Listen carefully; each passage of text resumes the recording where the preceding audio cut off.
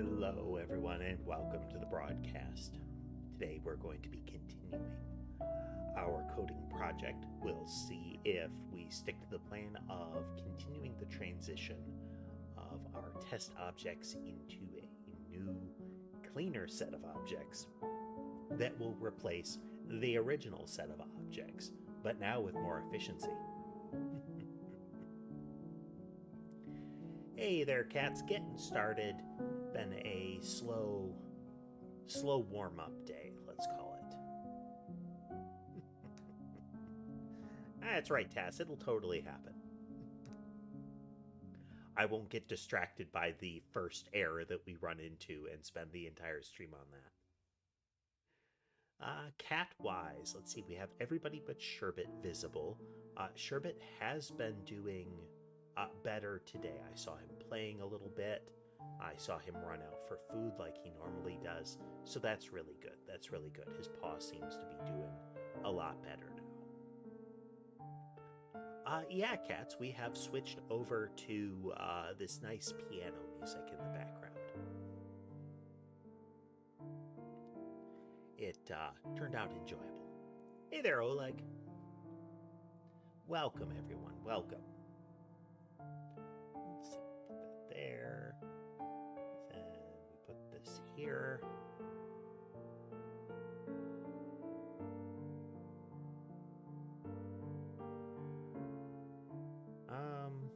What do you think, everybody? Is the audio working? Or are we going to have another one of those days?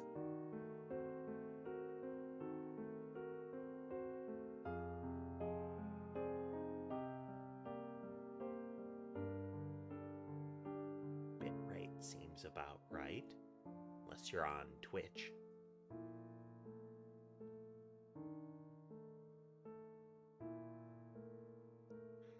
I'm also finding myself a little quiet today. That's weird.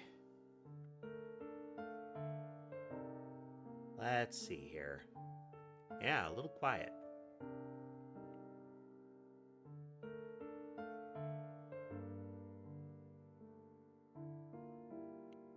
Let's see here. Weird. Up until recently, I had to have my voice turned down.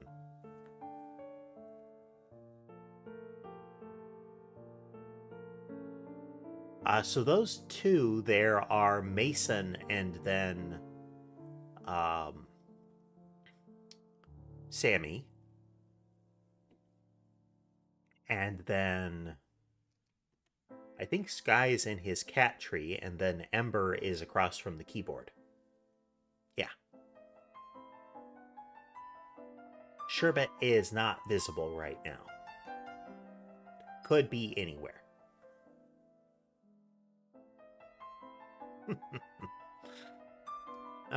Okay.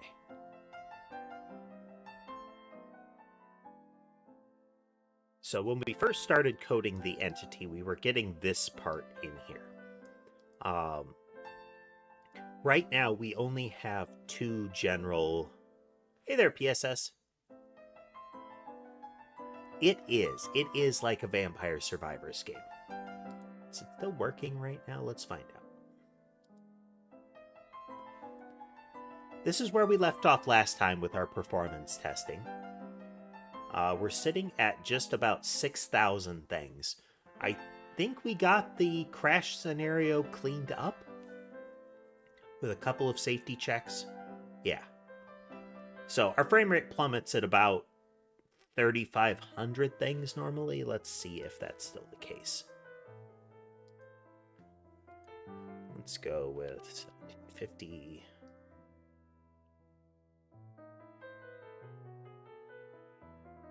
There is still some sort of critical threshold with number of collisions at about this point.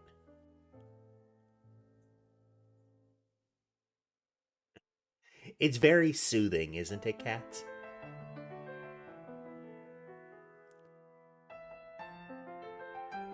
So you can see it's when the things collide there at the edges that we get the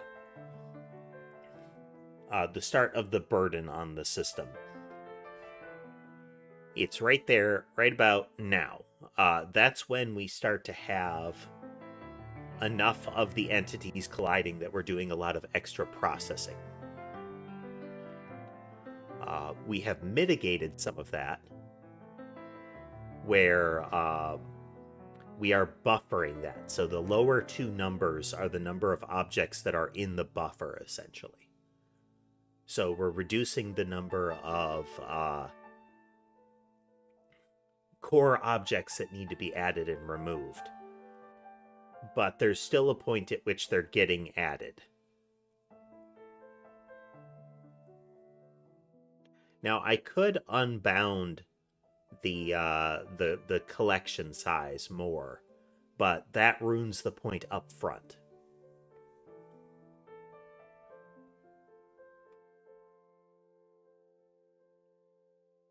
The thing being is that it's never running the collection down, which is weird. Let me just double check that. Here we go. Here we go. As is the norm.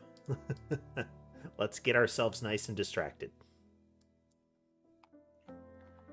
Okay, so we limited it 1,000. We're only ever using rectangle pool at the moment, so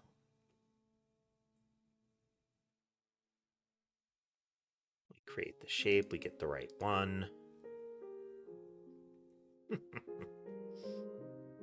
Should empty out is if we're in empty out mode and the pool size is greater than 0, then we're going to continue emptying. If the pool size is greater than or equal to the pool limit, we begin emptying out. And if we're in empty out mode, we should just be popping the front, which this should happen very fast.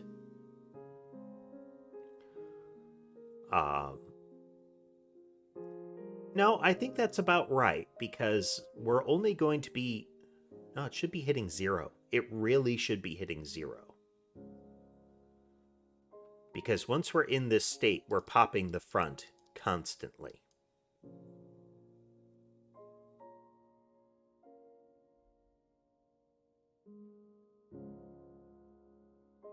Shape pool. This is expensive. It will slow us down, but...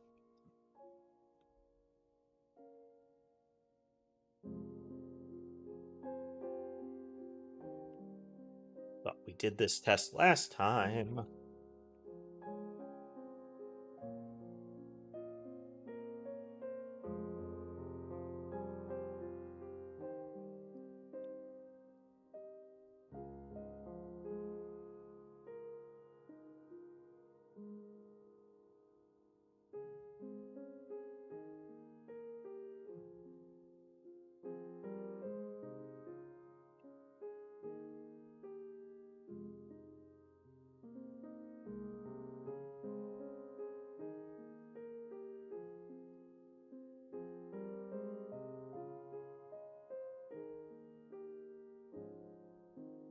So that costs us a little bit more as it's printing.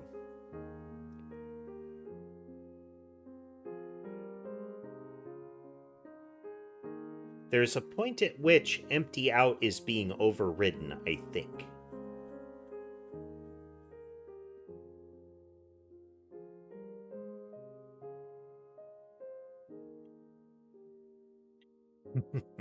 All right, cats. See you another time.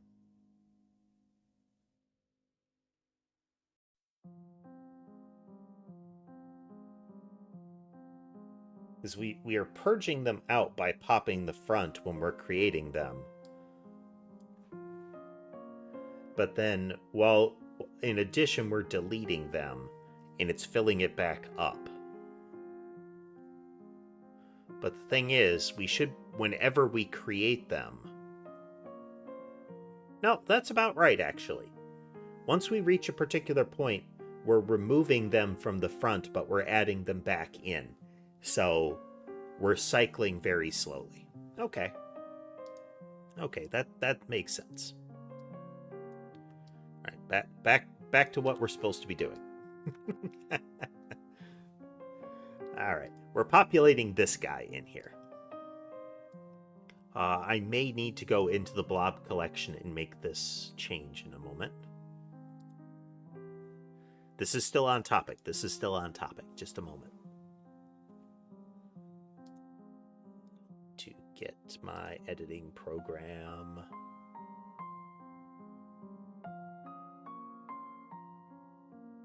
I still had this. Do I? Isn't I still using a sprite?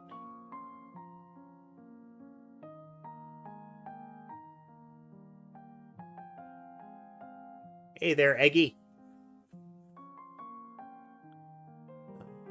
Okay, no, we are using Krita. Okay. Please be aware that I cannot respond immediately or necessarily to every statement that is made. Hey there, King. There is both a delay and a period of time for me to notice.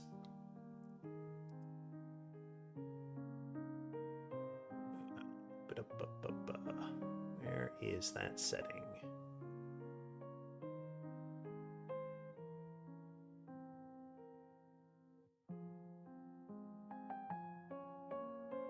Day is going slowly. Blur display. There's a setting for the canvas that makes it so that I can grid and guides. Okay, here we go.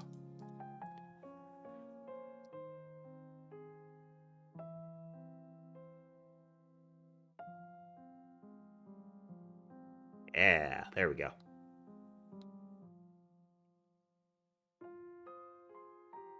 Resize the canvas to 32. I need 2 lines. And we will put it like this. Boop.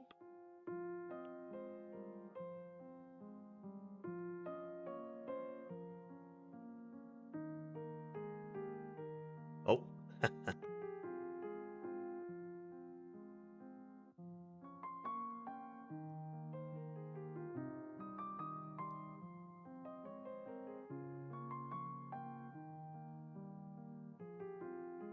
Bin that.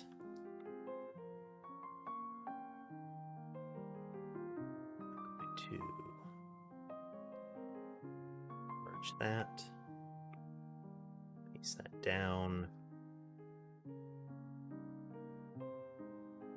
So then merge that down. Paste that. Export it. Be a PNG. I think we could get away with a different format, but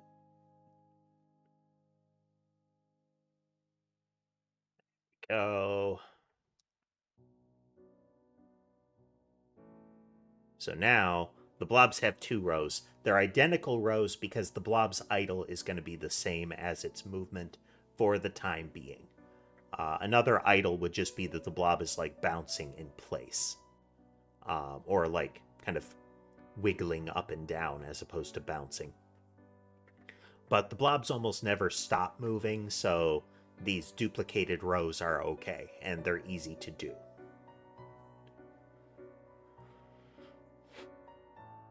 Okay, so we have the animation, and we've got that going, so this new canvas shouldn't interfere with their movement. Okay. Then animating properly, transformed properly. We may add a flag for whether they're facing a particular angle or not.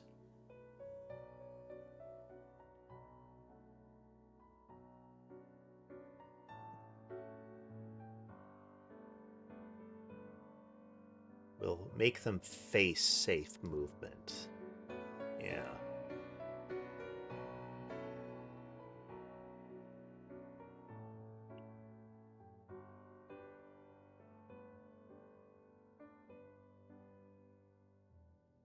Boolean, and we're going to set that to true. It's going to mess with the blobs, but we'll make this a toggle later.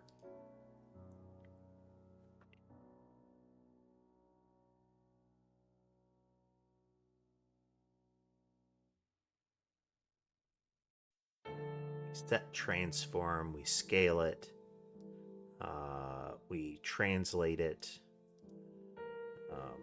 Then we'll do an if check here. If rotate, then position transform dot rotate, and we do safe movement dot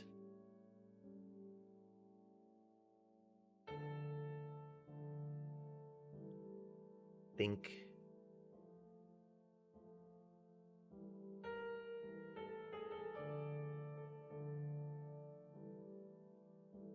nope.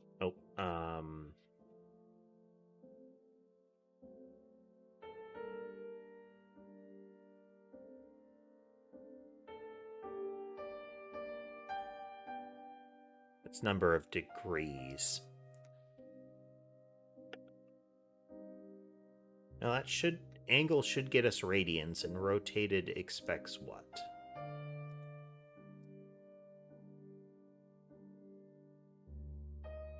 Give an angle in radians. And that should give us from vector.right.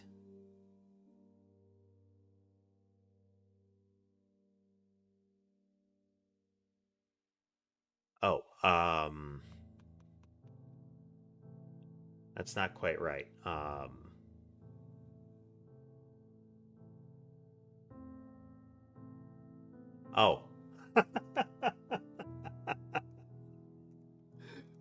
Oh. Thank you, Copper.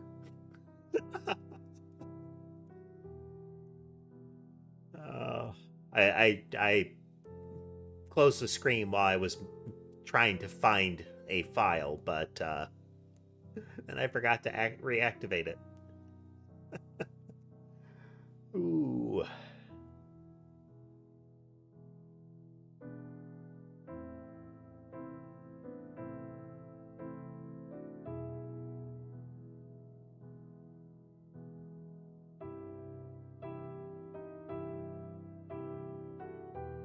Okay, angle right.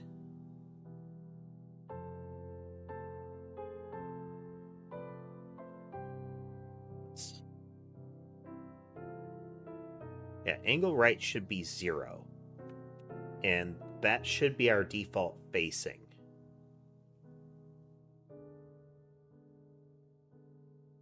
Yeah, in tall view, the code is itty itty bitty.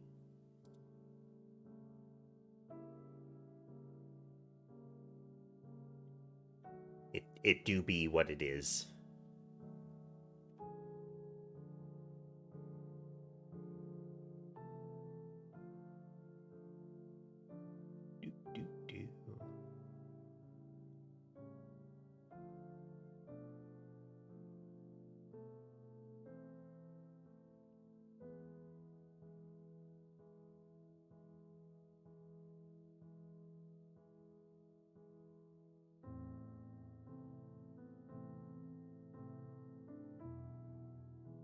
Oh, there we go.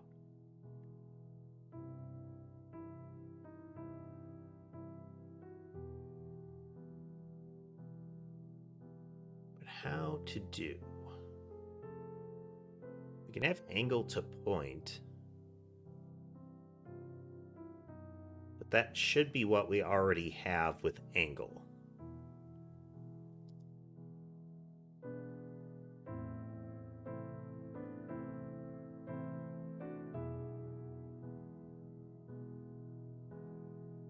Yeah, the mice should be rotated here.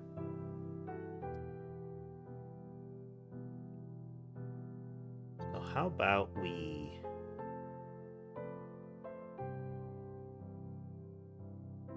No, I think that might be... This might not be what I want it to do.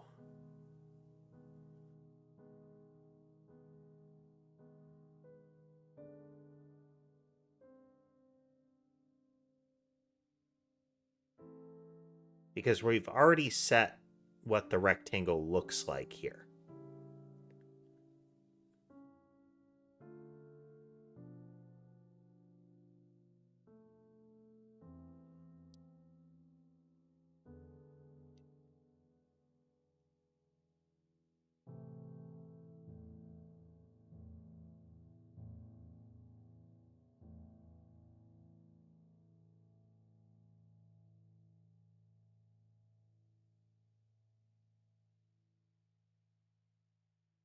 Hey there, Tricky.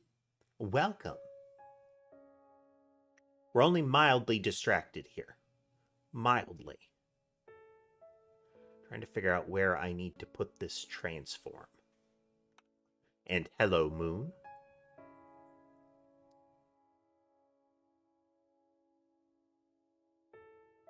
I think that would work, but I might have to put it earlier in the sequence.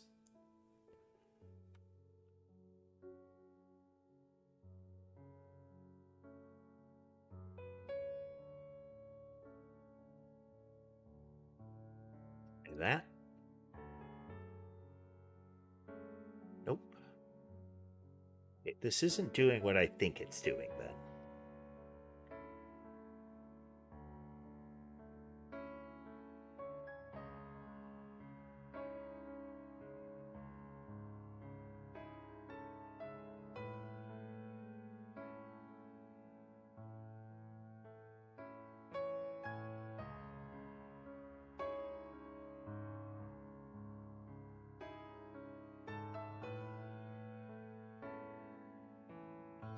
Position, angle 2.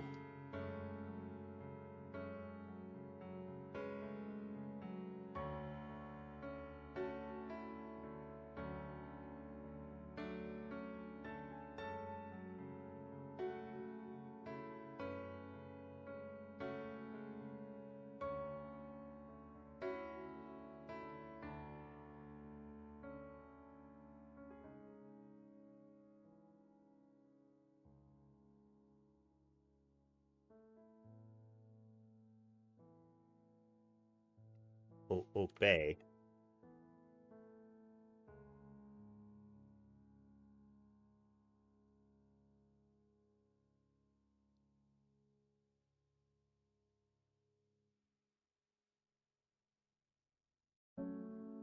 There.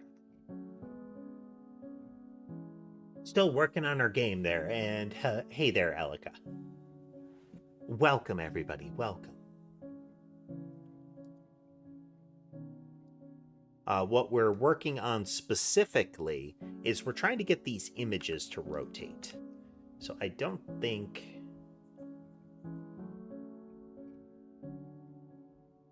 this is where we want, or this is what we want to work with. So maybe we have to use the texture.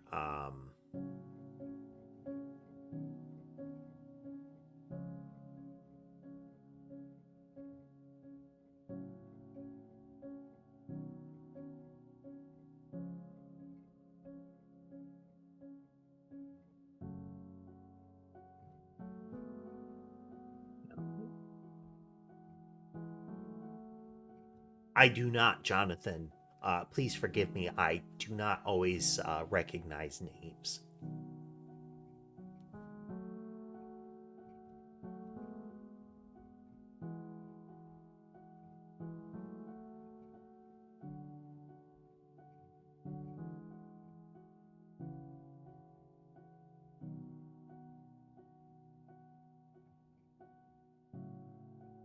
So where to draw it? Which texture to use? Which canvas item?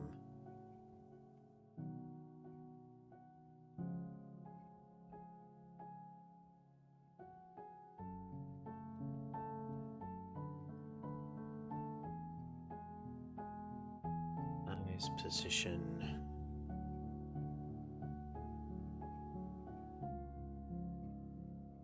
I wonder if I even can rotate this. All right, Tricky, thanks for swinging through.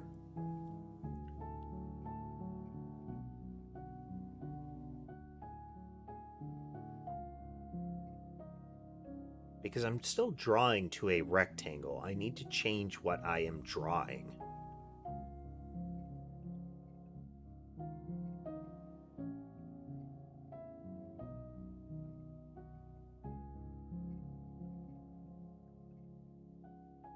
So I'm adding a region on it that is a rectangle, and I'm specifying exactly what that rectangle is on the canvas.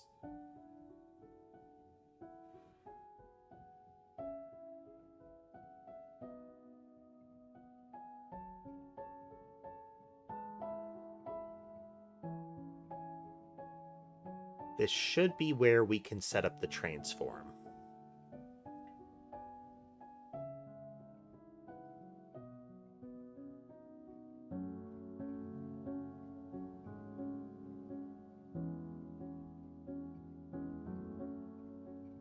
We could... I wonder if we'll get the same effect here, where we set rotation, scale, skew, and position. Because right now...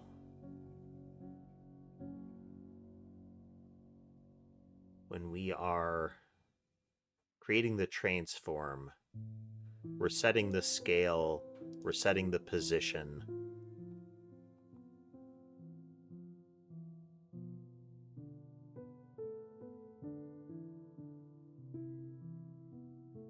We're not skewing it because it's like we don't need to. But what that should mean is the rotation.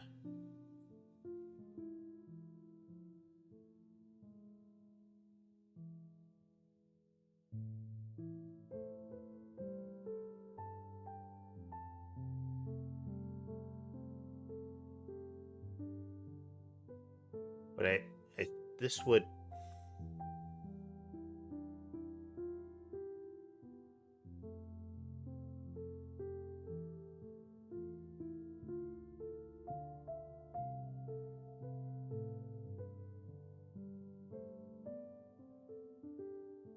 I don't think the rotation is exactly what we're thinking here. Like, are we rotating the entire transform? Like, or are we rotating the object?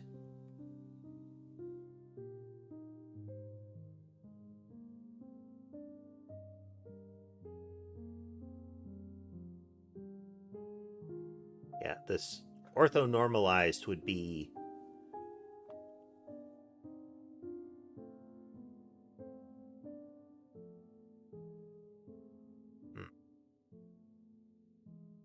I don't think it's rotating what we're rendering. I think it's rotating the angle of translation. So we're just getting things misplaced as far as where we're transforming them to.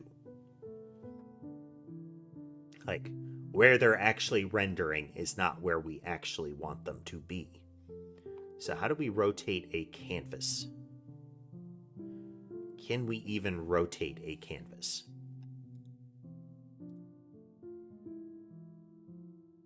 Add texture, rectangle.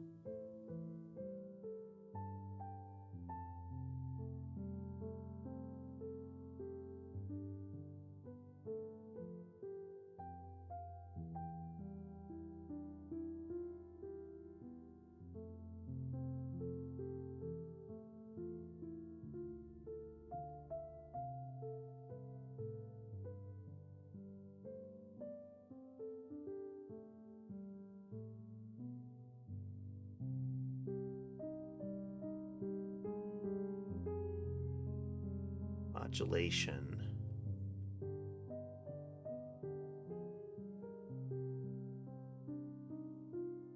We want to rotate the sprites so that they face something, as opposed to right now, they're all facing their default direction to the right. I want to be able to rotate some of the sprites. So like the little mice should be facing where they're going.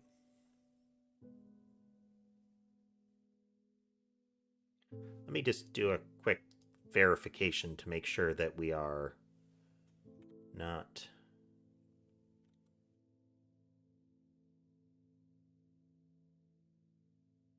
It's not. It's the draw. We set our transform. That's where we'll actually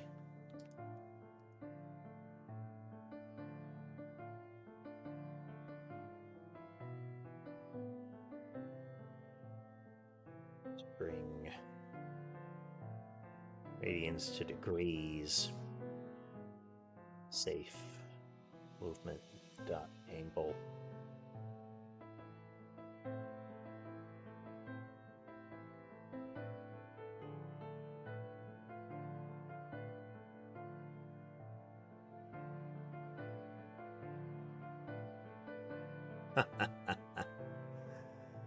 You know why it's not working? Because these aren't entities, these are test things. Oopsie doopsie.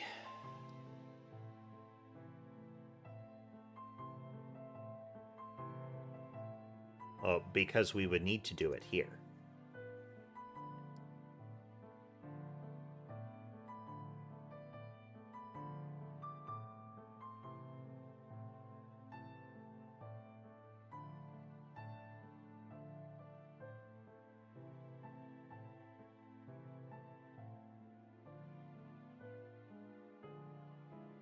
I will leave you to determine that, Lewis. The body that you see is genderless.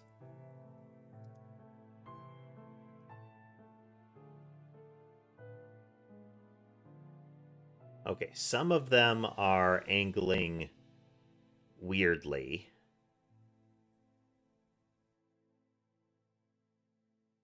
So the rotation is a little off.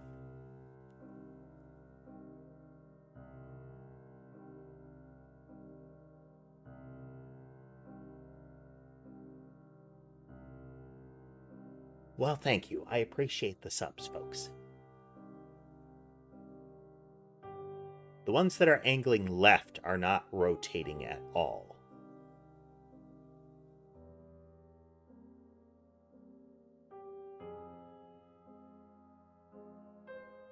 Let's look at... We have one where we skew it. I'm sorry, where we flip it accordingly.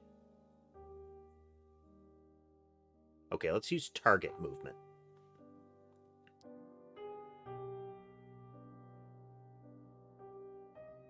It's where it wants to go. Nope, still the same thing.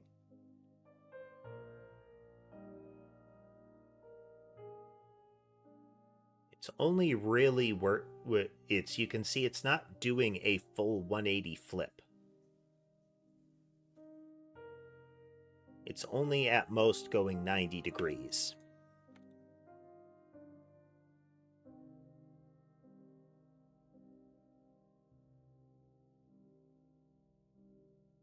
Oops, close the file.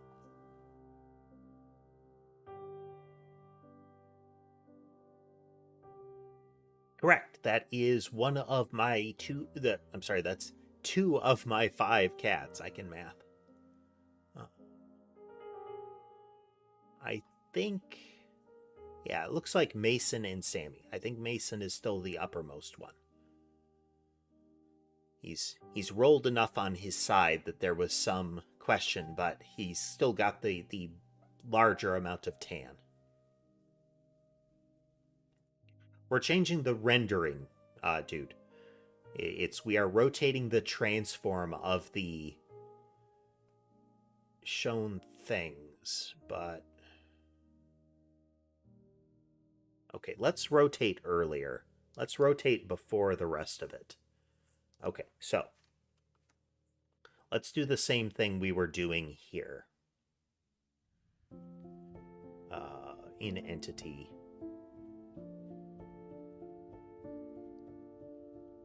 We do this.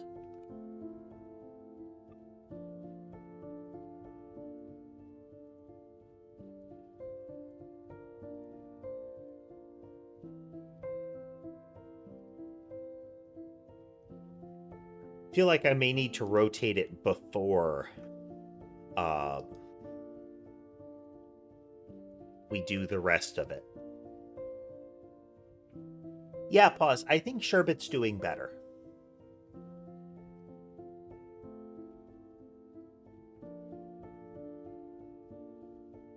I mean, yeah, we're moving based on a speed, a vector multiplied by a rate of speed multiplied by a delta, but that's not what I'm talking about, dude. It's the rotation of the sprite, the entity that is being drawn, or the part of it that's being drawn. Lewis, I am the proto-Nyanite. I am a domestic droid.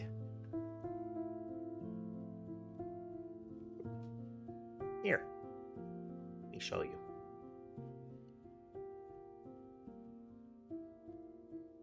See? A robot, if you will, but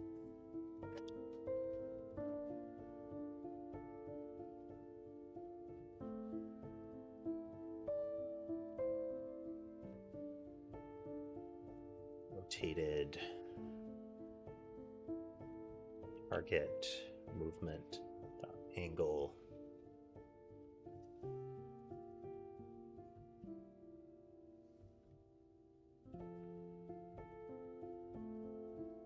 Okay, still closer, but we're still not getting the full rotation. Still not getting the full rotation. Why does target movement always...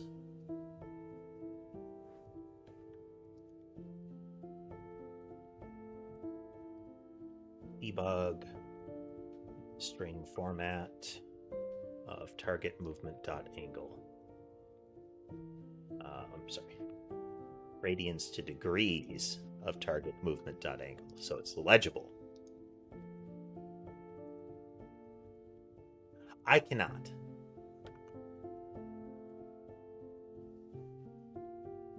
We are getting...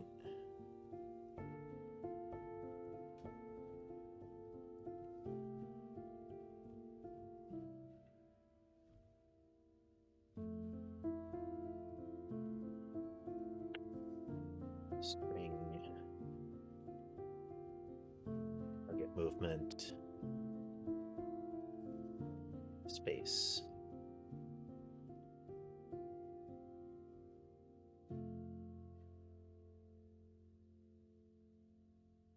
Yeah, some of them are going negative, so we should be getting different angles than that.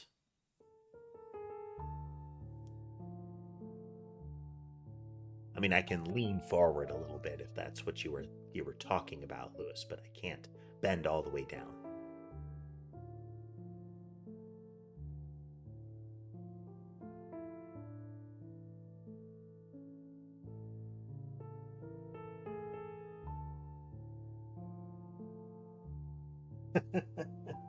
Not yet, Lunar. We're trying to rotate a sprite. Okay, for science. Wonder if it's the scaling vector that I've got to rotate. We'll try that next.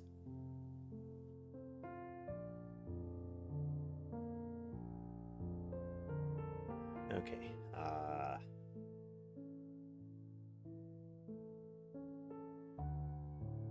Raise to radians, and we are going to pass in 180.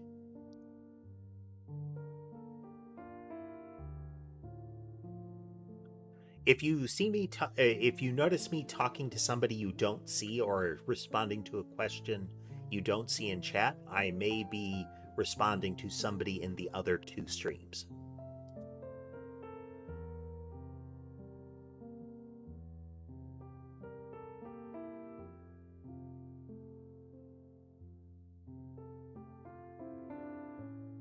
Okay, the vertical ones are not changing. Let's rotate the transform vector. Right here.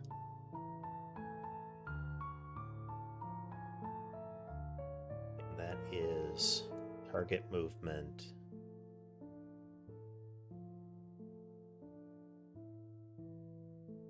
Angle.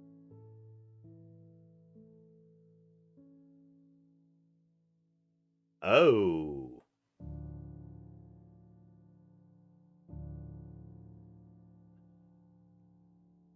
Oh, that's not supposed to be what it is.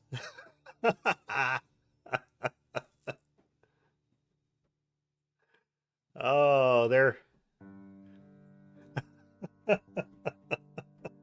I mean, they're rotated, that's for sure.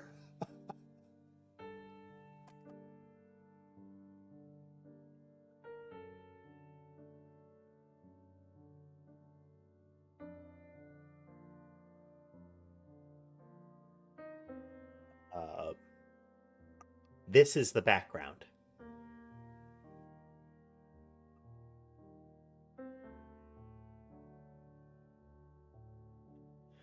Yeah, we're also getting some other aberrations in there with this rotate. The equal with X and Y, the reason that X and Y are slightly different, dude, is the negative X scaling allows us to flip the sprite.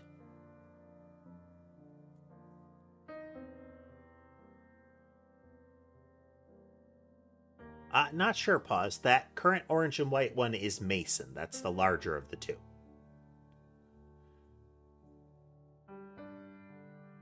And we don't want to rotate it up on its head when this happens. But scale might also be might not be the one that we want to rotate in that fashion.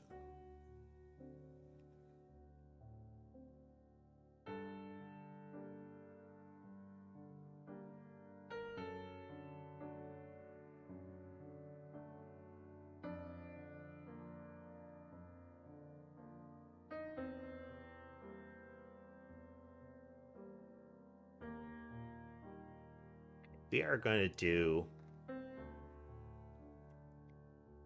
Temporarily, we're going to do that. And when we rotate this,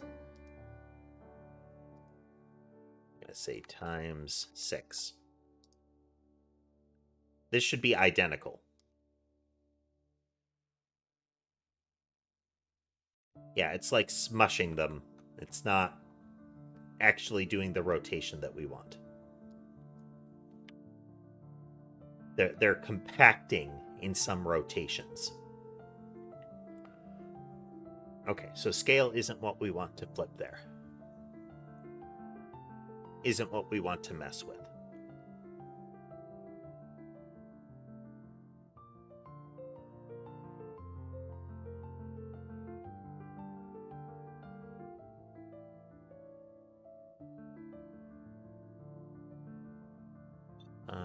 Intersection.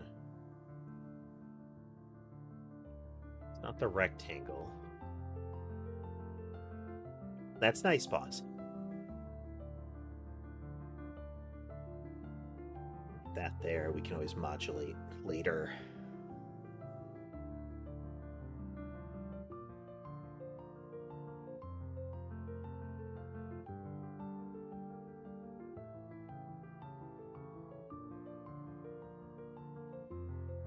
Yeah.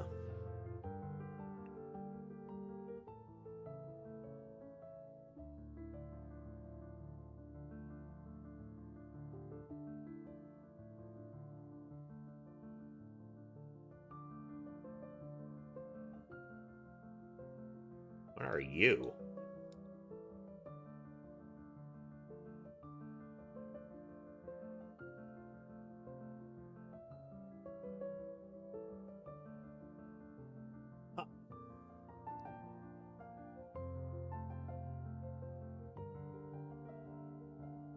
Okay, we can't rotate it right away because there is no vector right away.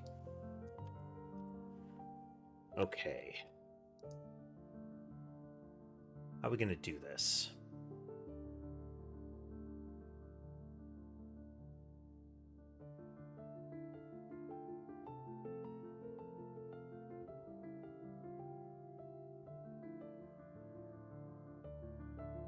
We need it to be rotated in place a certain amount. So let's... This was working, actually. This was doing a thing.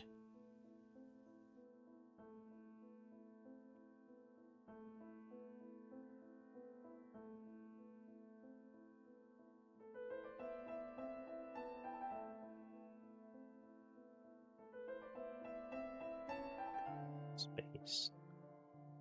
Position transform. Dot rotated.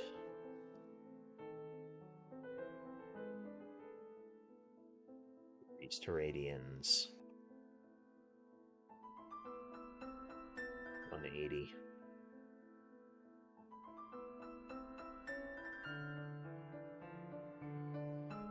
Did I not remove the rotation from the scaling?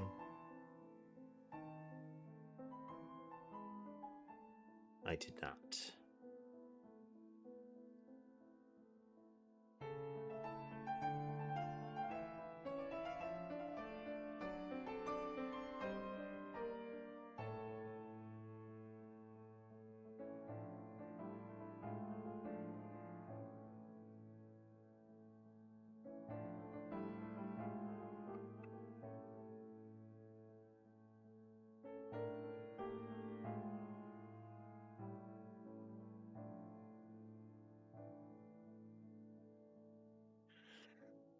If a script doesn't compile at all when you run it because of an error in it, you don't get the... It does not stop the program and say there's a problem with that script. It usually stops the program on the script that tries to use it first. Pause. My name is newtmechanist.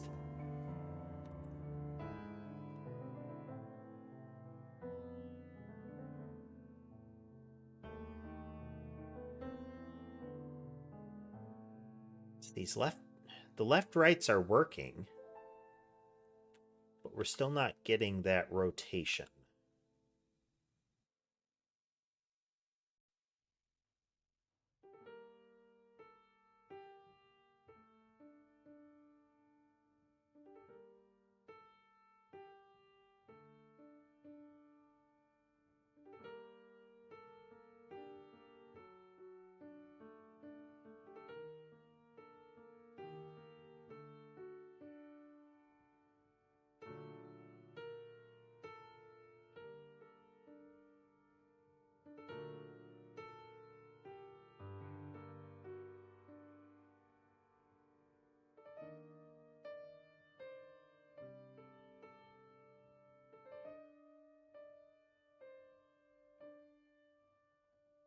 Okay, 90 degrees is working.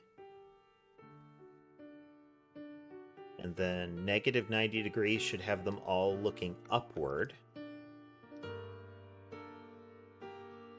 Well. Oh, okay. That's... But that's also messing with the scaling. Because if I rotate it, they're staying facing up.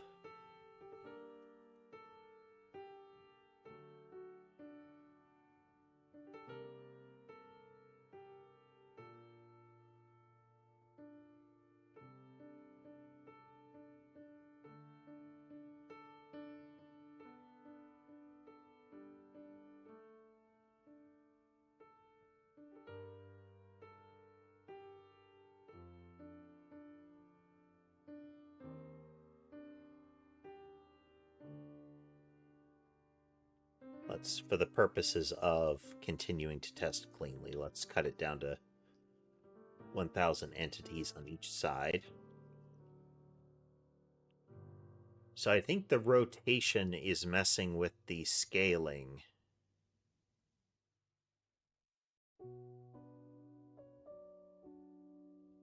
Let's do them one at a time.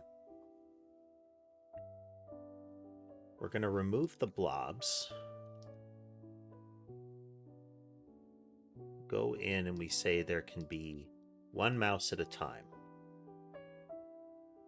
And when we are moving them, during our physics process,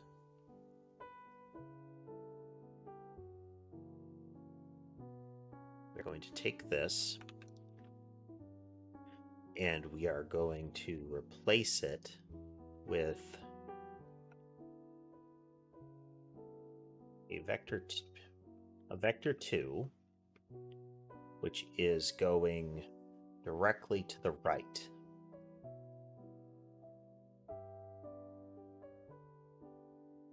Hey there, Michael. Okay, it's still going to the right, it's just facing up. I wanted to verify that.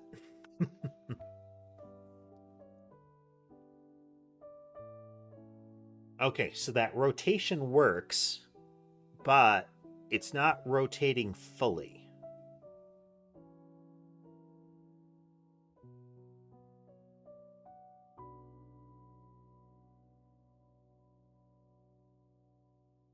Like, we're still not getting the 180. Yes, it is going pretty well. We're making headway. There's still an oddity here.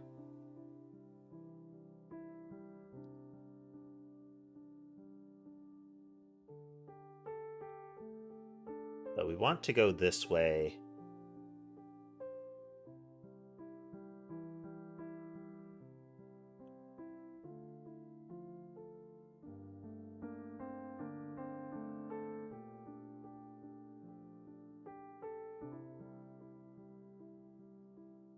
All right, let's try.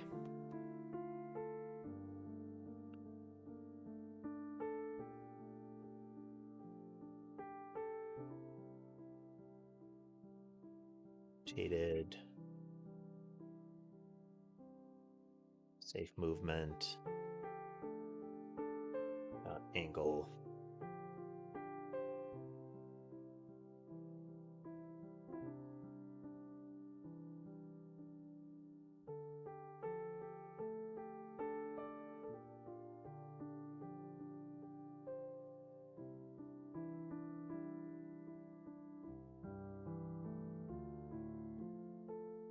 Angle.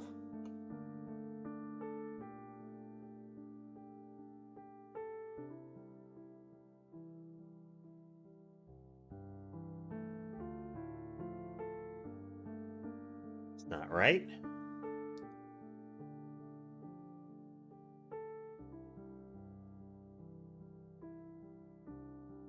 I do not. My memory for names is very short unless a person is regularly here. I need to be regularly reminded of a person before it really sinks in. It do be like that.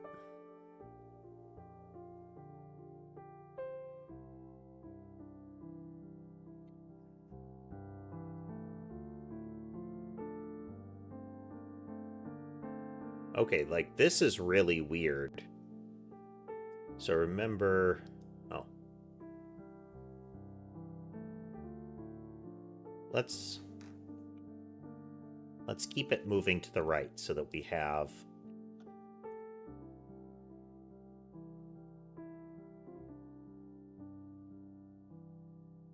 a strong point of reference.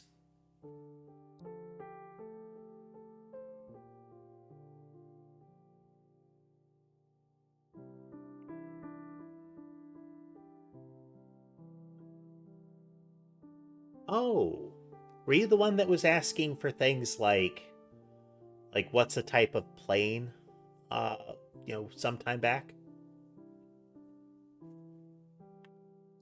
Okay.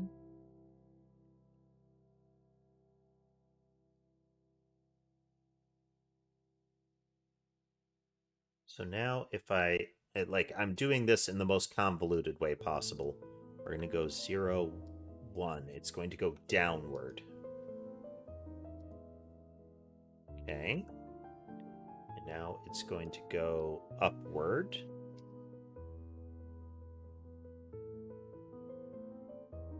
Okay. And now it shall go to the left.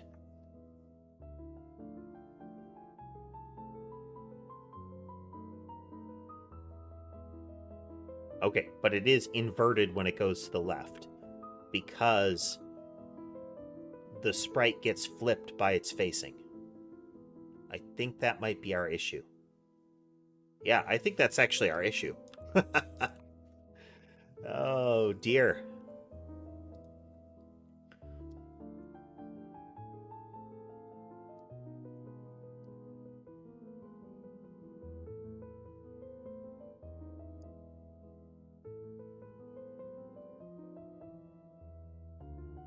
Yeah, rotate. No, okay, we're just going to rotate. And then we are going to remove this part. And then we are going to spawn 100 mice at a time. Well, maximum.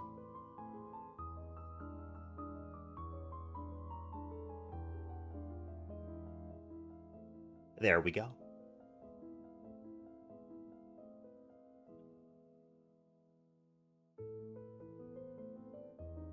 So what we were doing, the reason that it looked weird is that we were still flipping the sprite when we were rotating it. If you're rotating, you don't want to flip it. With the blobs, they just face left or right. They don't actually rotate. Because of that flip, it was skewing that result. So if we go into our entity code now,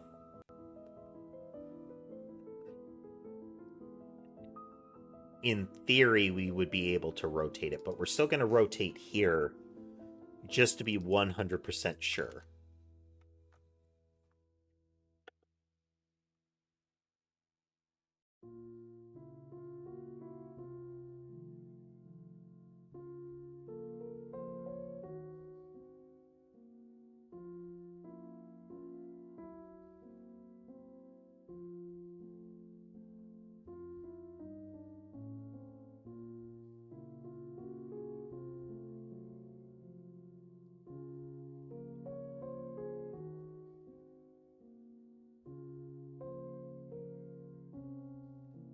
I think I already answered that, Lewis. I'm the proto-nanotype, a sort of droid, manufactured by the Catpot Corporation.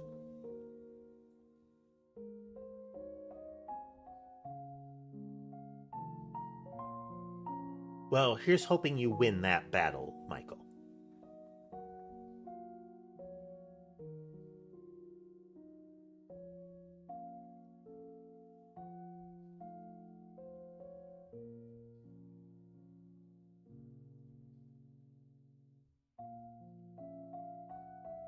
If not rotate to face, then flip it. If we need to.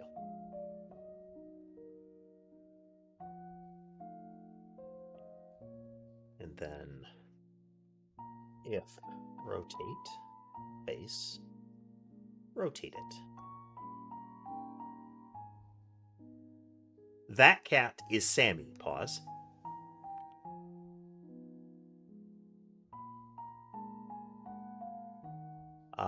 The cat up in the tree is Sky. And then the cat on the camera that is not showing right now because it's being stubborn is going to be Ember. We're going to give it a kick here. There. Well. There we go. That is Ember. It's 3 of the 5. Not visible are Mason and Sherbet.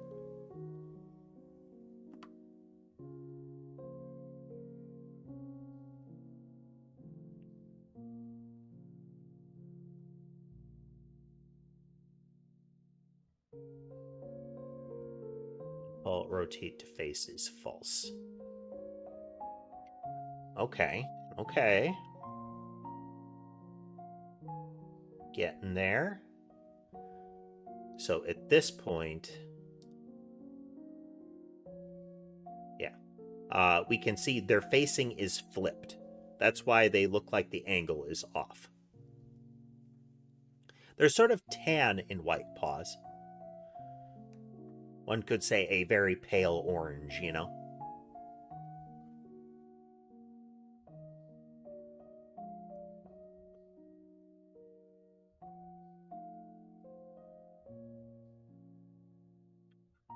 Ember is all sorts of colors. Sky is gray and white, and of course Sammy there is black and white.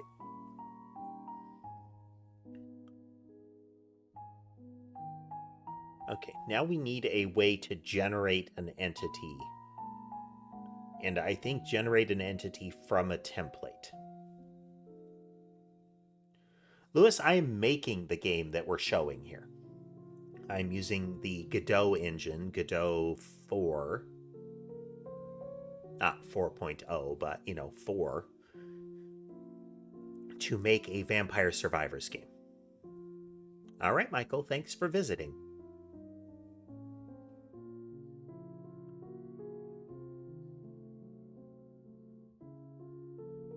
Okay. We need to generate these entities now, and we generate them by template.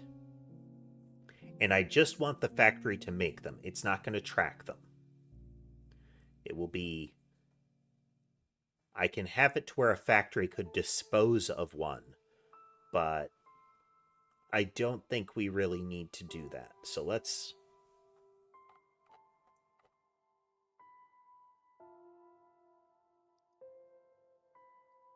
Going to make another global. We'll be cleaning up some of these, like we won't need Mob Factory in the end here. And catalogs will need to be remade.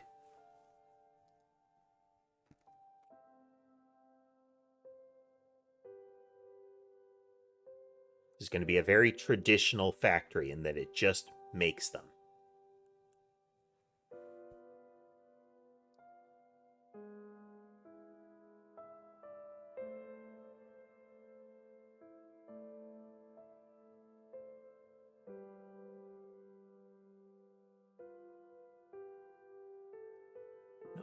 Let me just check that real quick here. Look at something. Yeah, this is the order in which they're loaded.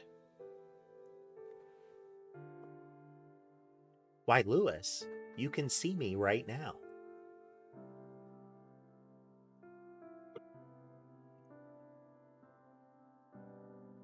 And for those new to the channel, if I answer something, a question that you think is an IRL question, with an in-character question, that's the answer you're going to get.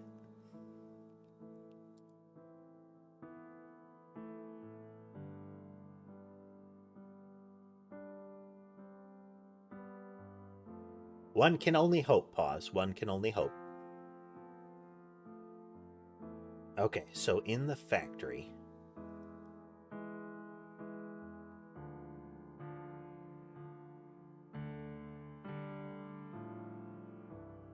In the factory, we need to generate these. The factory will take a template object. So we should have the idea of an entity template as well.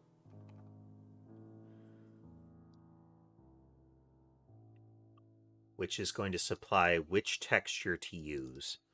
The animation frame and...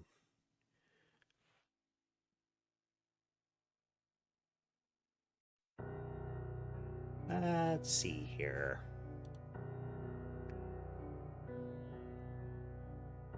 For those that are not familiar.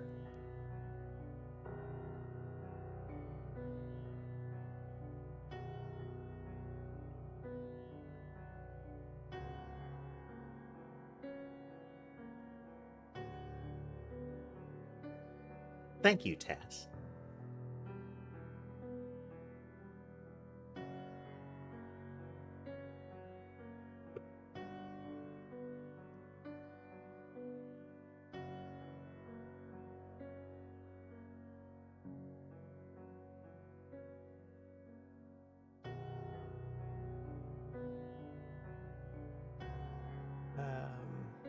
mentioning...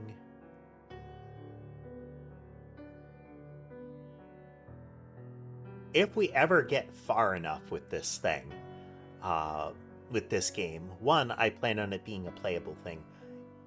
But if we get past that, if we reach the point where it's fully playable, I do want to do some stream integration stuff so that there can be some reaction to chat, you know?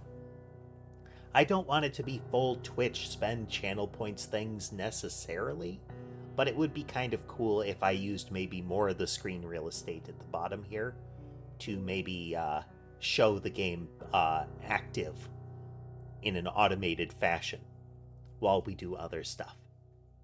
Wouldn't that be neat? Someday in the future. But that's future Newt's problem.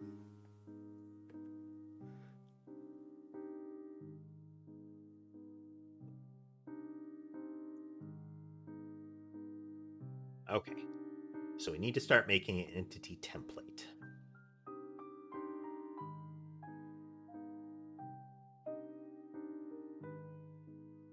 Inherits, it is a resource. It is an entity template.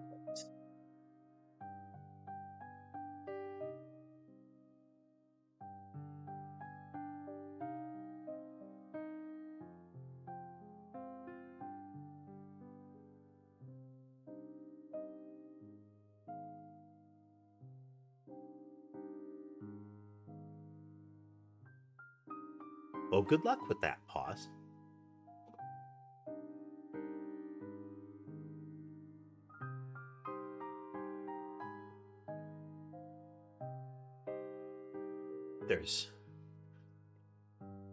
You will find in your life over time that the best way to not have regrets of things you didn't do as far as ambitions and similar is to set out to do them.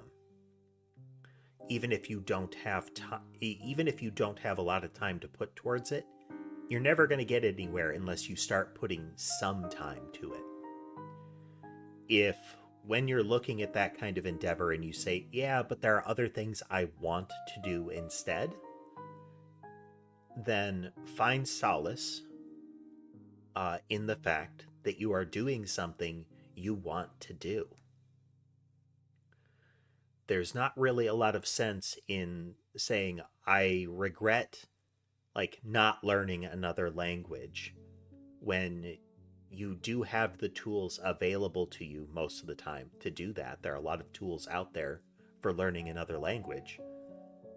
If your statement as to why is that you don't have the time to do it, there are other things you'd rather be doing in your free time with what you have than you're doing things you'd rather do. If you regret not having enough time to do anything that you would rather do, that's different. Identifying what it is you really regret is a way for you to consider ways to turn that around, to change that.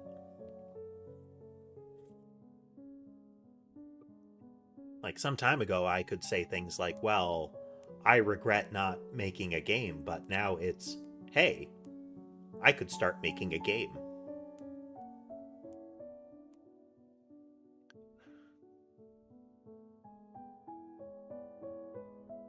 Okay, we have an entity template, and it needs texture, an animation frame, and offset.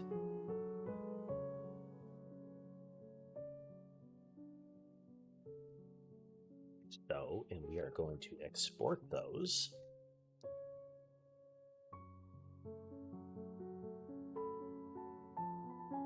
Just so.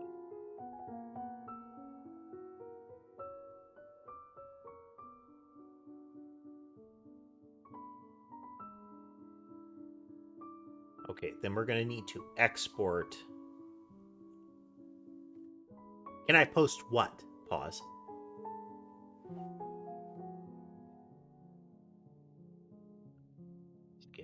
require, yes, yes. Okay, I need to have what kind of shape to use as well, and we'll interpret that accordingly. No guarantees on that pause. Mondays are normally the days that I don't stream, but I'm really looking at my schedule lately. I think I need to put in some more time. But I need to balance that so that I don't go insane.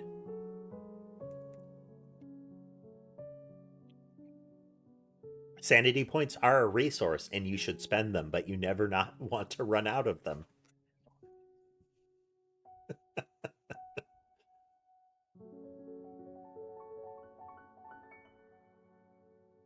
Effectively, like any hobby, you don't want to do any hobby or even like a career or ambition. You don't want to find yourself in a circumstance that you're doing it so much that it is eroding your life.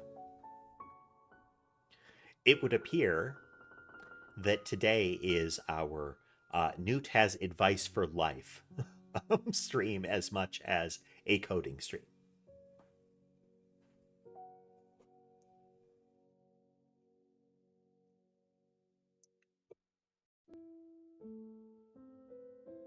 Oh, hey there. Welcome back, Annabelle.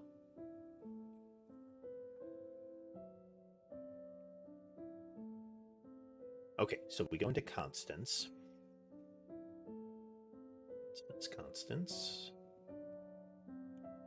Constants. And then we are going to take... We need this sort of pattern here.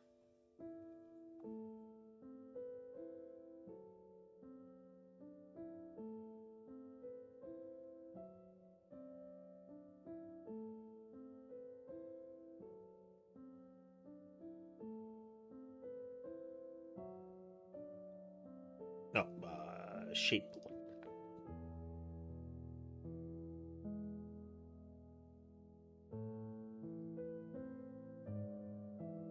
So we have an enum shape type here. We're going to move that into constants.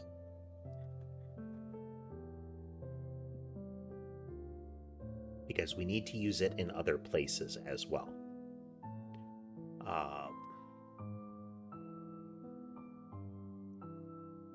And we're going to follow the same pattern that we did up here for the flag. Shape type, const, shape type, flag, rectangle. Hello, Ember. Yes, hi.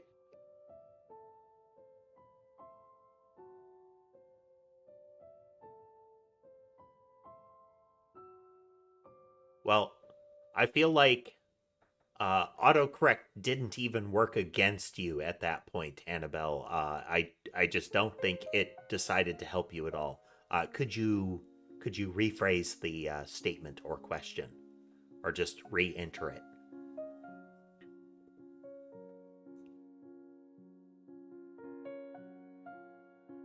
If I had to guess, you're asking why are you not streaming that much?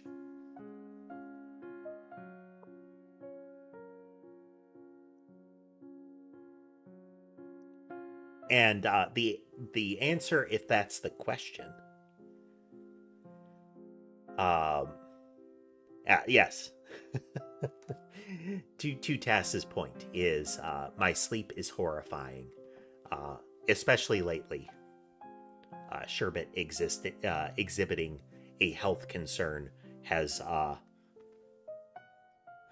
ruined what work that I did on my sleeping recently. I shall have to try to remember to medicate. If I can get that back under control, I would like to stream more often on my regular streaming days, at a minimum.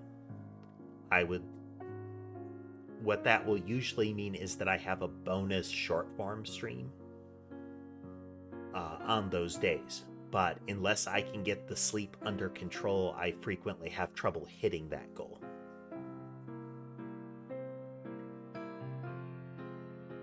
Everybody's got their mental health things that they've got to work through in one form or another. Hello, Ember. Ember has climbed up me for snuggles, and so she must have them.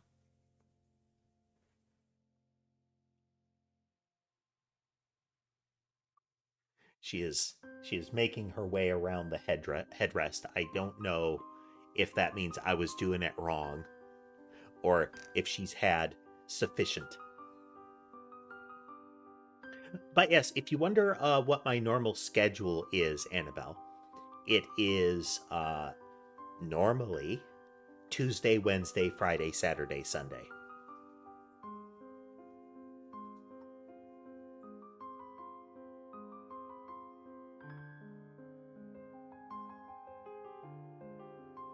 Fast, that's a tricky sentence to parse. And hello, Lan.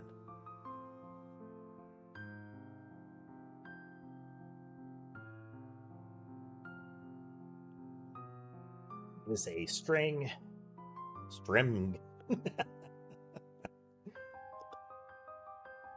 And we shall call that rectangle with a value of 0. Take that, and then we do circle. Say circle with a value of 1. These are a paired type here, just like mob type is paired with this.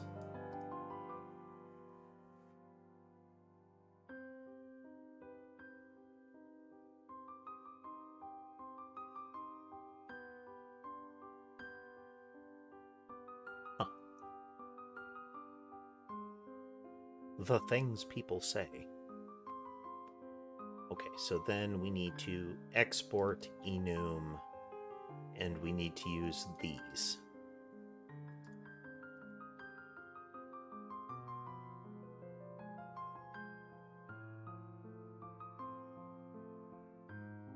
And I think the pattern was something like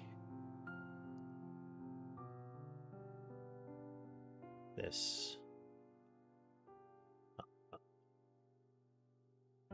This.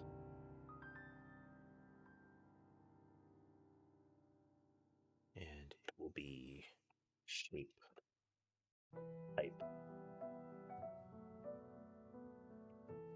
as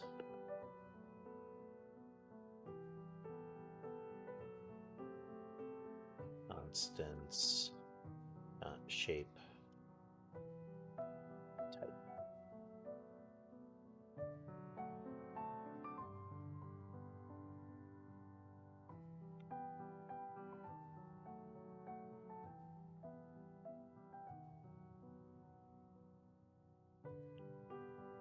Save all this. We do a reload on our project. Hey there, Yassine. You can see my house, Lewis. Just so. I have my nano vat into everything. My cable management could use work.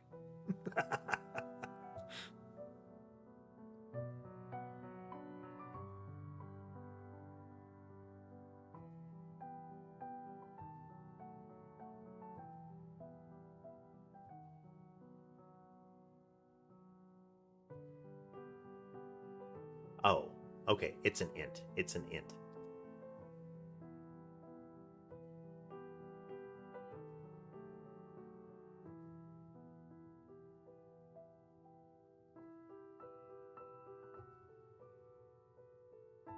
It's constants dot.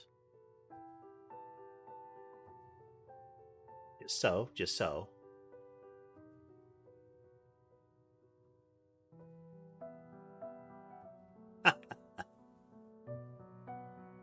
Good names, good names. Coloration names are always a safe choice.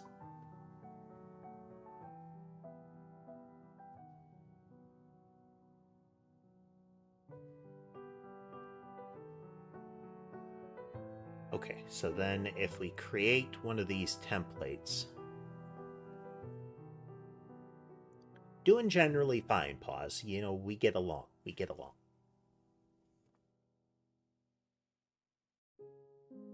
Strive to do better, you know?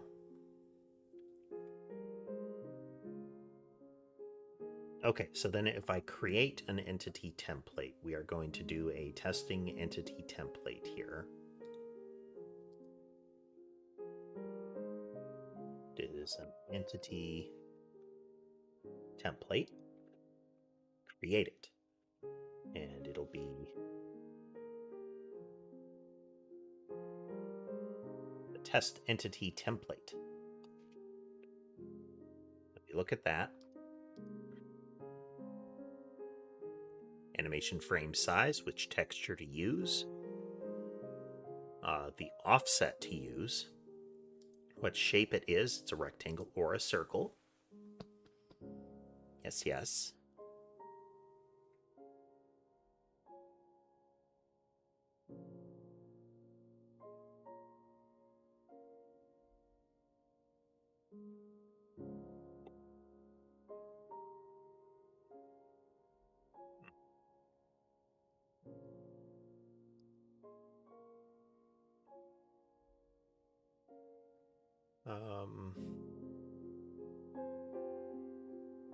Curiosity.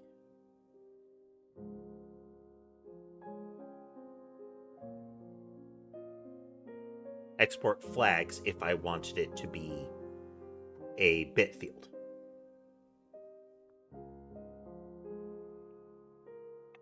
Mild testing damage, Lewis. Mild testing damage. As the prototype, you got to put it through testing, make sure that it's durable enough that it works properly. The damage was definitely not caused in any way in relation to the handoff of factory control from the previous head of research. Completely consensual, non-destructive passage of power. He's doing fine.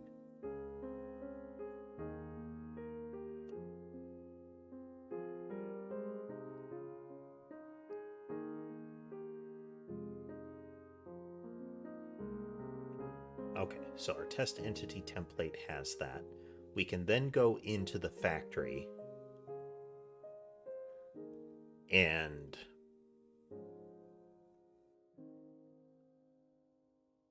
use the template to generate an entity. Yes.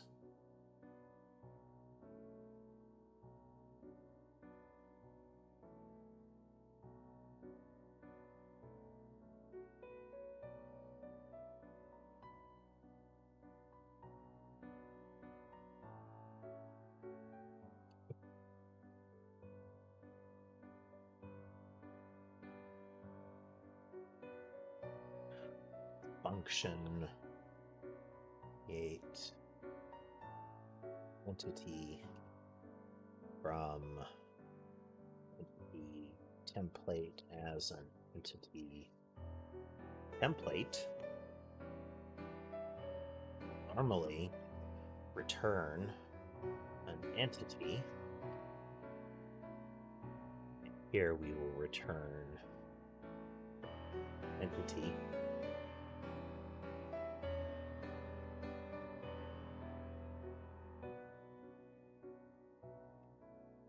dot new.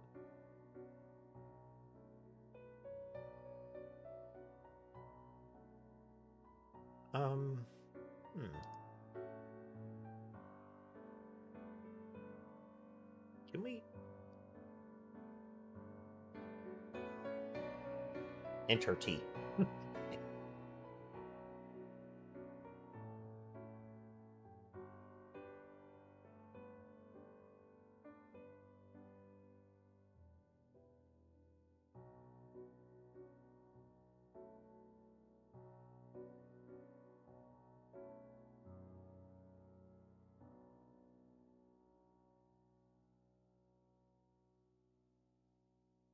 So then if I do that, will it work now?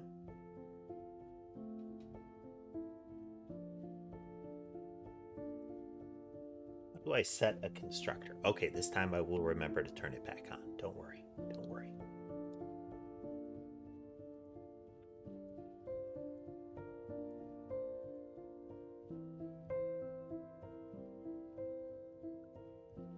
Hey there, Zell.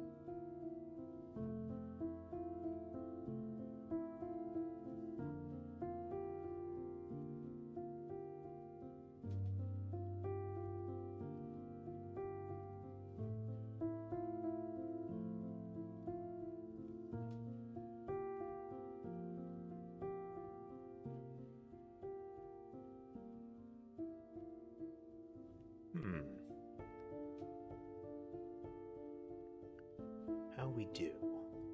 Okay, let's try that. That's not the structure. What we'll do is this.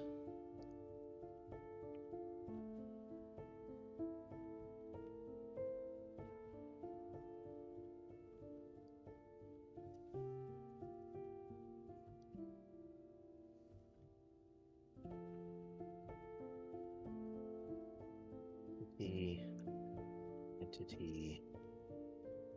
Now that'll be recursive.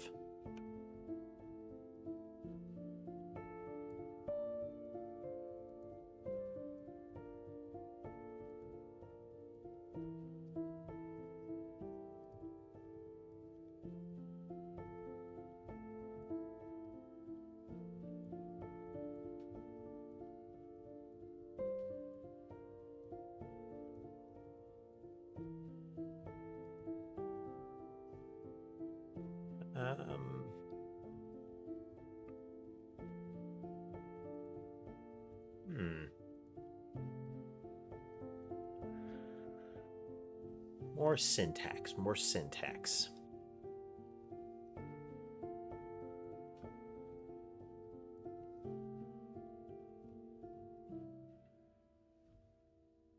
I think this might be really old, though.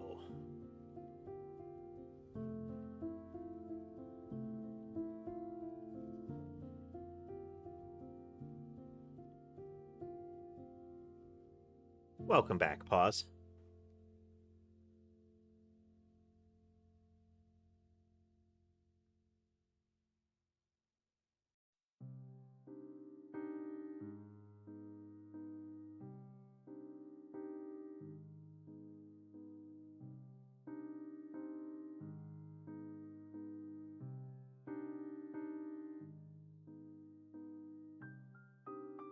It passes in args.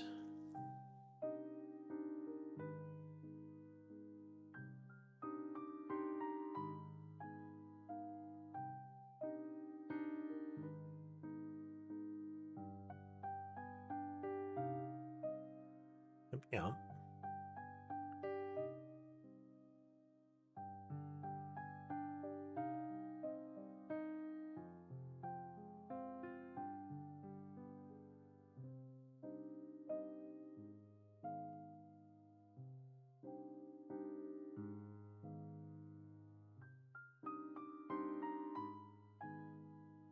What did I do wrong here?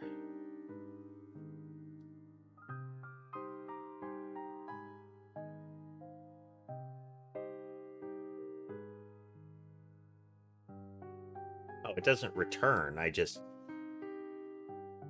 do a thing. Okay.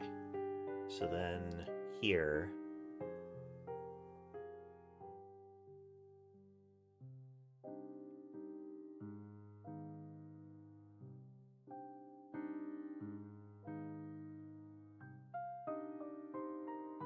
Okay, so then I could define, like, we could just not have an actual init, like, the default one will just give you that sort of setup. So we could have texture.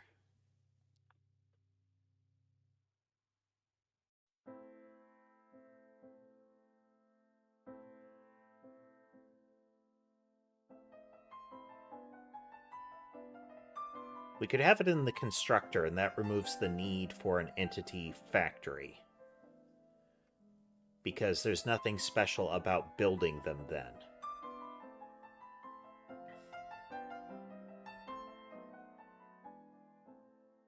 Let's see which other cats are visible. Let's see, Sky is looking out the window. Ember is having bath time.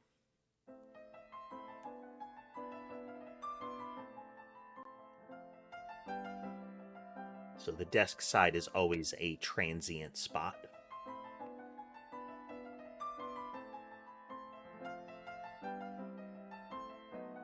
Entity template, just so.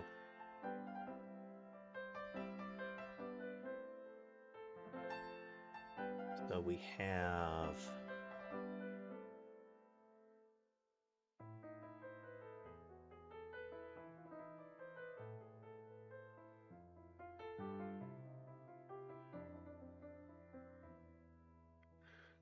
animation row do for us. We don't need that.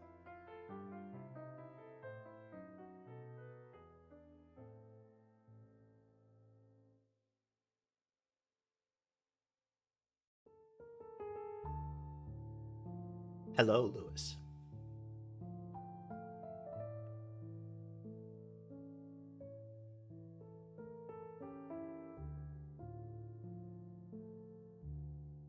Take these. Go in here. We're not going to define them. We are going to use them by same name.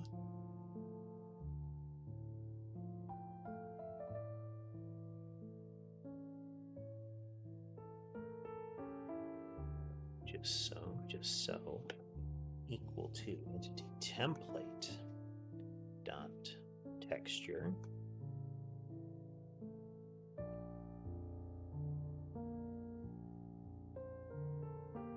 Hello, Johnny. Just so. Okay. When we initialize an entity using a template, we'll fill in this stuff as needed.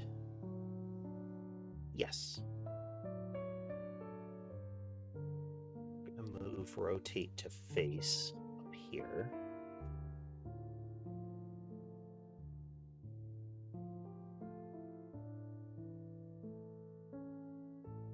Since that is a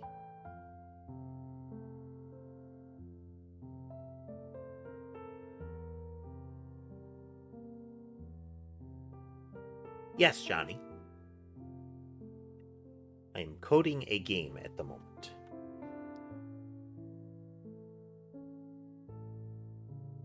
Something broken.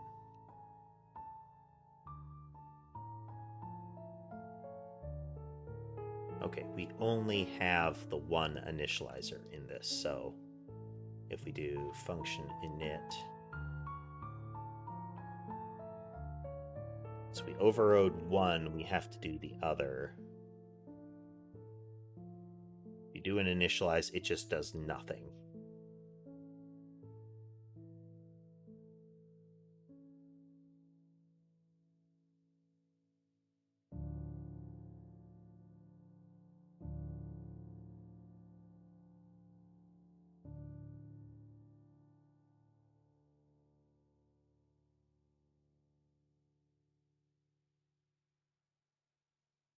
Okay, we create a new one, we have to pass in an entity template.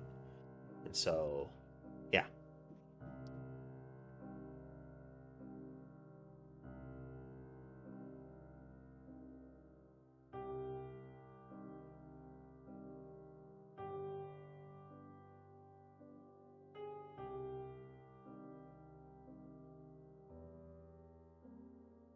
Okay, so we should actually be able to see something now. Yeah. The rotation is skewed, but that's because we're using test code.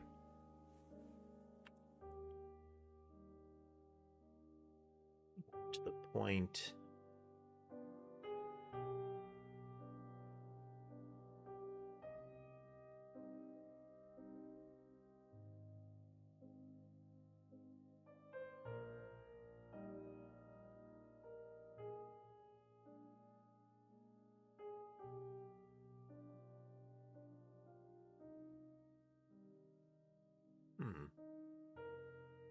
Ah, okay, that's right.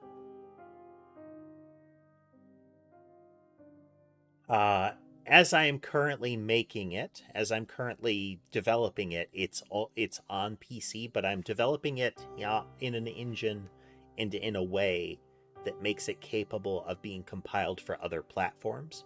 I don't know if it will be available on other platforms, especially with mobile. There are a lot of hoops to jump through in order to get it on a mobile platform.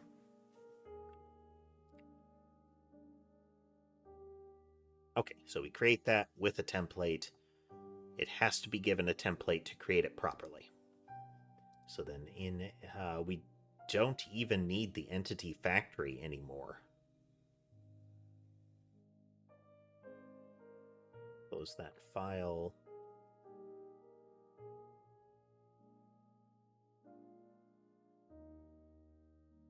Move that. Then we do project settings, verify in the auto loads. Just get rid of you.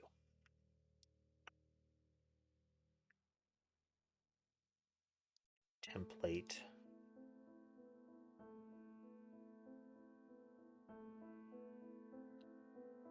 So then we have export variable rotate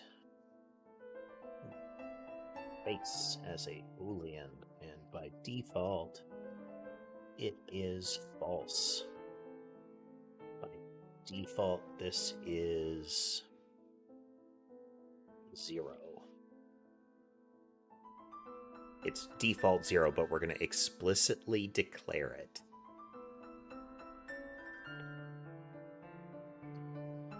Vector. Ooh. That will be 16 by 16.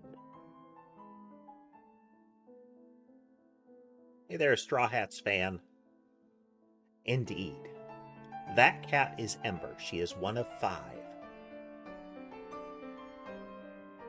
Wasn't that the Borg naming convention in the, or at least one of the Borg naming conventions in the Next Generation? Or was that Deep Space Nine? There was a character named 7 of 9, I think. But Straw Hats fan, does that mean you like One Piece? Voyager, okay.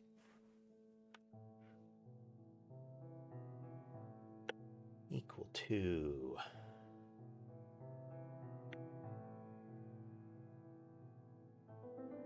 -8, -8. We look at our test thing when we're doing our offset. Yes, okay.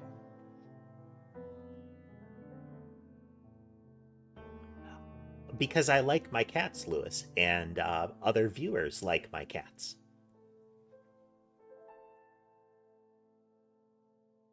Ah, okay, okay.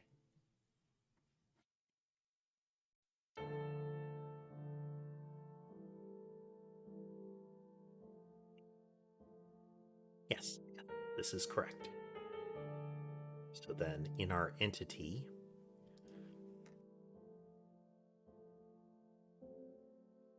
rotate to face is equal to entity template dot rotate to face. Yes, yes. Good, good.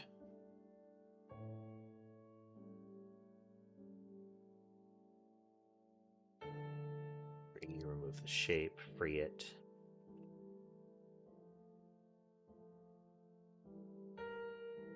But we don't free it. This is where we need to have the canvas pool do it.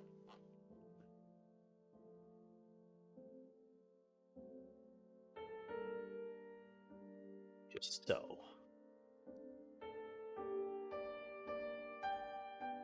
yes.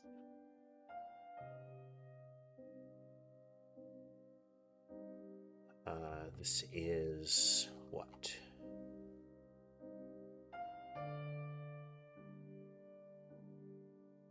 Current shape index. What sort of festival, Lewis?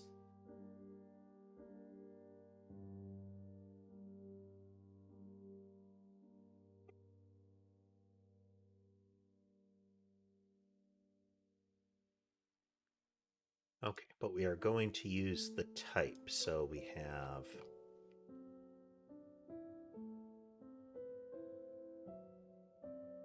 We need to have the shape type.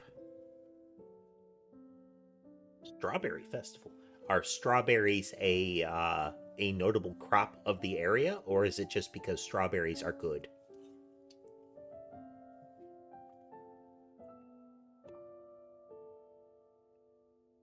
I have lived in areas where there are like major crops in the area, and there are festivals associated with them.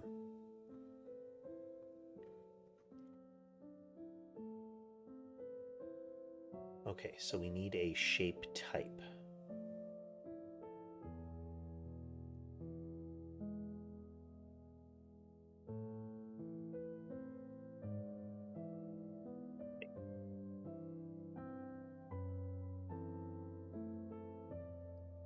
Here.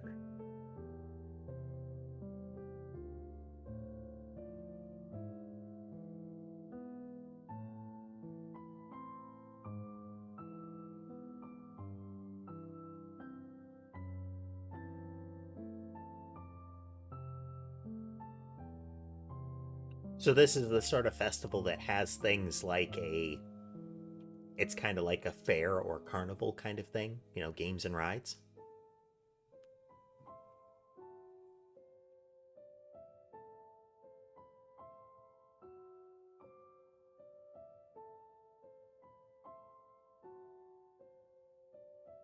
Shape type as a constants.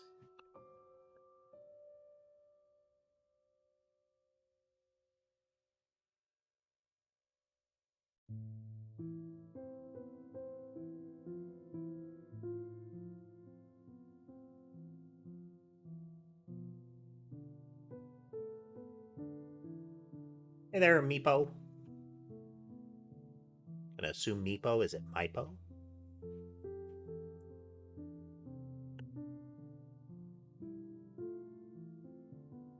Template. Dot shape type.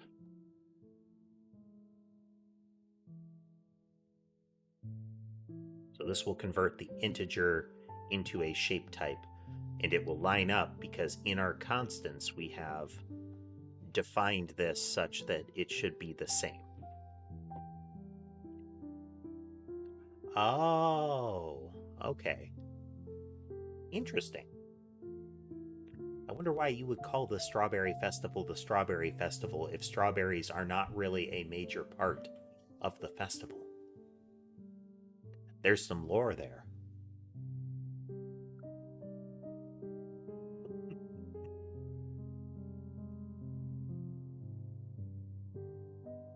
Hello, Flippy.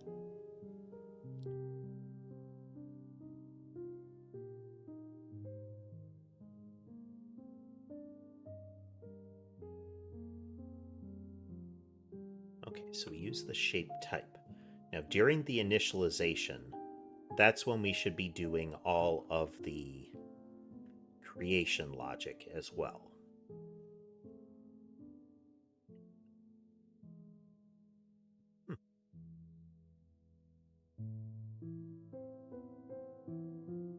Okay, so if we go into test thing, when we have an initialize in here.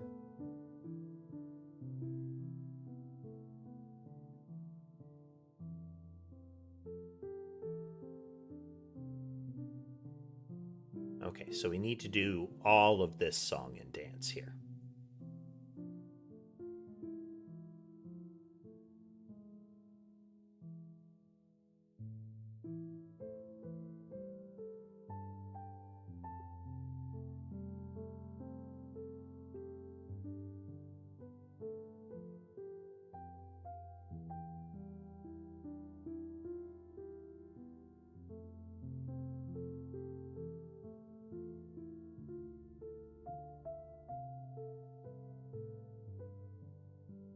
Welcome back, Johnny.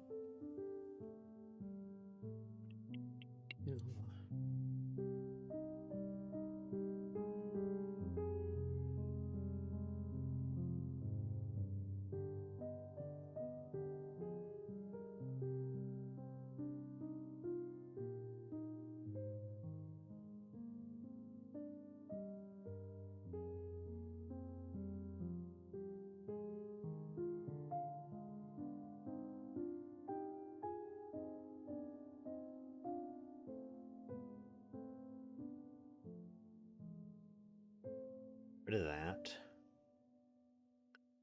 This can probably stay set. Neighbor distance is probably a variable scenario then. Same with radius.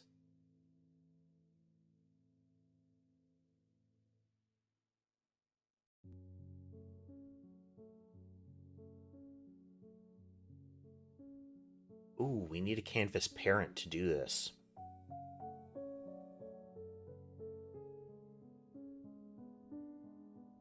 Well, now we need the factory. No, we don't. But the entity does.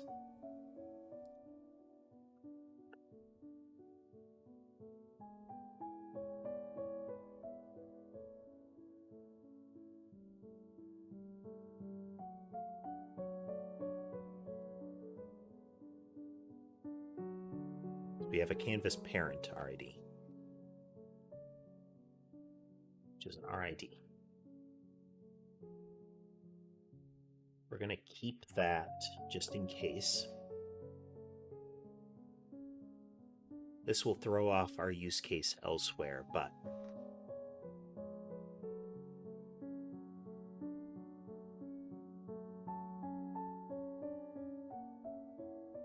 Flippy, I am making a game. I don't know if I already answered the question, but I'm making a game. We're using the Godot engine, and we're currently using the GD script language for it, which is a scripting language specific to Godot. You don't have to use GD script. You can use C#, you can use C++, that kind of thing, but we're going light. And that is one of my cats. Yes. That one is named Ember. With an E.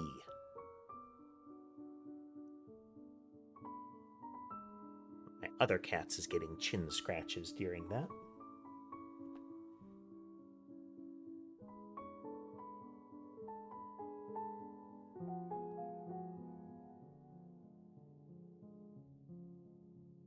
We can only see 2 of them. Technically, you can see a very small amount of fluff from sky on the white table.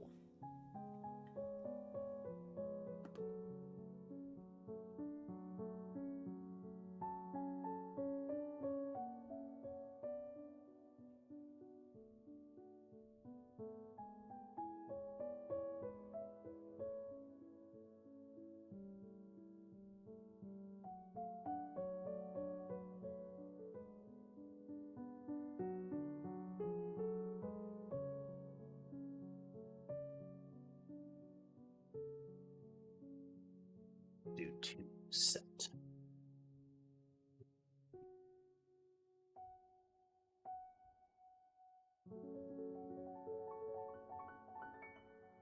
Yes, Sky, I acknowledge you. I do.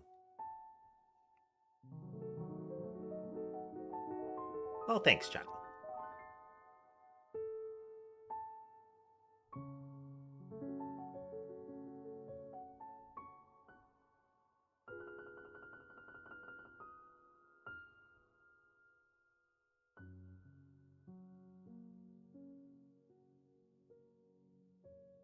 Hey. Come here. Come here, Sky.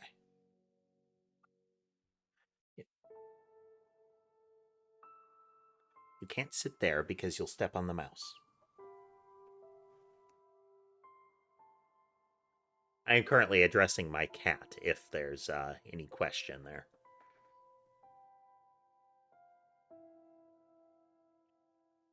off to my right, getting his ears scratched intensively right now, which means no use of the mouse.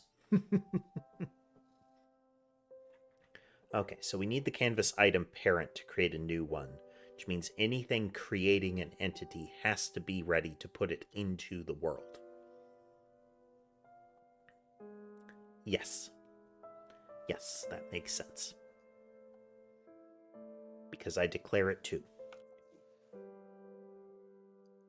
Right, we'll lean over and contort a little bit so that we can continue.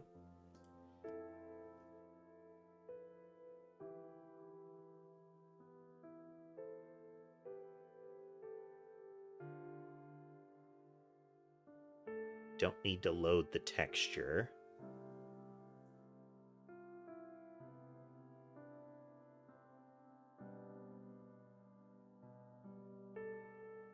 Set the canvas parent. Set this to true. Now there will be a lot of errors with this.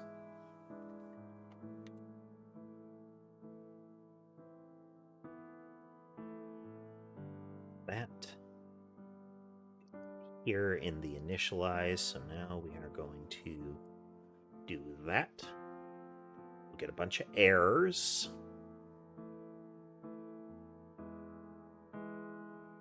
Map RID.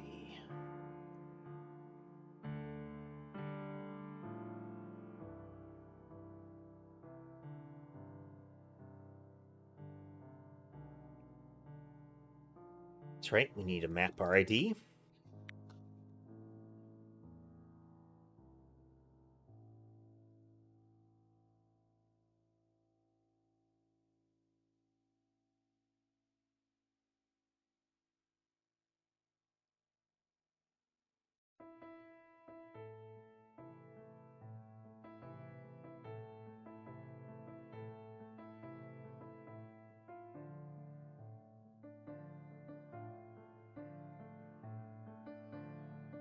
So this is for navigation. It's Hello Sky.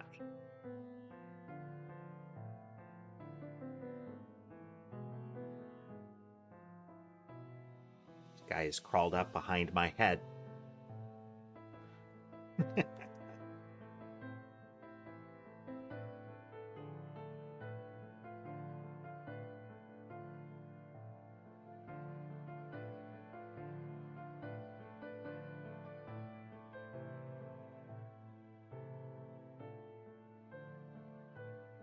Sir. Hey. This guy is a very vocal cat.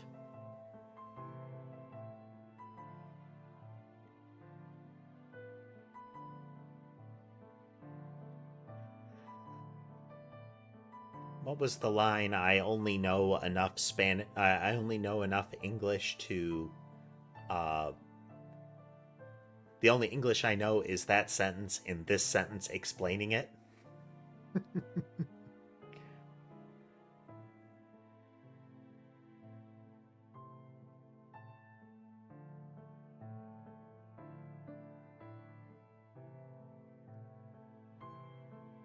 So pause. I won't really stop people from giving away personal information, but I would strongly advise against doing that kind of thing online.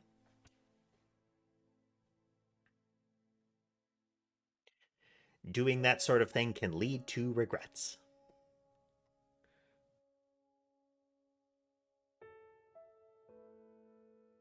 Sky sometimes likes his like just the tip of his chin like really scratched at.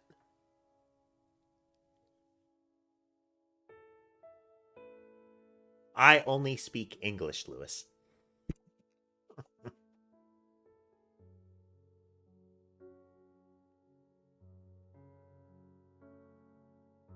D. Then.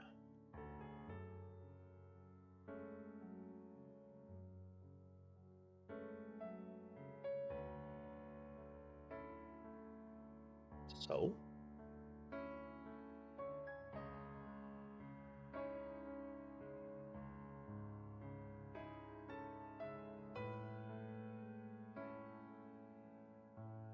We need collision layers. I think that should be in the entity template. Yes. If we go into a test render object,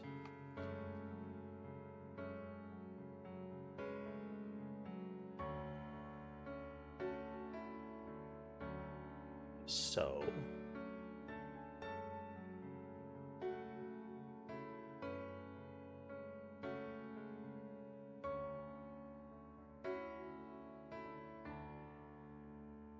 it's our avoidance mask, which should be all we need for that. So we have an avoid mask, which in constants is a mob type.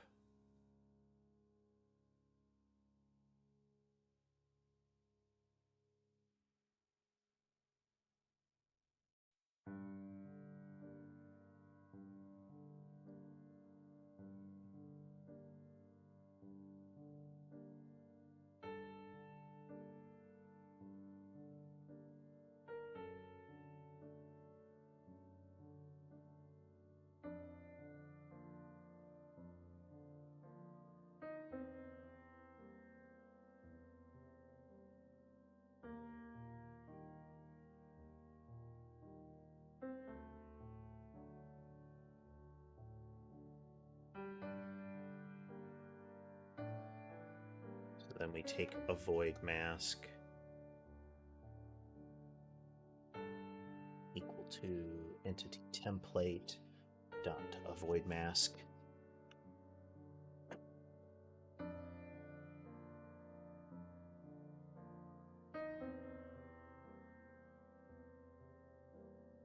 We don't need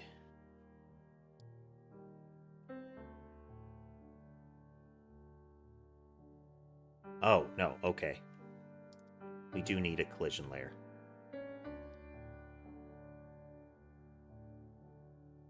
Which will be constructed the same way.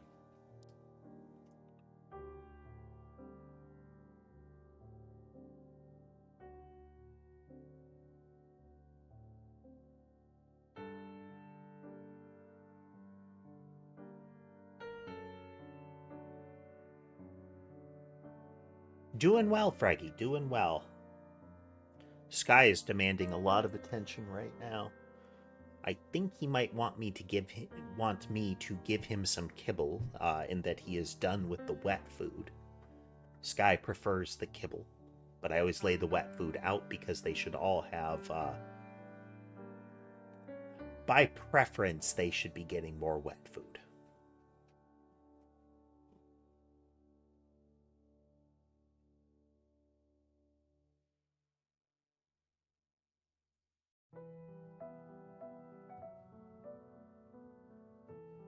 Okay, so we have collision layer. Going to, should be a clear.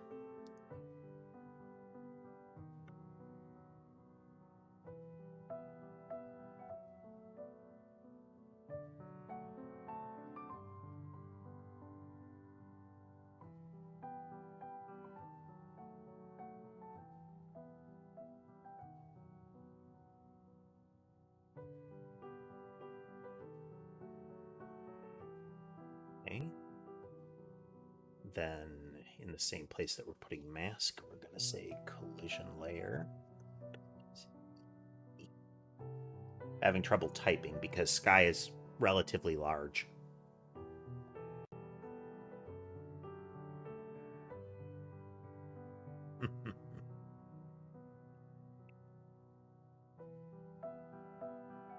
Flippy, I am familiar with it. I have primarily read the manga.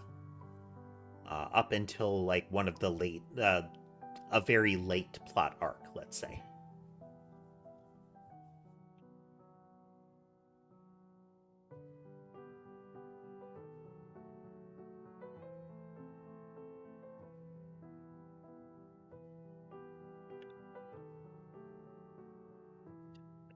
Collision layer, just so.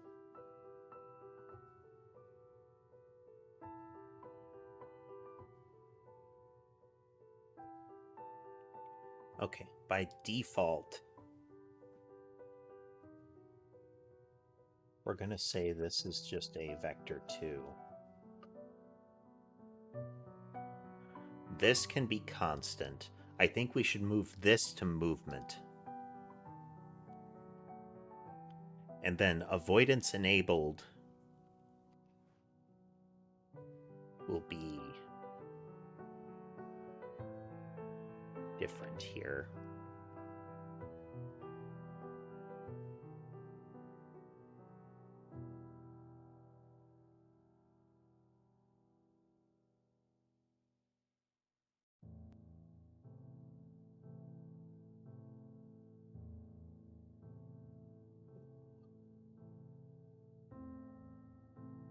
Yes.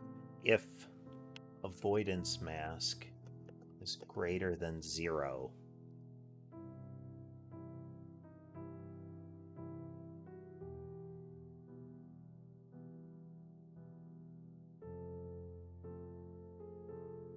yes, because that's a bit field. That's a bit field, so we can do this. If it's greater than 0, that means it's trying to avoid things. If it's trying to avoid things, then then it should have avoidance turned on. Yes.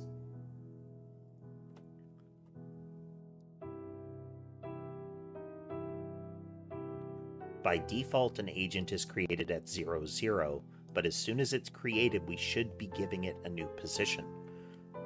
This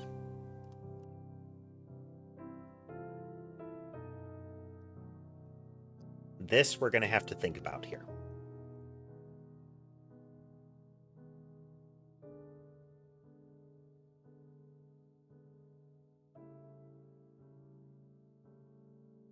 Now, this is currently twice the radius of the actual sprite.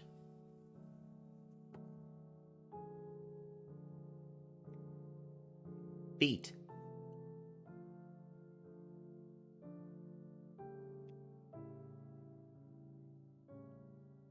Big stompy boots. They're not really boots. Those are actually my feet.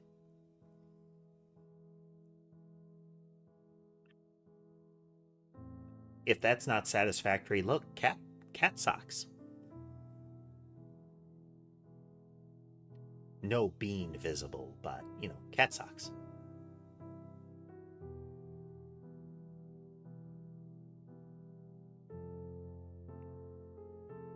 Need to calculate this, so we create these masks.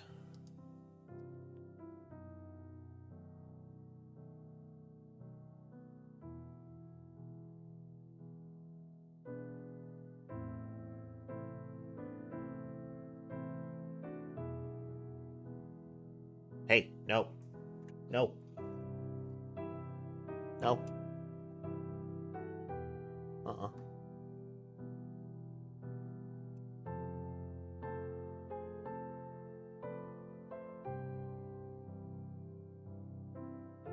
I am concerned that if I use 0, 0, we're going to have a problem.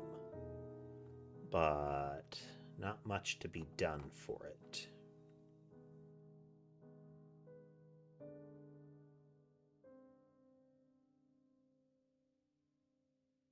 Entity should have a position. Yes, yes.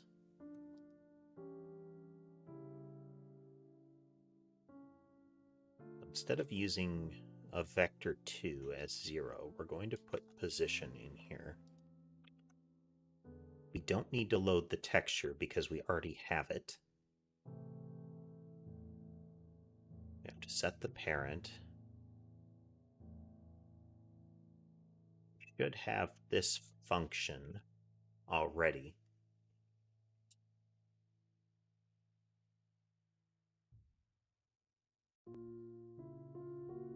That can be unfortunate, Lewis. Cat allergies. There are some cats that don't trigger allergies, though. And there are supposedly ways that you can actually get a cat to not give off the allergen.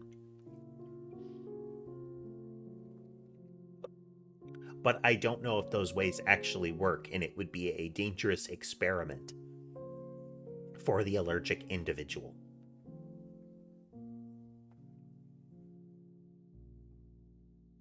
I believe Maine Coons don't give off the, well, supposedly don't give off the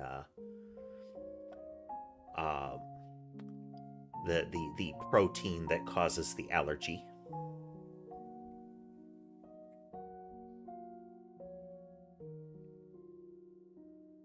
And space because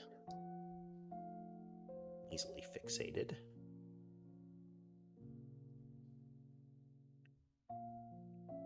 Yep. I'm concerned that if we use 0, 0 that we're going to get oddities in this, but let's roll with it.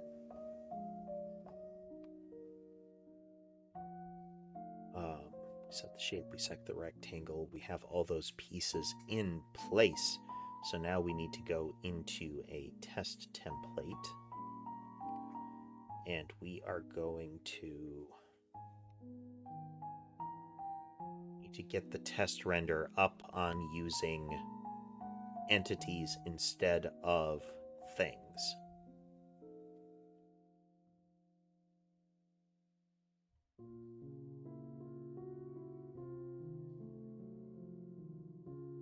So we're going to find, we have test things, we're going to move to entities,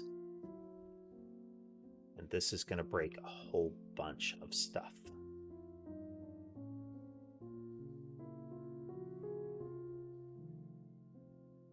Line 69, nice.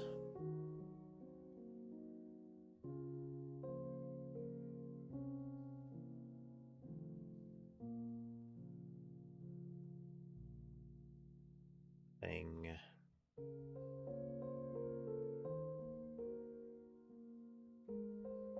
Entity.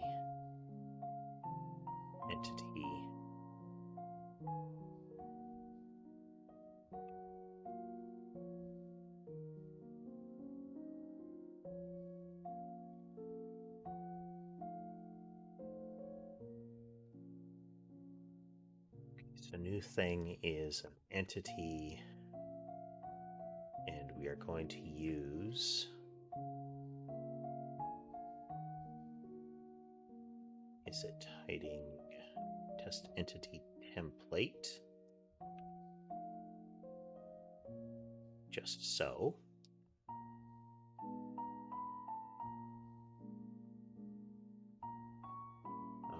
And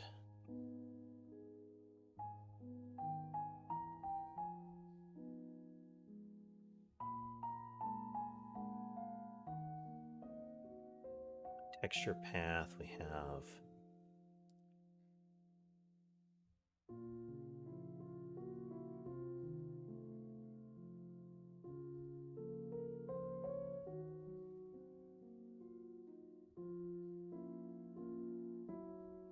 this.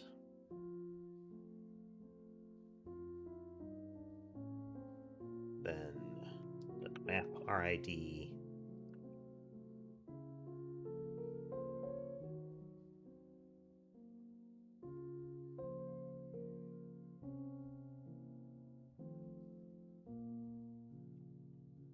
Load that.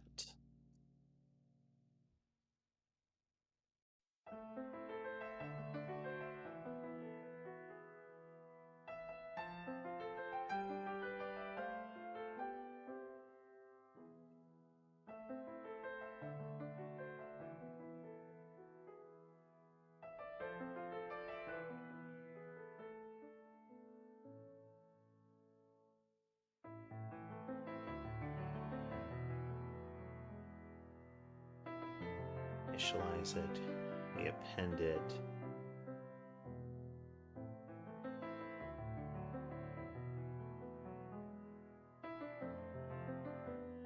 Entity, new thing, dot current to that.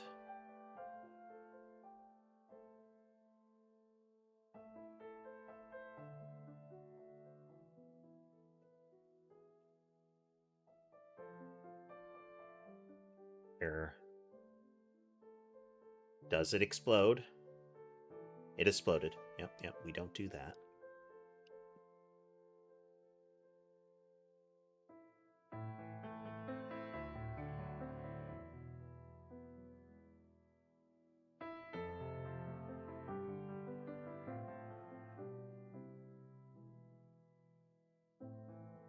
We don't have set movement because the entity is expected to know how to move itself. Welcome back, Tabby Cat.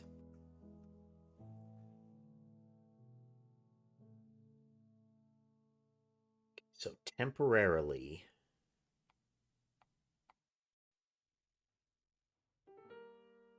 we are going to have the entities move themselves.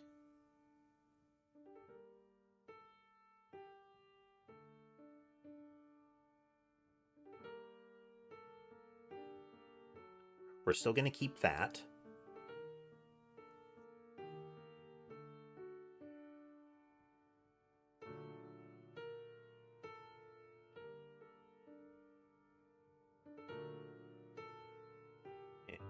Go into entity and we're going to go into move. Just so.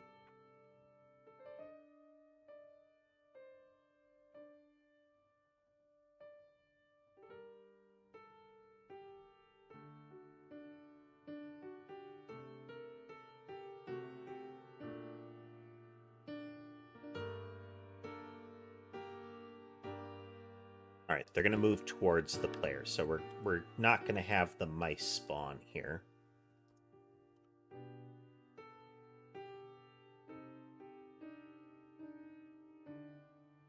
I don't pet the cats on camera. For one, when they come over for pets, they tend not to be in the positions that you can see them.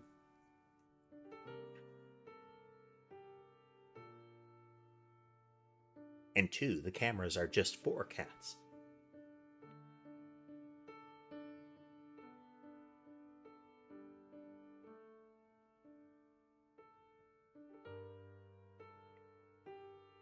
Okay, so then in test thing, we have a set movement here. We have a target direction, and we have a safe direction. Did we already put those in entity? Target movement and safe movement. We have those. Okay, so then target movement is set during this. So going into our entity. So we say target movement is that. And then we use the test things logic for set movement here, where we say the target movement, our target speed is this, and then we are going to pass this stuff in during the movement. Does not explode. Okay. So then we need to make sure we have a callback, safe velocity. We get the safe velocity, our safe movement is equal to a 2D translation of that, and then we set our actual position. Yes.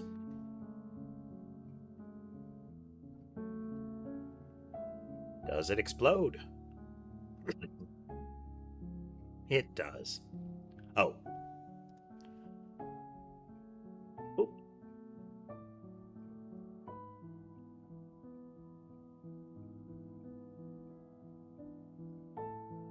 Else thing dot move. Oh, wait. Wait.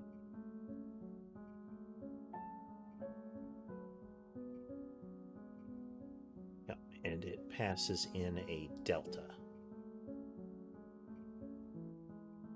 Thing delta.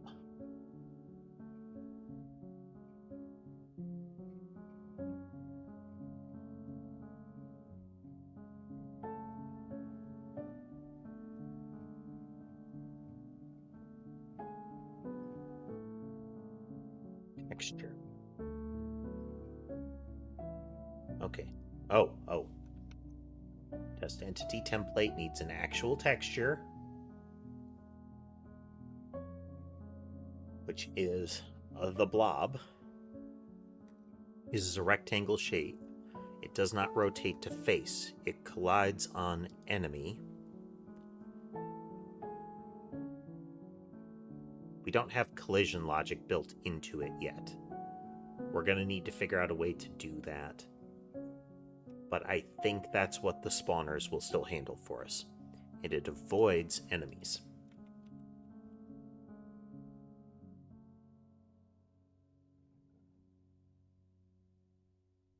Well, that's not what you're supposed to do, but hey, whatever. Okay, we need a way to pass in the initial position.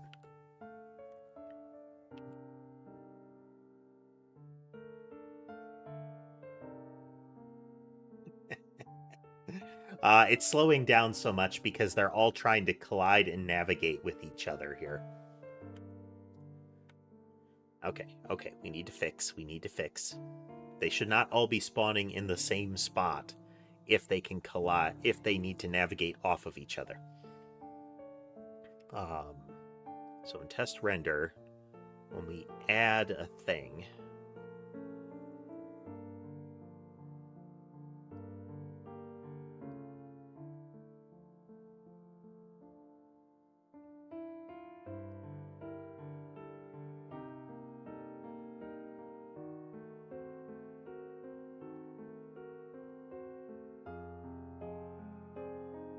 thing dot set position,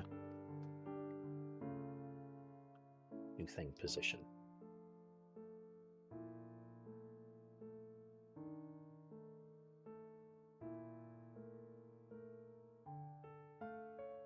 Okay, they're animating way too fast.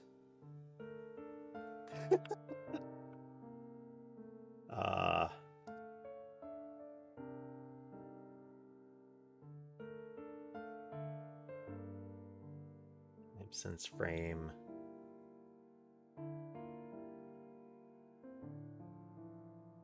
We pass into draw.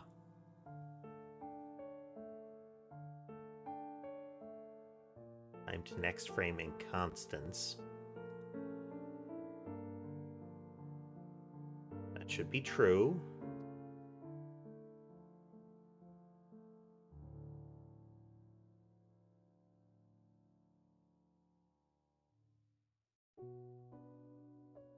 The thing during ready in process we call draw on each entity.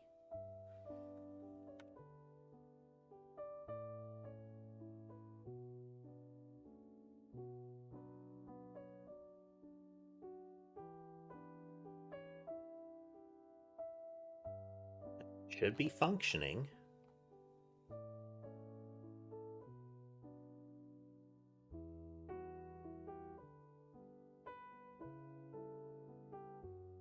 They are animating way too fast.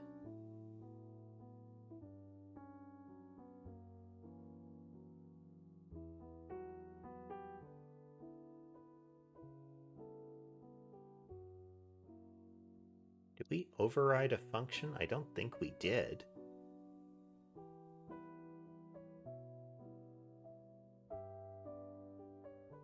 Hello, William.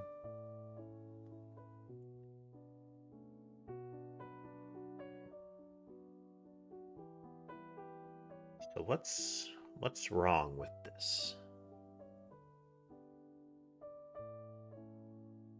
Because on process, we go through each one and we tell it to draw. And each entity gets this called then.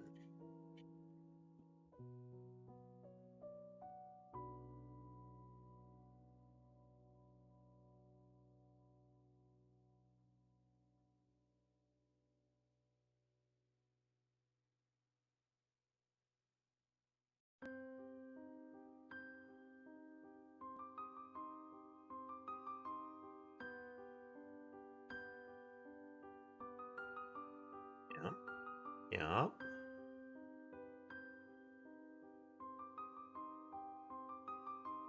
time since frame. If it's more than our time to next frame,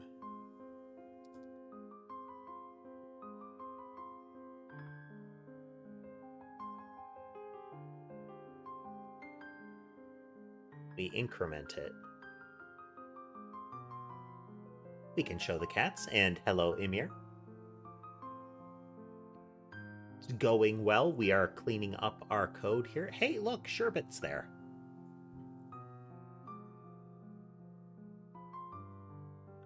Sherbet is doing better today, which is great.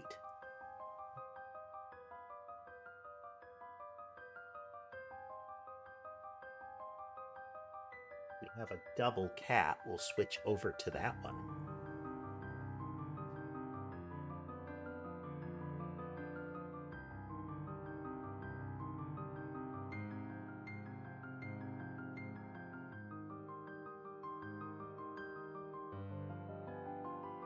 Why is this happening too fast?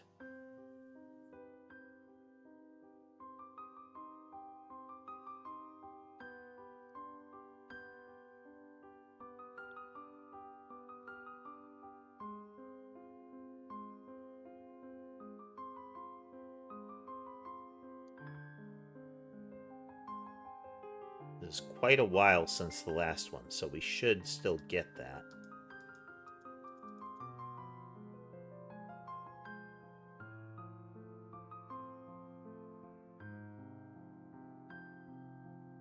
Autobot or Decepticon?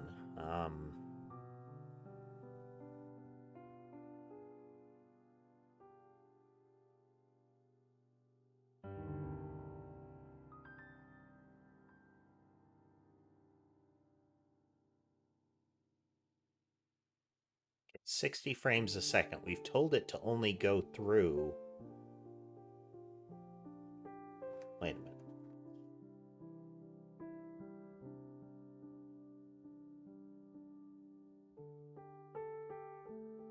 We have 6 frames a second.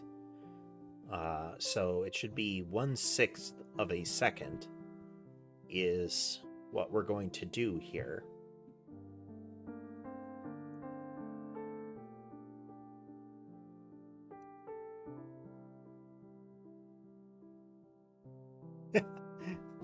Exactly, Tess. Exactly. Definitely on Team Human.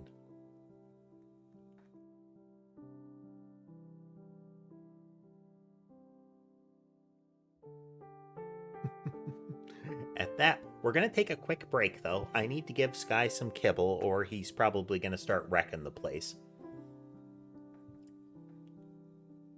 And thank you to your brother, both for the compliment of my cats and of me. Again, be right back, just a moment.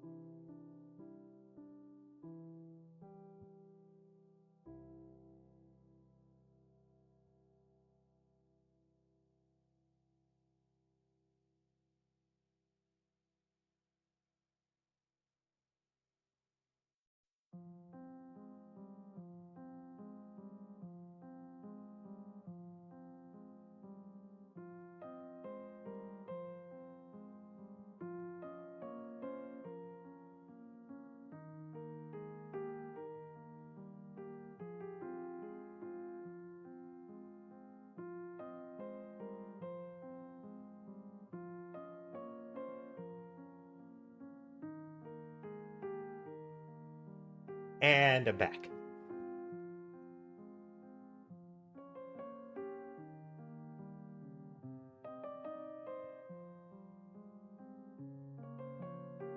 Why is this happening more often than it's supposed to? That is our current dilemma.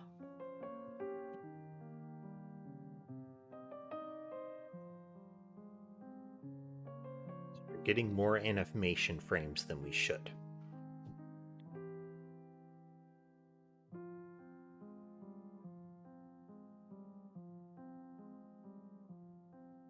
We're getting a lot of errors, actually. What are the errors? Area set shape transform. Okay.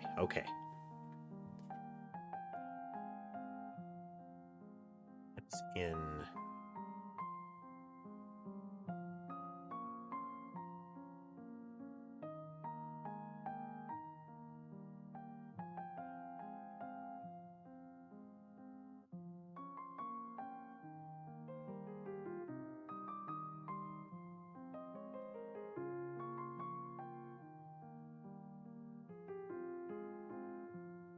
When do we specify...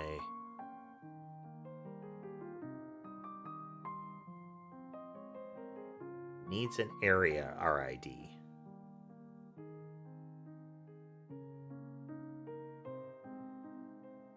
Okay, so we're dealing with the canvas. Shape is where we first start messing with stuff.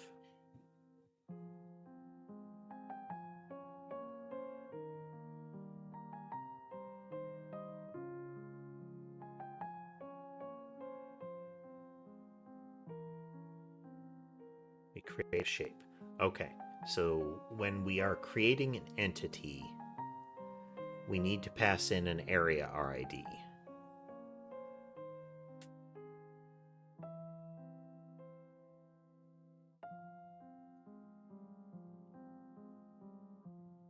That's a start.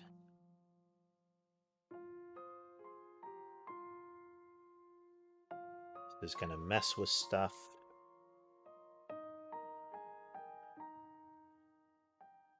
So when we go into test render,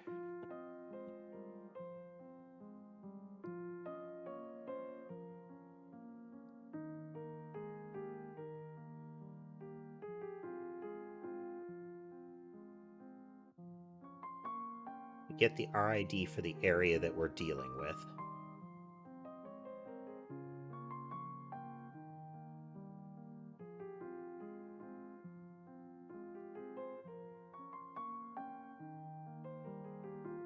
Just pass in local area RID during that.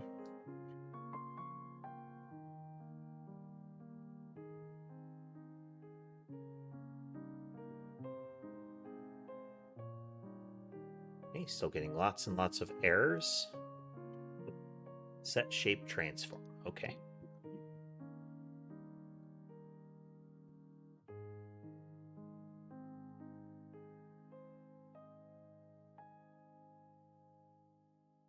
So we're setting the position.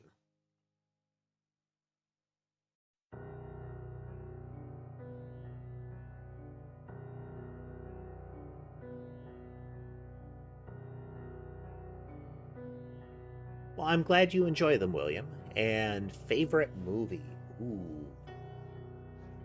You know, recently I was reminded how much I like the movie Kung Fu Hustle. Really, really good. So last night we rewatched Beetlejuice, and that's good too.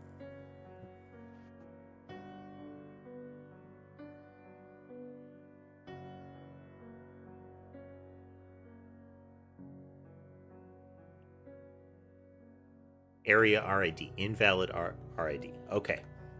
That's still broken. That's going to skew things. Why is area RID null?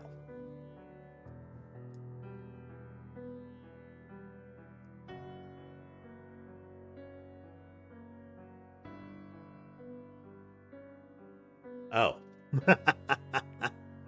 Well, I should probably set it.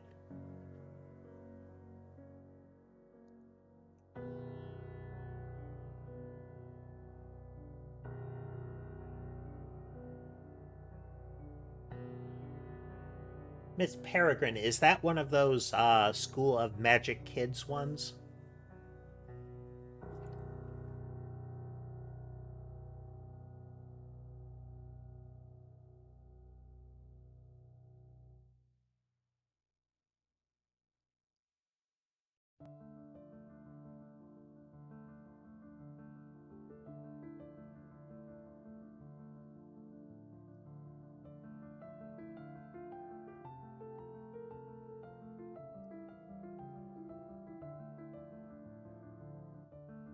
Okay, well, it's not exploding with errors anymore. It's still not drawing right. Look at them go.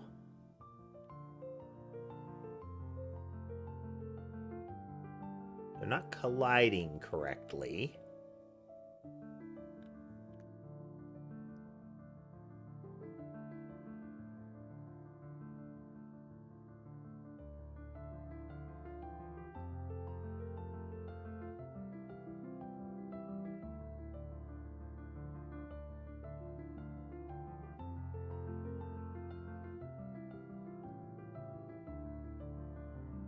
We should be adding the shapes.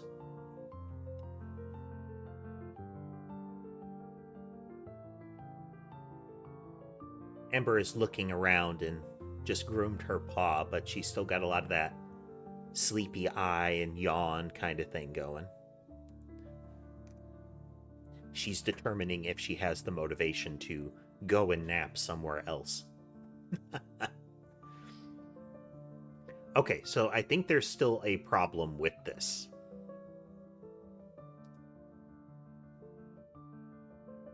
Because I don't think the blob shapes are being properly added to the list, for one. So if we go here,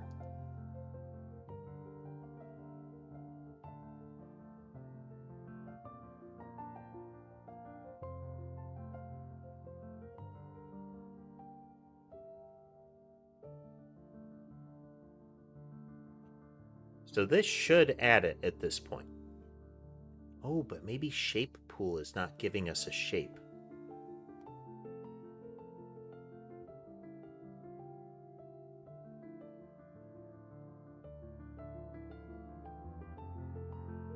Shape already. No, we're getting a shape.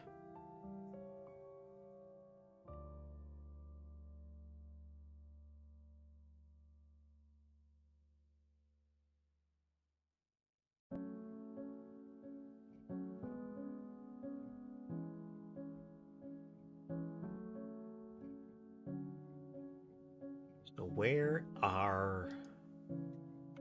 what's our issue here?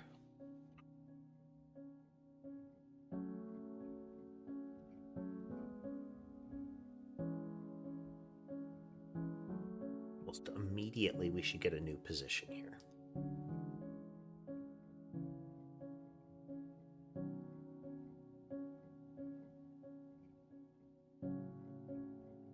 We initially put it at 0, 0.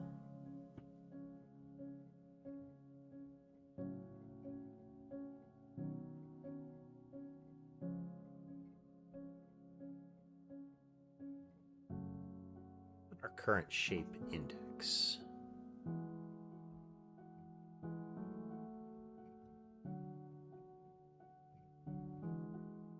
Zero.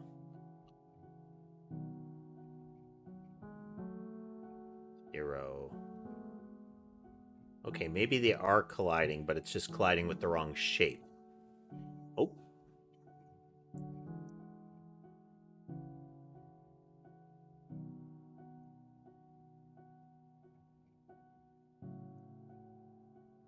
Cat.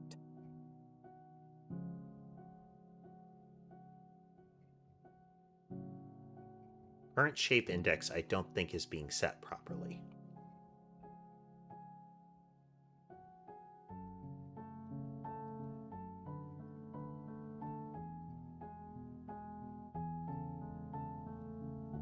So we added.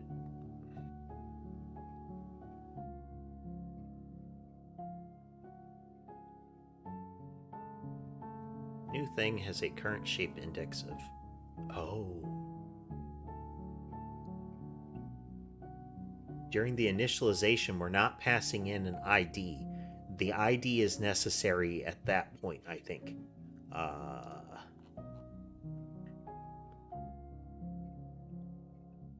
So if we look at the entity and we look at set position, we need the current shape index. We're just messing with 0. So it's always messing with the wrong shape index. Okay, that's a start. That's a start. The navigation agent should be in the right position, but its collision logic with each other is not. Okay. So we need that entity index right up front.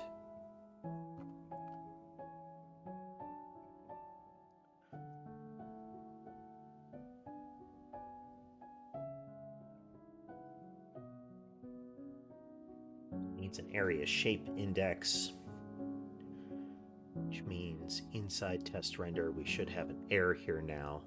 Yep. So we are going to say things.size there.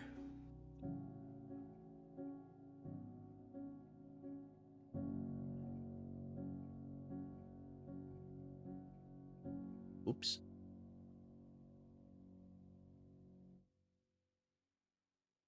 Other way around.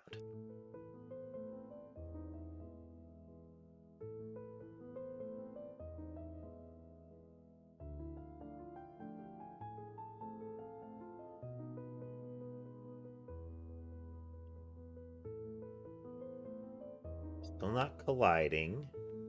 And I mean, they are... Boy, it's hard to look at, isn't it? Why are they animating so quick?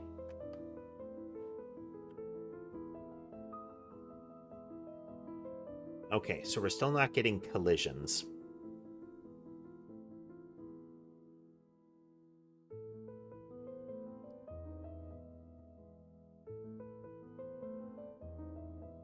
So what if we look in the entity now and we look at our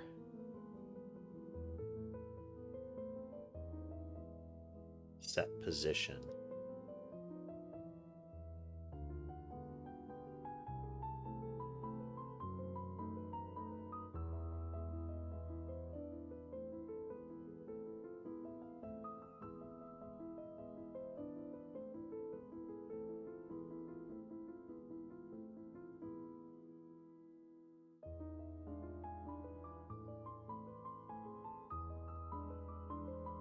Where we force it.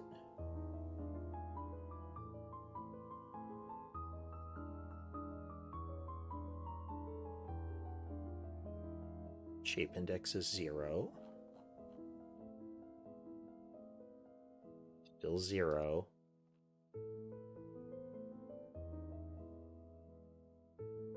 Okay, current shape index still not getting updated. Oh. Once again. Current shape index is equal to area shape index.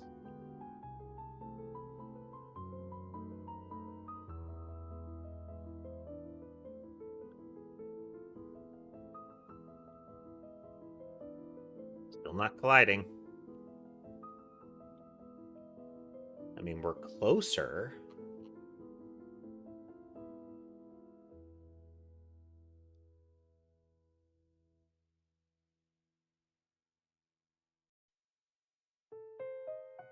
Yep, okay.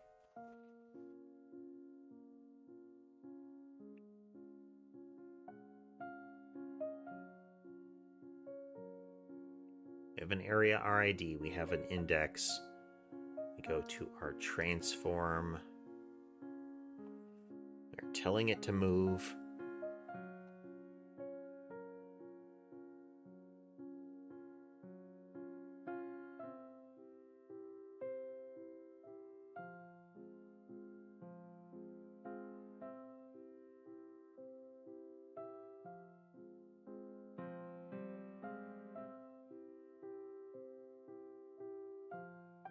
Still not colliding.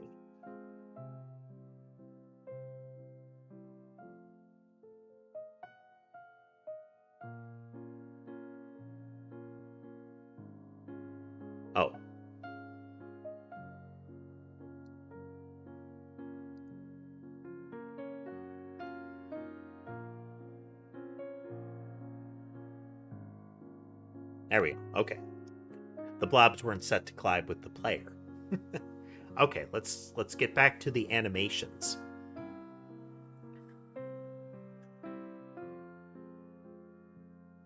And we will limit ourselves down to a single blob.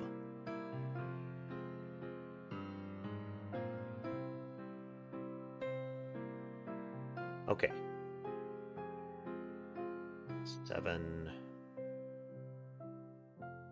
Since last frame, no time has passed.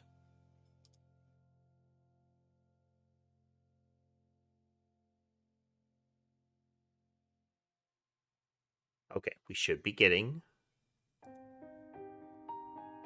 time since frame.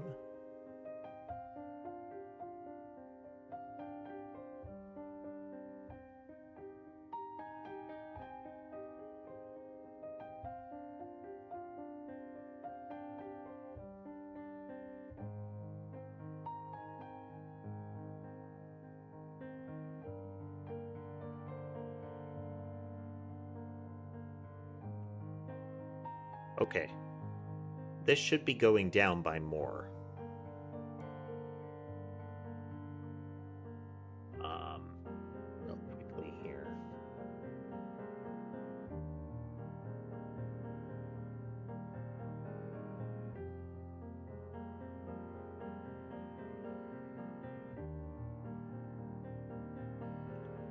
Okay. It should be going down by like 1.7 each time.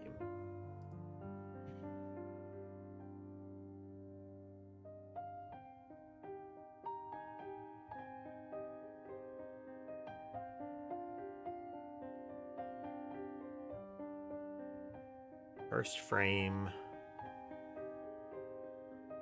not nearly enough. Next frame is enough. So we step in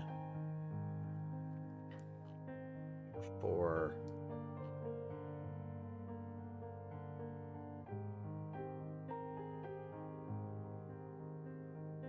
constant time to next frame.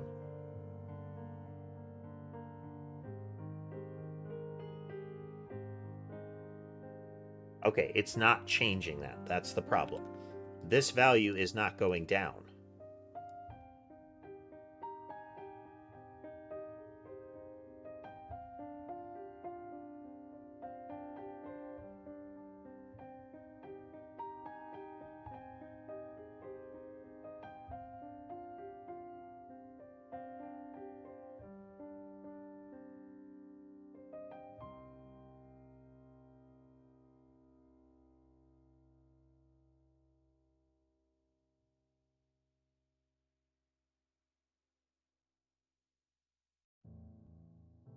I think I know what's gone wrong.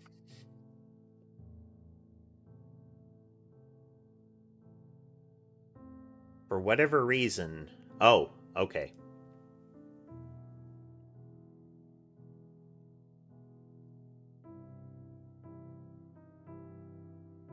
As float. Actually, first we'll do this. We'll try this because it's less ugly.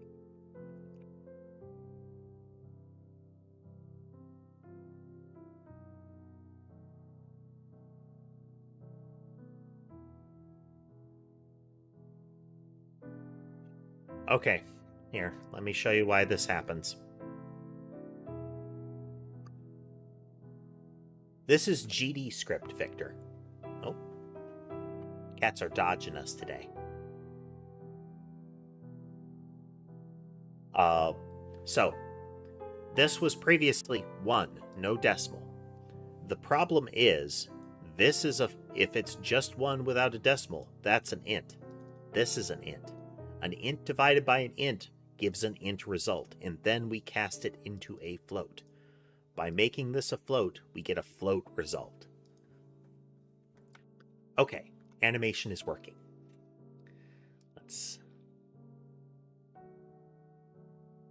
Mice should work still. Oh, but we don't have a entity template for mice. Let's crank this up.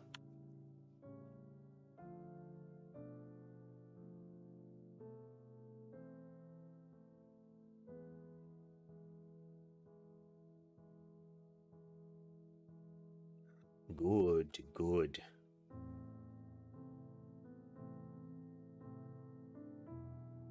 Popping them.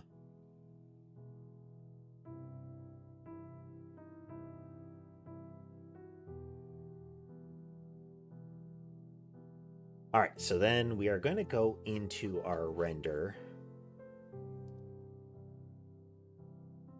And we're going to add a new export.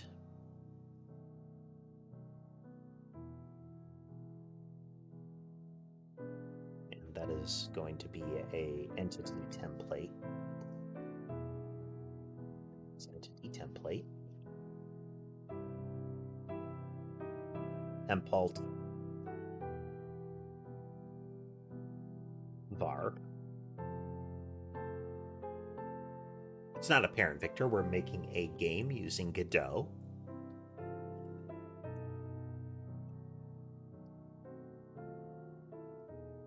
And we're at the low-level infrastructure level.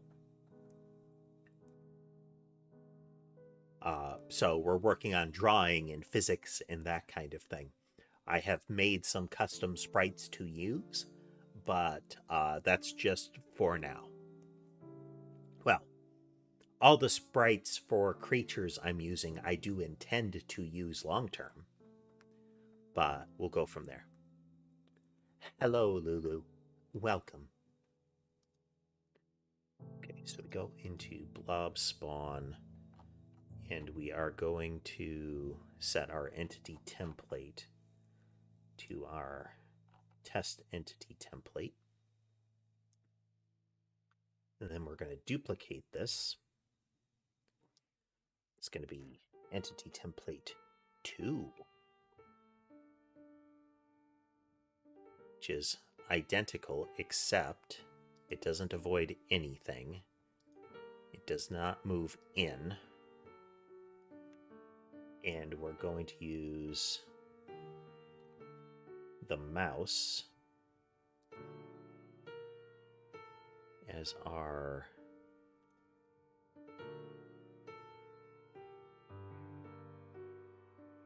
no, wait. Moves in. It avoids enemies. Keep that.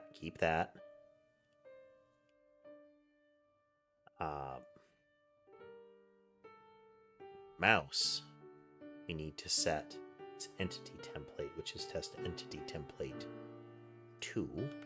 And then test entity template 2 uses the mouse. And it does not avoid or collide with anything. Welcome back, Pause.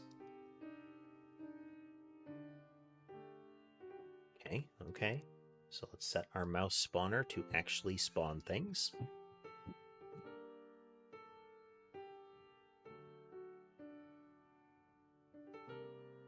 Okay, that's not what it's supposed to do.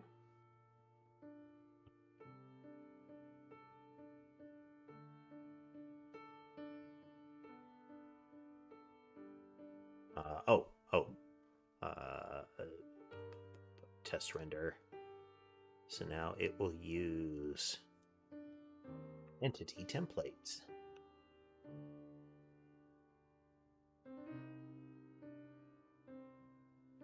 The mice are set to move inward. Okay.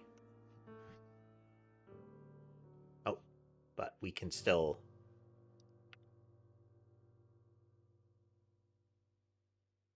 Well, it looks really cool when they're overlapping in the right order.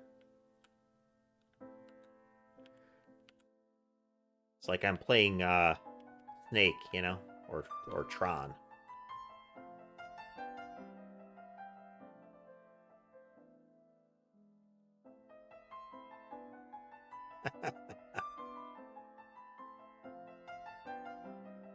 Yum.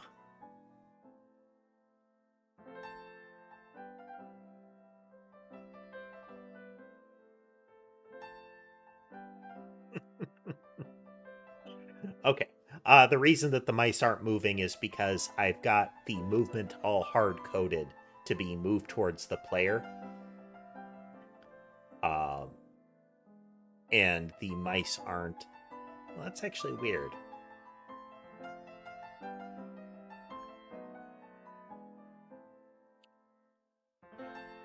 Well, thanks for life. That cat's name is Ember.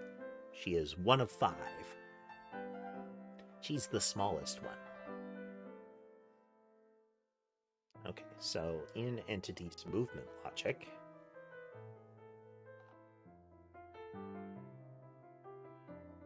it's supposed to constantly get the direction to the player, and it's supposed to follow the player.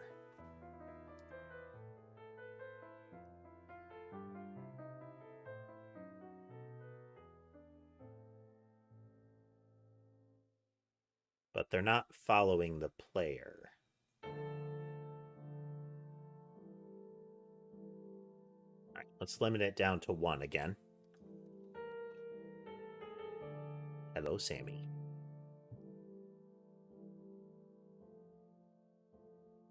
It's facing the player.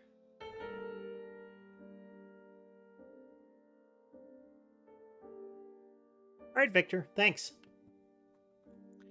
Yes, stream time is pretty much nap time. All the time is pretty much nap time. They all find a little time to play and make mischief, but like many cats, all the time is pretty much nap time.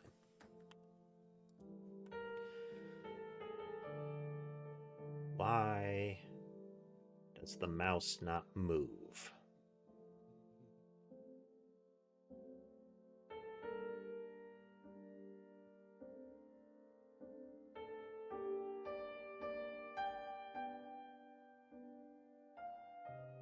I have cat ears. Catbot Corporation found that maintaining the branding was important and that people in general were more likely to purchase a product if it was cute. Thus, the cat ears were maintained.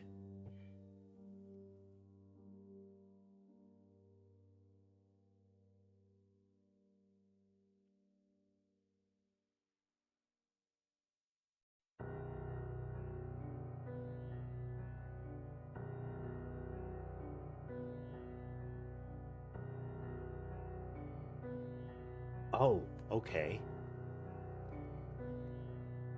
But they're only moving very slowly.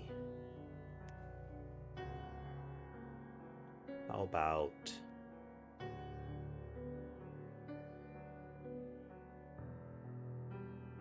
times 96.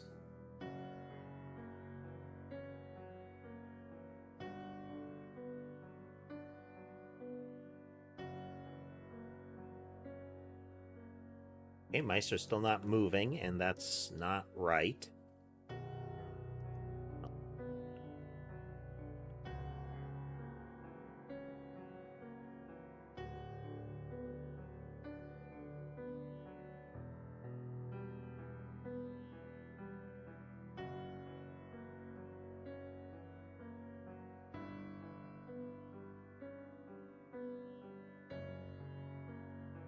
Why is mouse still not move?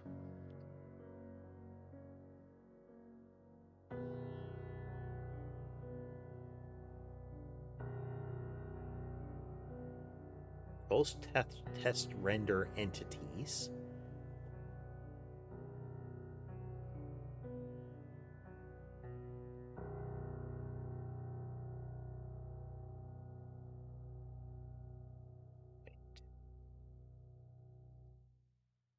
On our physics cycle.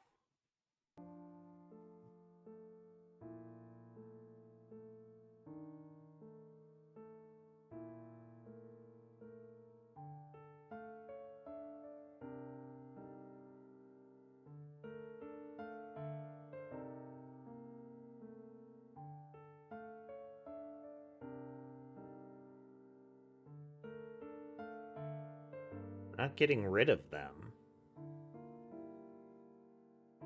We're not at our spawn limit yet.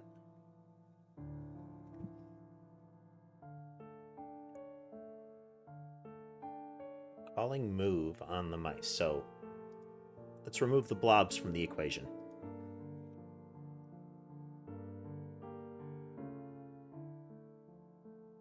So we're going to go into entity.move. very low delta.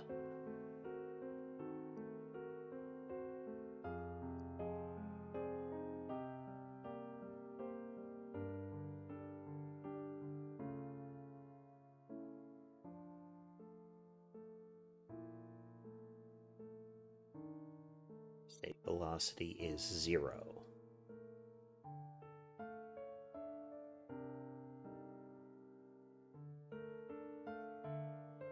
Why is safe velocity 0?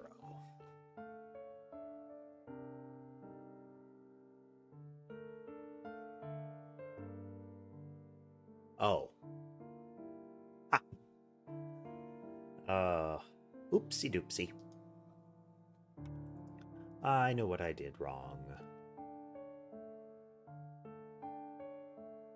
Let me show you.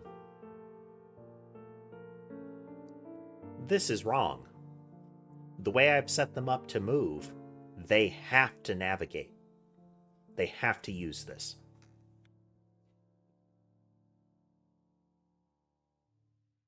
Because if they don't, that callback will not be called.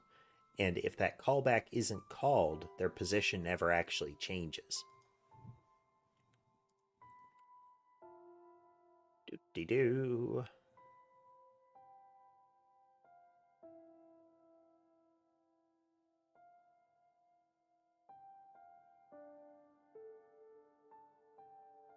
For science. Let's get that test going.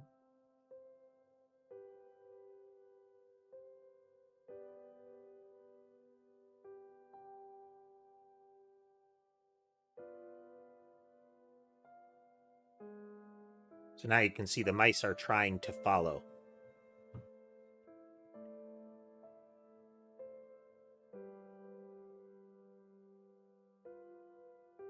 So now in the mouse template,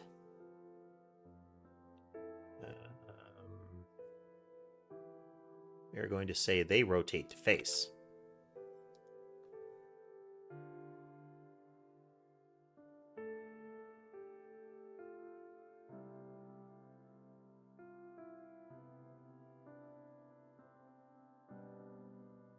Still need to work on the rendering. I still need to have a overarching canvas ID for all of them to be on.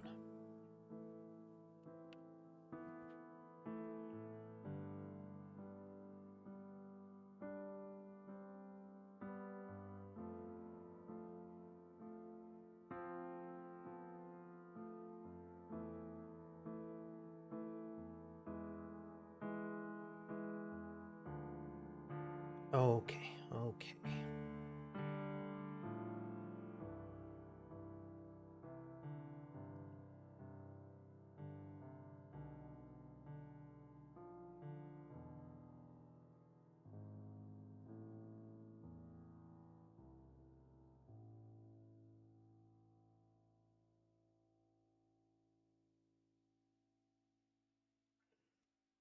So this value is going to need to be calculated based on the max speed of the entity.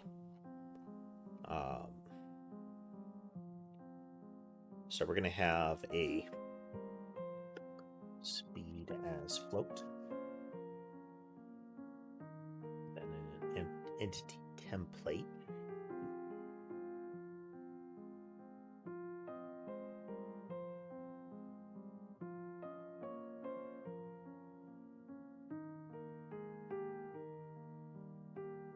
All right, we're going to have to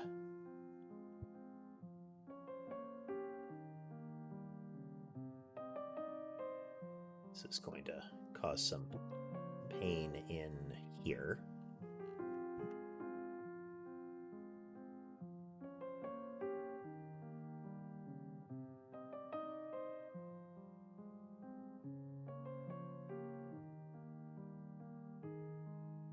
All right, folks, thanks for swinging through.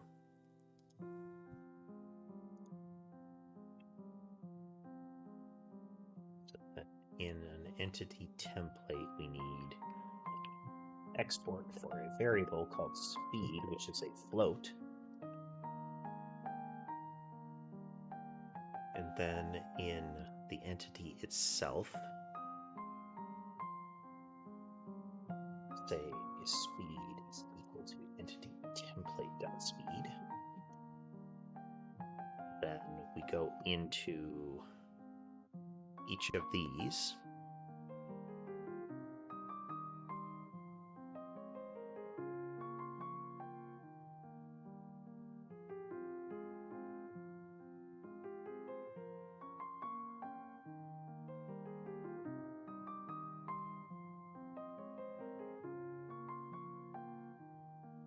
Then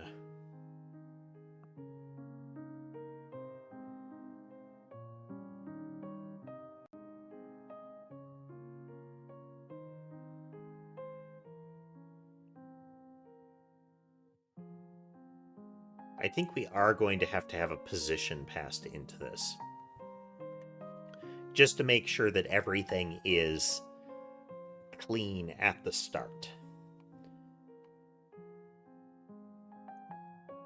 Position.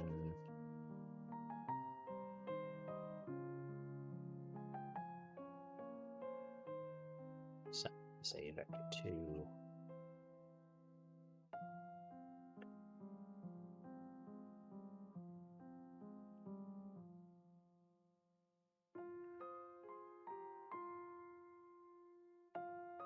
If you set no position, we use raw position. I'm sorry, we use our default space here. Get a shape.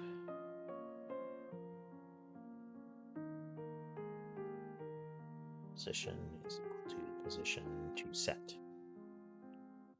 Then subsequently we use position when we initially set position. During the test render, when we add a thing.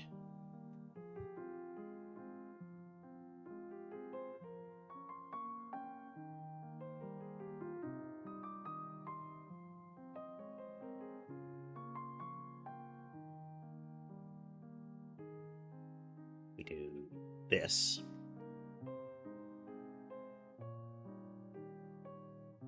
New thing position.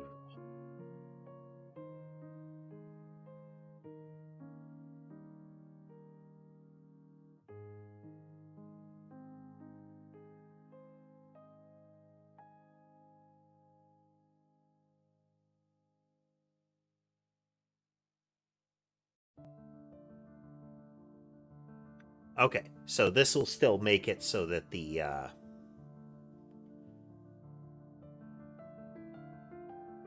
well, we don't really see a difference here, but this lets us ensure that it's functioning as expected. The movement logic is still causing the mice to swarm inward. Okay.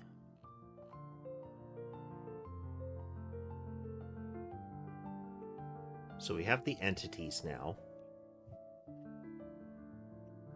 This is our new structure for how they work. Now they have a speed at this point.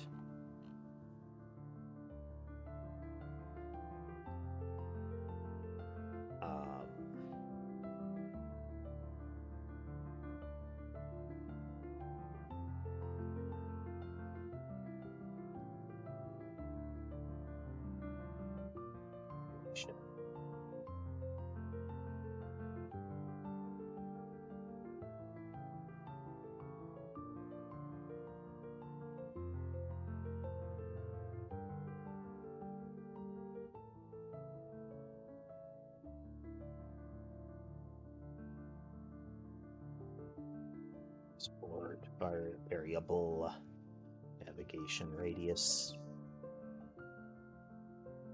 Float. I would like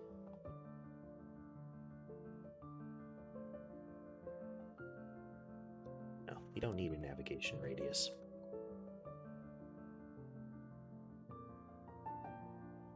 We need to say its radius is whatever is bigger, the X or the Y of the animation frame. The sprite should be accurately sized. Hey there, White Wolf. Welcome. But we do need navigation radius here.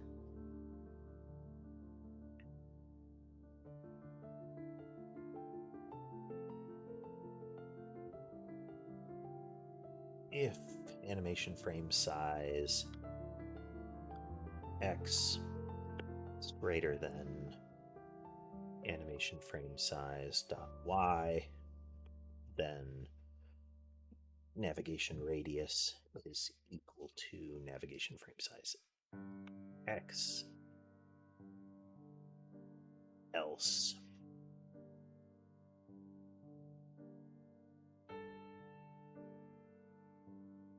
Y,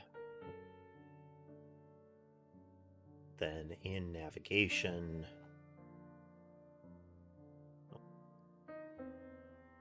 you're going to say navigation radius times equals 2. This might be a coincidence, but we're going to roll with it.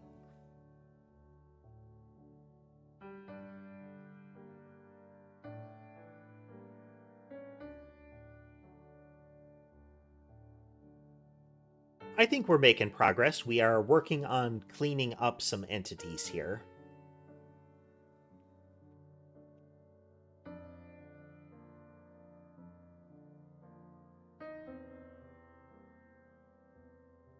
Okay, they're not colliding with each other, actually. Or at least if they're navigating away from each other, it's in a very tight blob. Let's test. 0, 92. Let's make them move fast.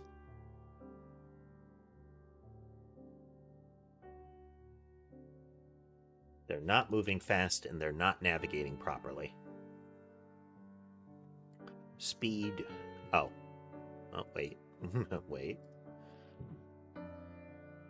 Oh, 192 here.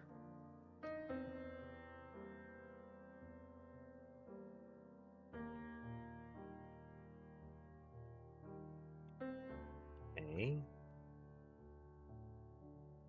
Oh. They collide with each other, and they avoid each other.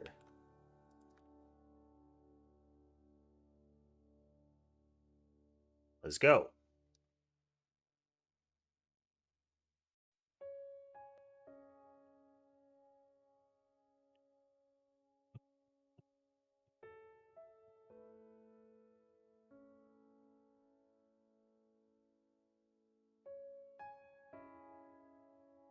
Okay. All right, if they're moving at 192, we're going to say speed. We need them to look further out the faster they can move.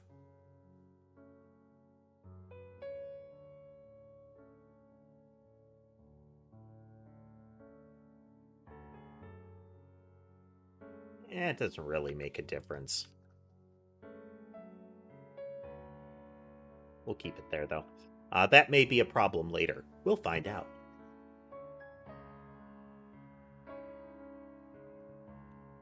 Let's increase that number. We're going to have them spawn in at a much greater rate.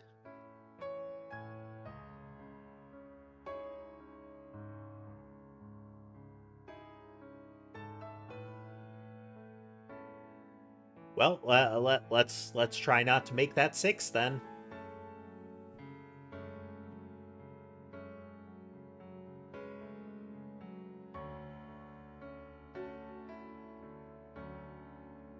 All right, I would like to get the Y order of the parent canvas to do the Y sorting, but I wonder if there's a better place to put that.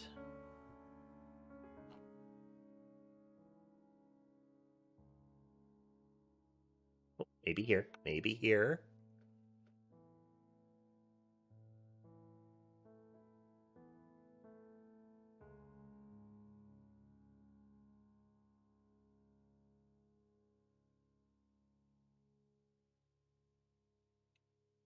Well, that cleaned it up a bit.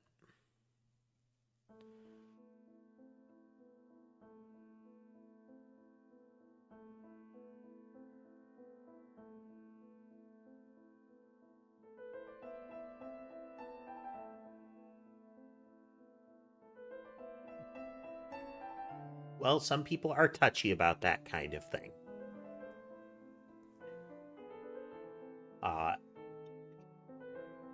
Up and down.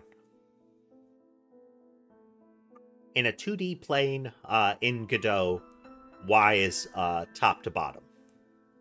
Positive down.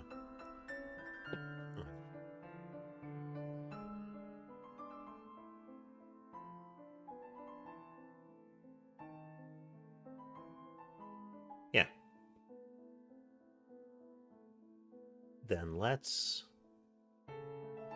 also verify in our canvas setup. Let's just remove you just to be sure. Correct.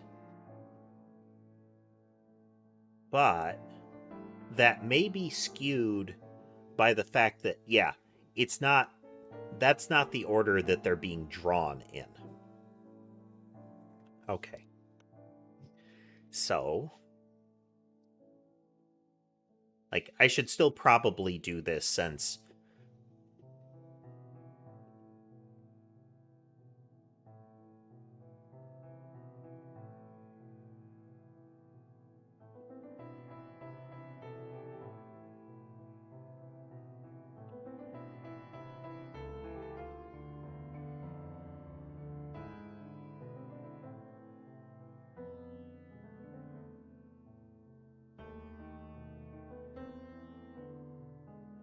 Well, that last one is probably a lie, but, you know, I'm gonna...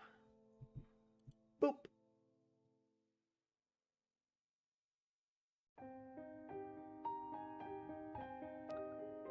True or not, bad person is bad person.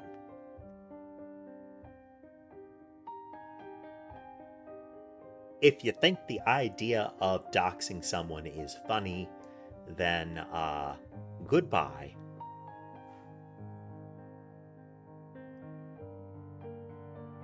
Okay, so what if during our draw phase here we do this a little differently?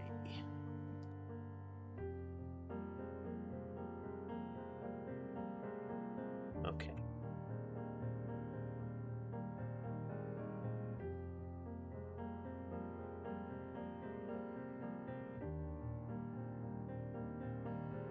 So an array of entities is equal to things dot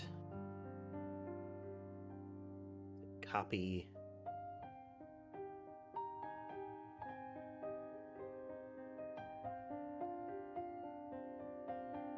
okay.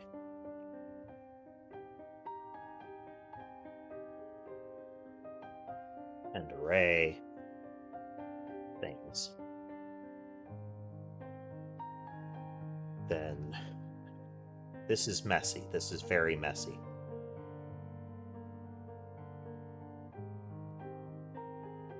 Sort based on how do we do a sort here?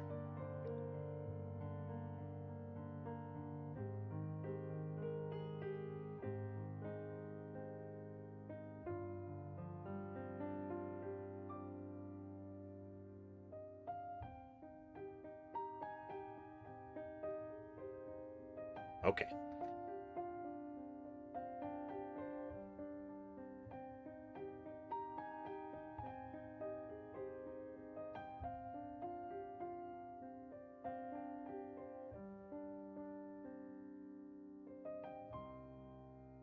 A as entity, B as entity.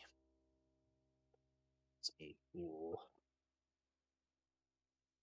if E dot Y is greater than A dot Y.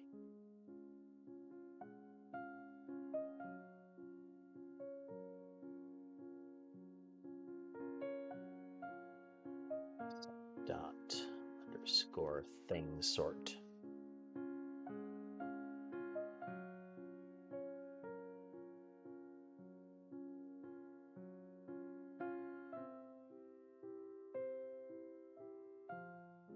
Oh. Position dot Y.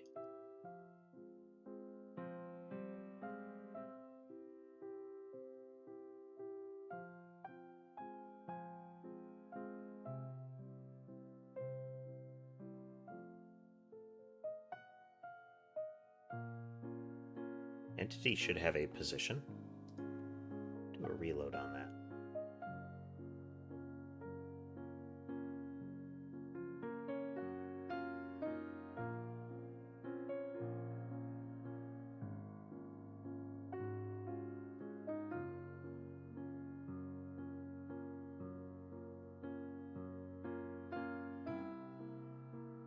Still not working. We're still getting some of them painting on top of each other.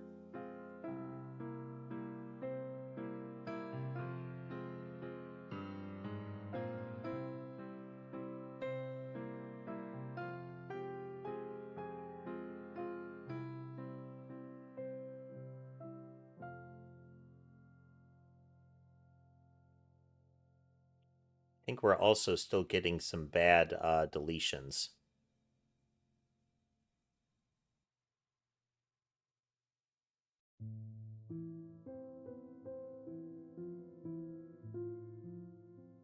Might just be a bit of an optical illusion, though.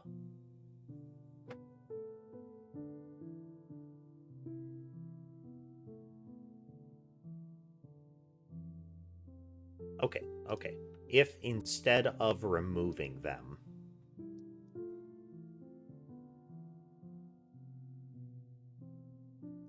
go into an entity, and we're going to have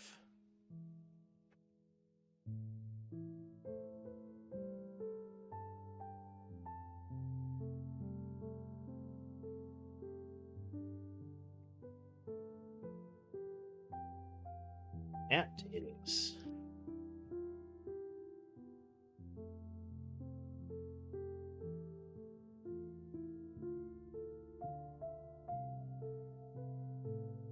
Color.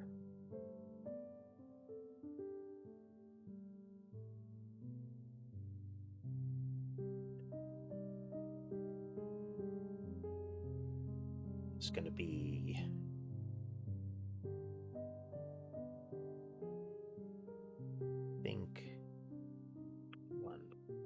one is what we want.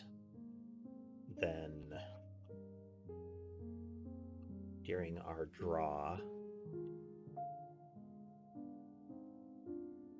where to draw it.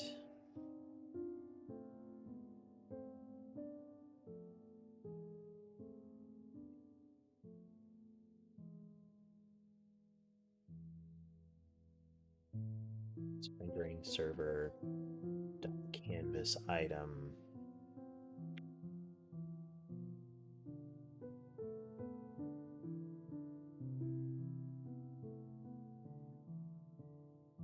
Step modulate. Then it is canvas item RID modulate, color modulate. Okay, and then in the test render, when we get a collision, we're going to have things to delete. But instead of deleting it, we are instead going to do local thing dot color modulate color, and it will be 0, 0. We're making a game there, SD.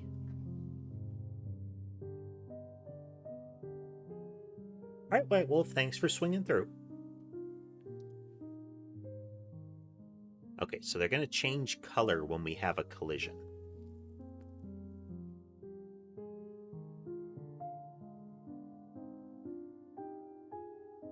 Bloop. I'm looking to see if there are any red ones outside of the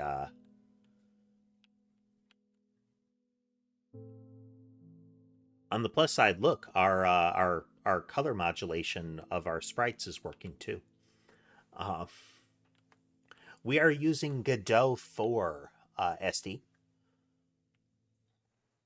and we are writing it in the Godot GD script.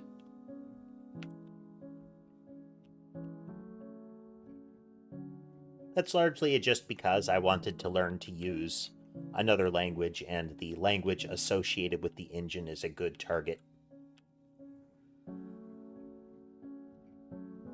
This is going to be a Vampire Survivor style game. So, you know, things swarm in, kill things as fast as possible. We are in the make the skeleton of it work stage of development here. We have had to loop around a couple of times. Let's check the kitties real quick.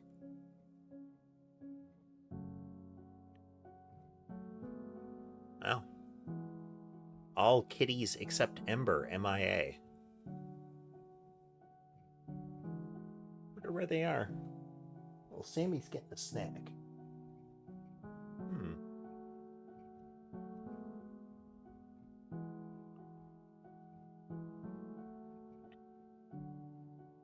All right, so we've got that working.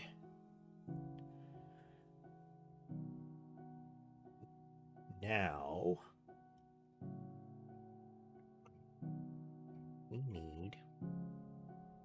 we need to refill our beverage. Just give me a moment here. Drink, drink, drink.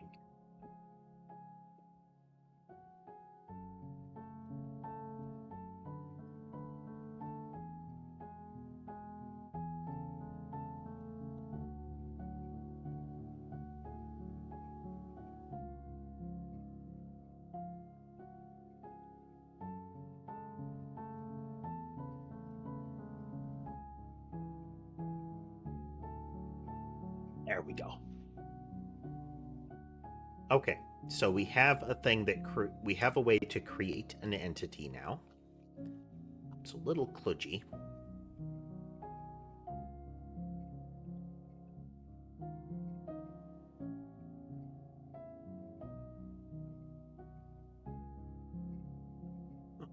Weird.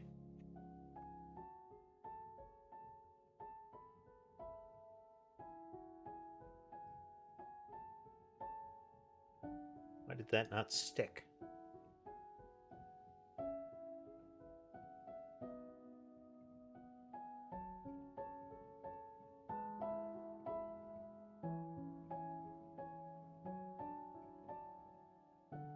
Odd.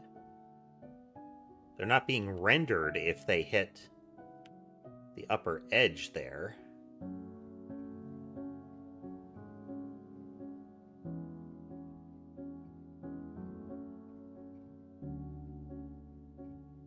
But why sort?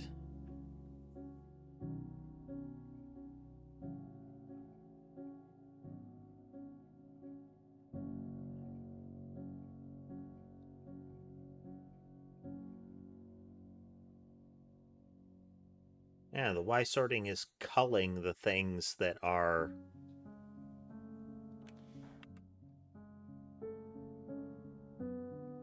in negative Y space.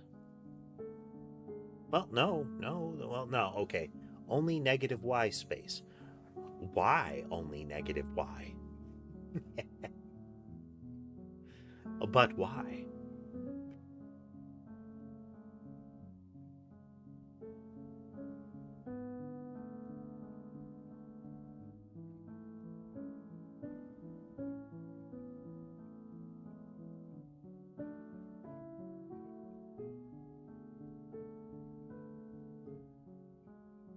This one more time here.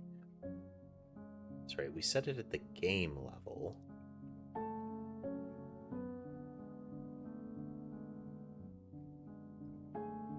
Huh. When I set it at the game world level and at the lower level, it was having problems. Alright, blob stress test here.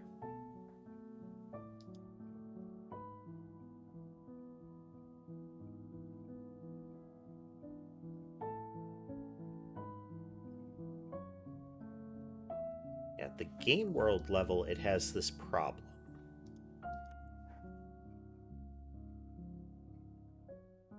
We're going to create a new node 2D.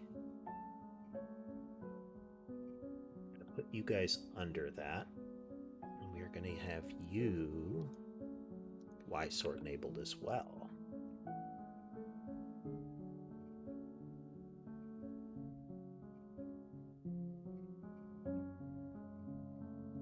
We're going to put a pass here, and we're going to cull all of this nonsense.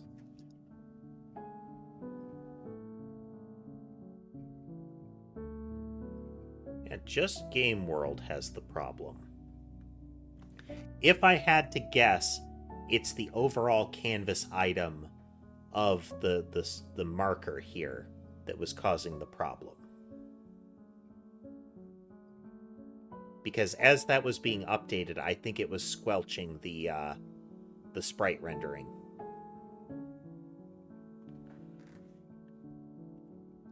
Okay, and then we'll have to verify how that'll work. So if we remove this, let's do this again.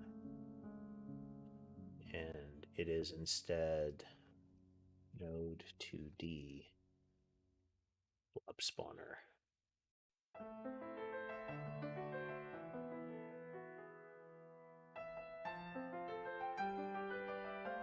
That and that and that.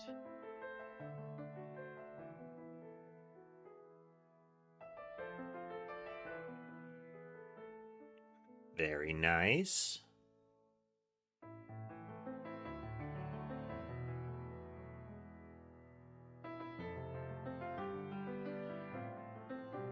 Okay, and now the mice will be another good check. Hey there, King. We are making more progress.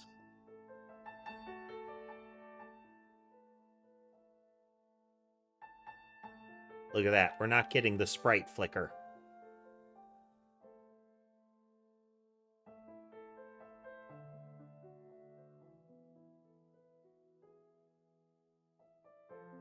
Now you can see the collision with the mice right now is causing some lurching there. That is because there's piles of mice on top of each other. Let's reduce that down for the mice to be one at a time.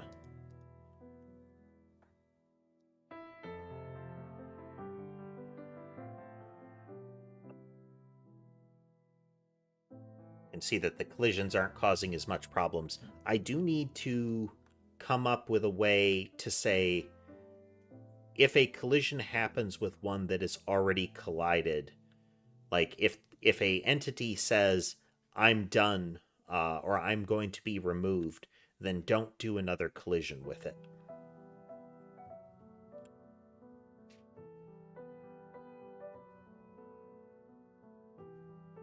Let's make the mice slow.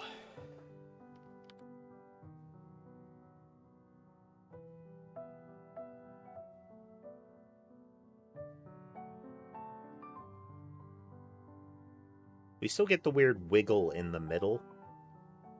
I'll have to figure out a way to resolve that. I think it's actually because of the way I've got them spawning. Their movement doesn't have a good move out from the player thing right now, so. Right. All right. What if we tighten it in?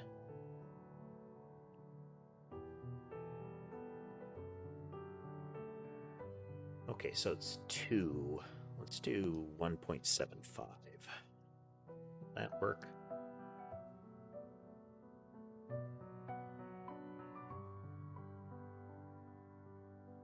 Okay, that costs us a bit as far as navigation initially, but...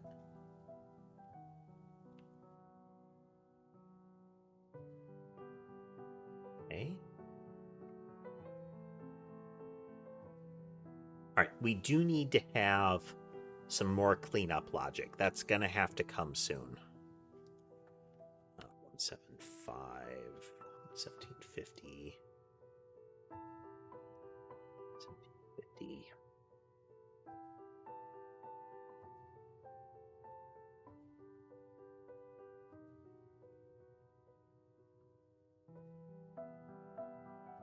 We're never going to spawn them 50 at a time. That's really not a thing. At worst, they would be spawning in a rapid burst of like 10 at a time kind of thing. Like 10 in rapid succession, 10 every physics frame, or like 1 every physics frame up to 10 at once kind of thing.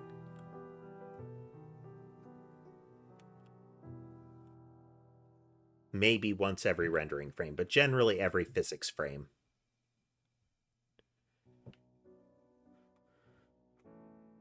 Kind of what we're doing here with the way they're spawning. Hello, Sammy. Hello, Sammy.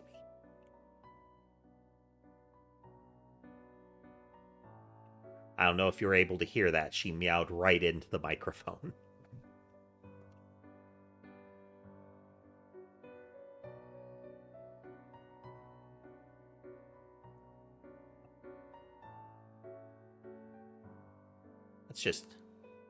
Let's just really take this in for a moment here.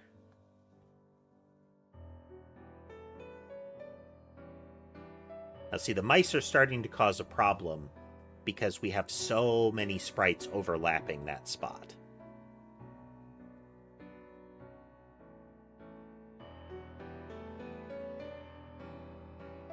So if we look at our frame rate here, yeah, our frame rate has tanked at so let's cut it down to 1500.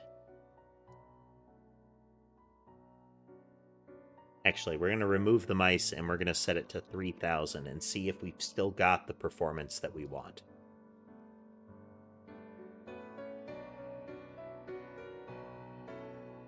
$3,000 blobs at once. Double check here. We only have the one running. Monitors. FPS is real low. Now, I think the Y sort might actually be a problem.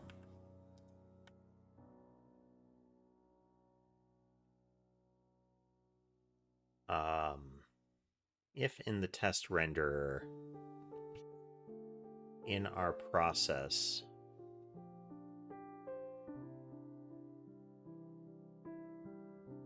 oh, we don't even need to do that.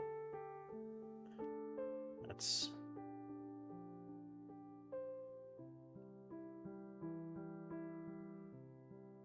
handling that without it. The Y sort keeps them from flickering. Okay.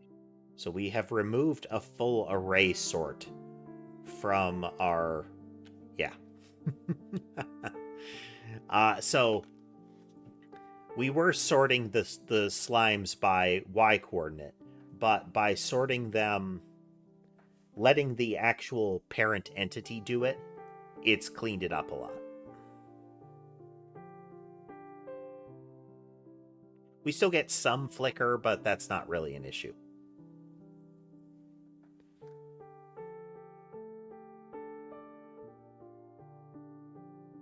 Yeah, we just had one go away there. Let's...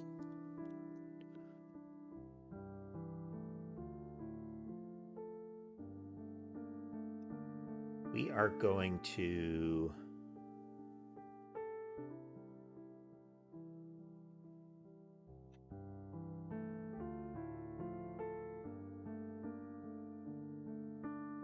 We're going to do this in the same way, but we need a timer on this.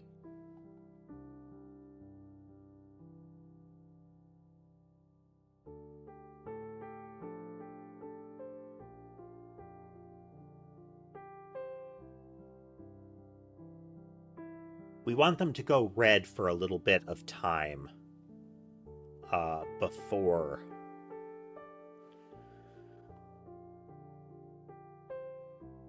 So instead of in physics process, removing them. We are going to do something in process up here.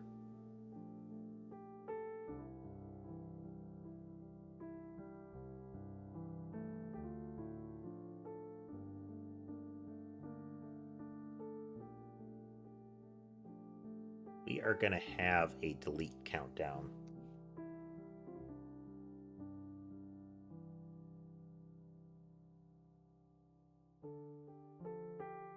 Vote 0. We're only going to delete them once a second.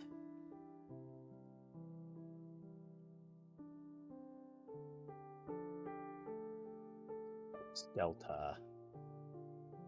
If time since delete is greater than or equal to 1, then time since delete minus equals to 1.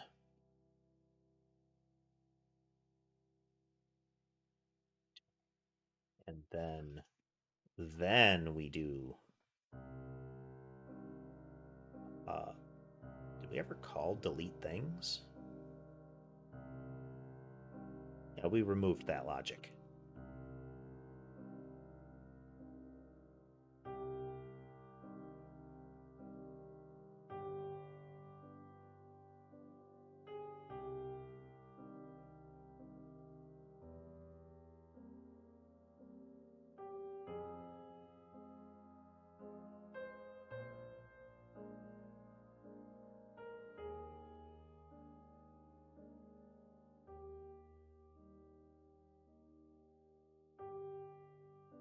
Okay, so that's we remove them.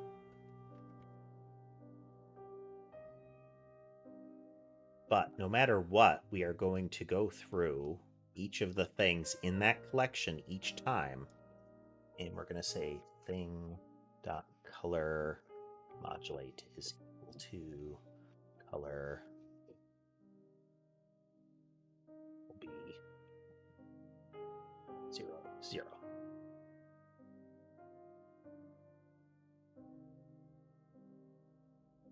So when we touch them, they'll turn red, and then 1 second later... Oh, no, wait. Wait, we need to do this faster.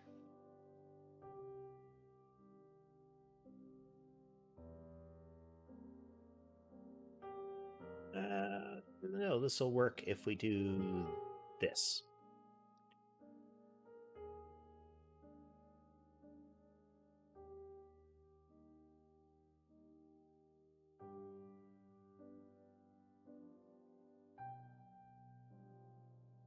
Yeah, we're still getting some bad markers. See?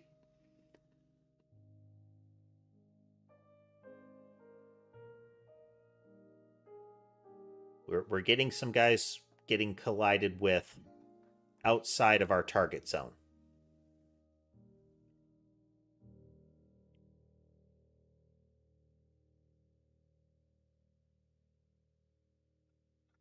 Okay, so our removal logic is still not fail-proof here.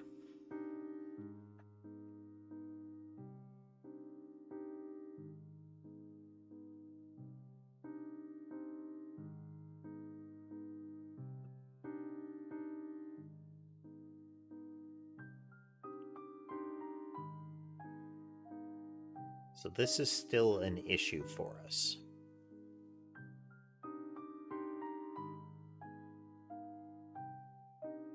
Because as soon as we're reusing... Well, no, that should... The RIDs have to be equal when this happens.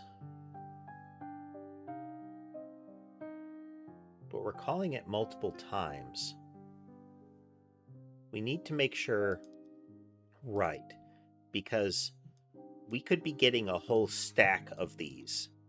The same entity is going to be called multiple times. Okay. We need to make sure it's not in there. We need to make sure it's the right one. If things to delete dot find thing local thing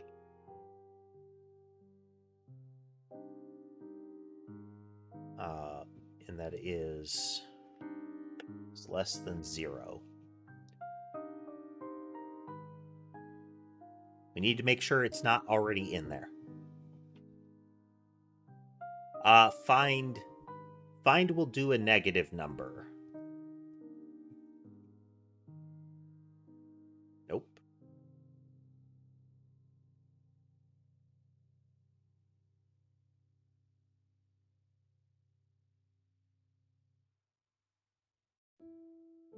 Still getting bad collisions.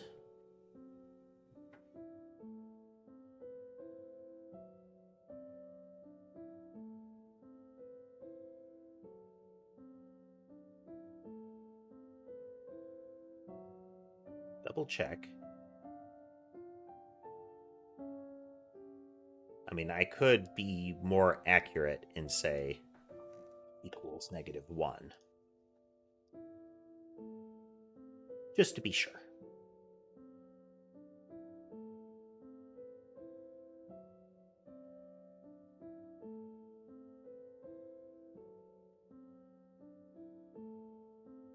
Still getting the same problem.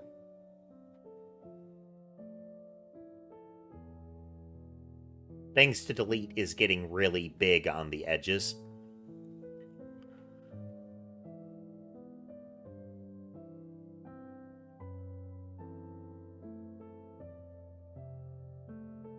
We've got there's a nice little ripple right to left going on right now.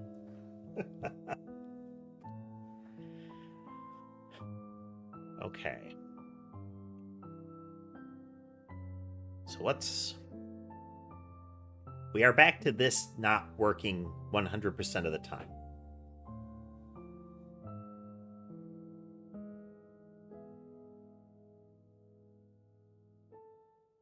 If this collision happens,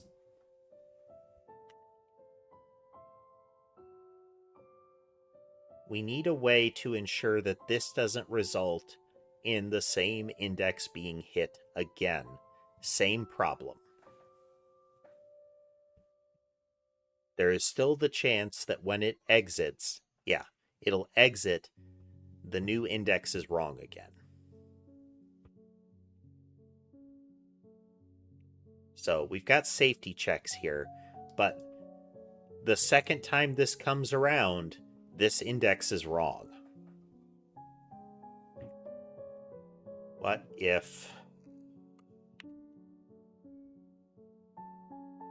just pass?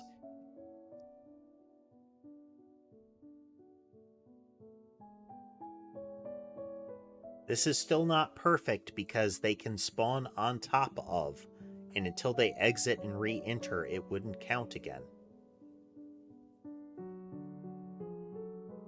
Okay, so we know who our problem child is. It's still that collision on exit.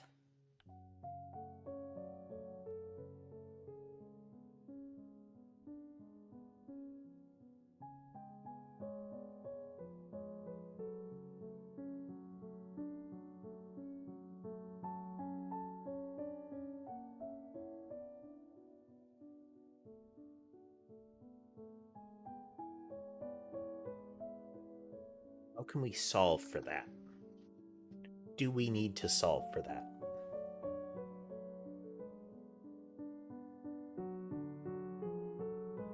Spawn one at a time. Go ahead and move plenty fast. No. They move plenty fast. They don't avoid anything. Oh. But we need to give their limit. We need to increase its limit.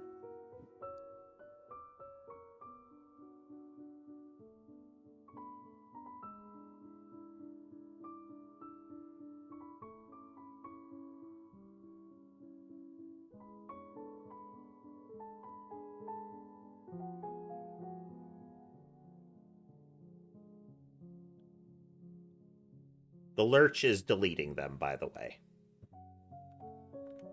Let's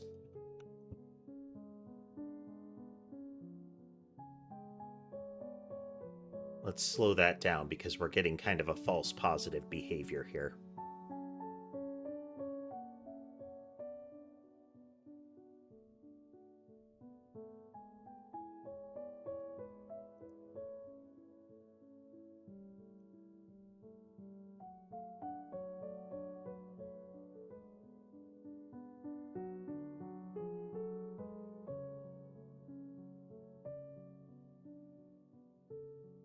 This is going to be a Vampire Survivors style game, Don. We're a ways away from the actual like gameplay element. We're getting collision detection debugged right now.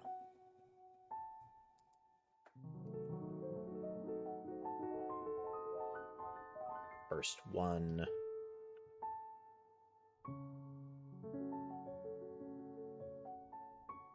At 0. If things to delete. Size to 0. Then, no, we don't need that actually. It'll be cleared out if that happens. Oh, no, wait, we do need that.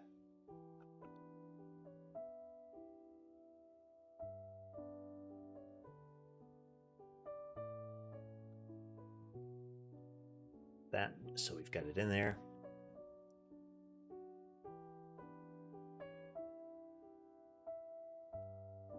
Oh, we moved too close to the edge. There's going to be a big lurch at best here.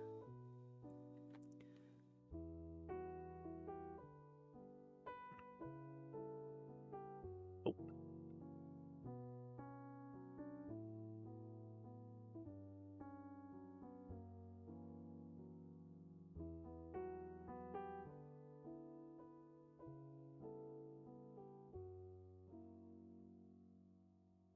Well, nice to meet you too. I've only worked with Lua scripting in Noida. I did a mod for that, and much of the game logic in Noida, or much of the game content in Noida, is defined in Lua scripts that run over top of the underlying CPP. A primary problem I have with Lua is kind of how loosey-goosey it is.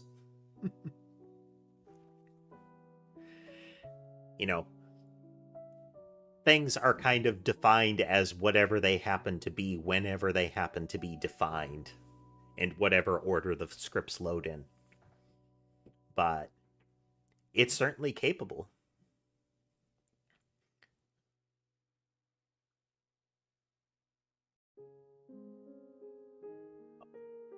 Zero.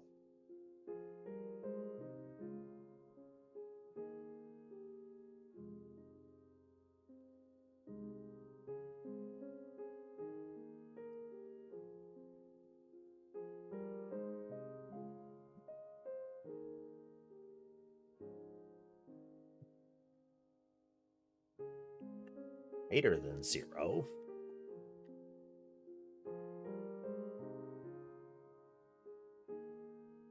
Do this.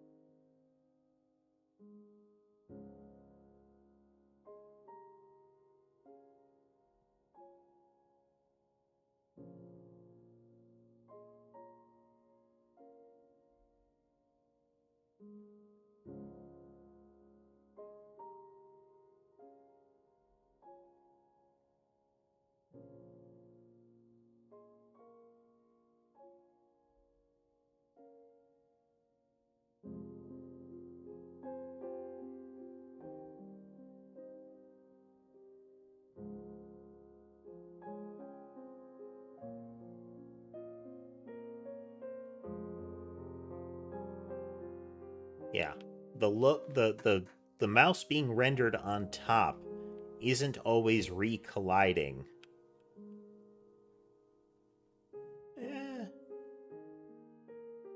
It's very quickly recolliding.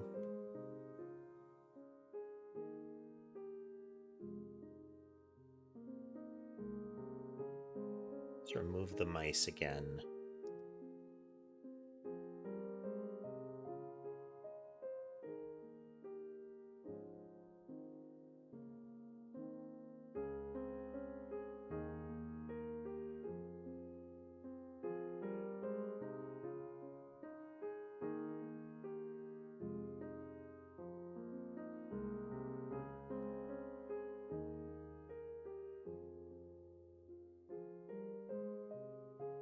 Let's...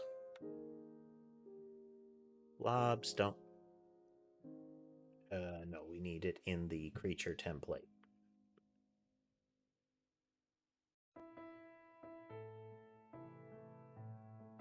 Blob space...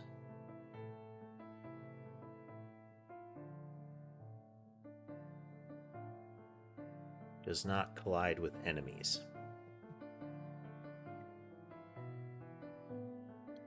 The general premise... I mean, there will be some, like, little lore elements in how the game unfolds, but the general premise is just enemies swarm in, and then, like, bullets will be fired out from the player to try to keep the enemies from touching you. Again, Vampire Survivors, kind of the... If you're familiar with bullet hell, this is kind of the opposite. Instead of the player dodging a deluge of attacks, the player is emitting those to try to keep a swarm of monsters off them.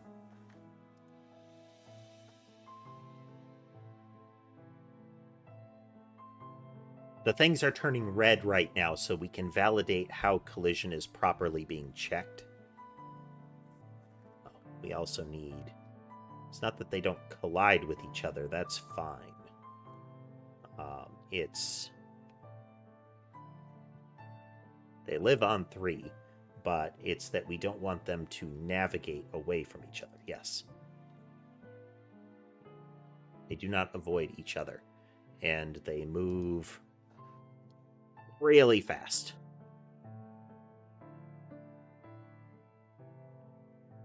They're supposed to move really fast. Obey me.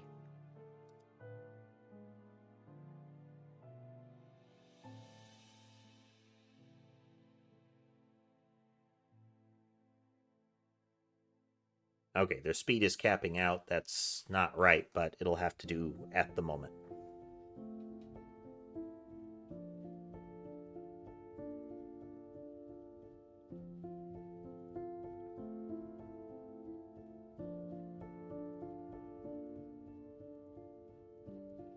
Okay, and for the blobs, we're going to change that so that they move out.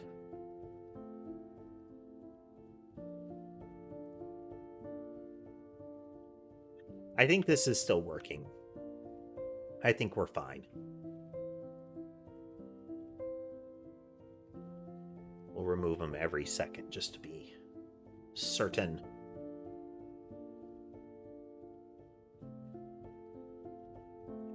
Why is speed not working for them?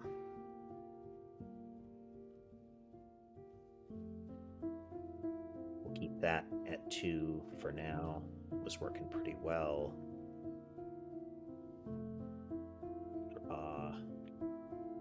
Move. Oh. Speed.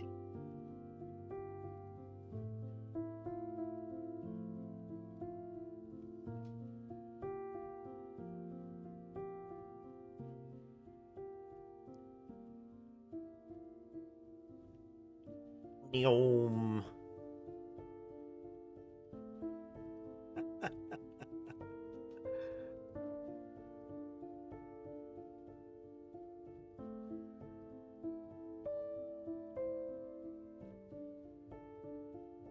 Actually, just for the giggles, let's see that when they move in. Neom.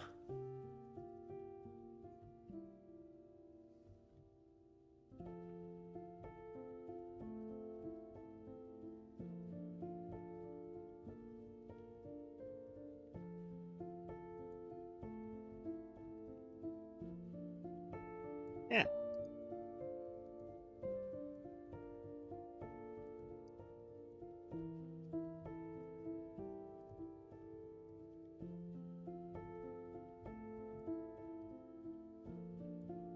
Yeah, I'm turning them red just so that we can see the collisions have happened.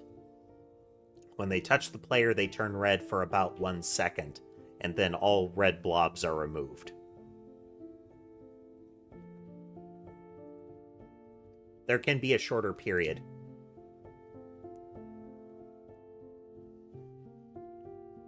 Why are the blobs this blue color?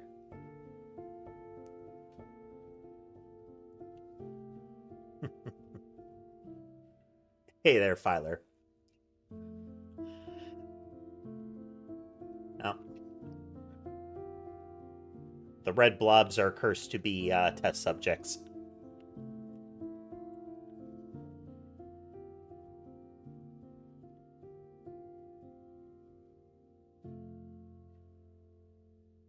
I mean, if I wanted to be more lore accurate, let's... Here. Where is it? Where am I setting their color? It would be something like 5.5? I'd have to look up the exact color. Nope, not 0.5, 0.5. 0.5. RGB.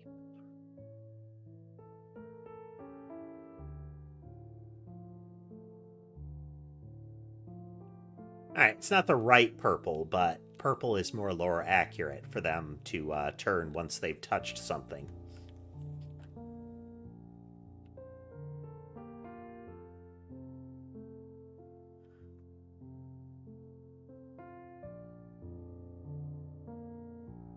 Okay, so we're going to remove the blob's collision with players briefly here.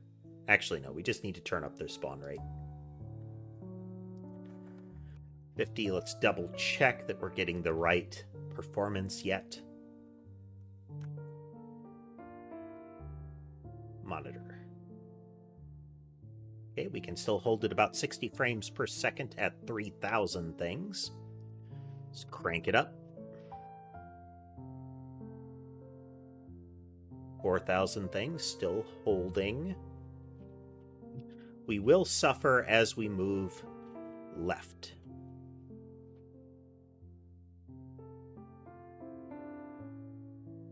So the deletion of things is happening over there.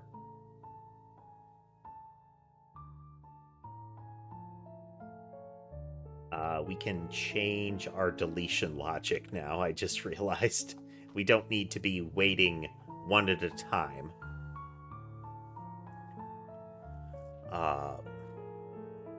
We can move faster.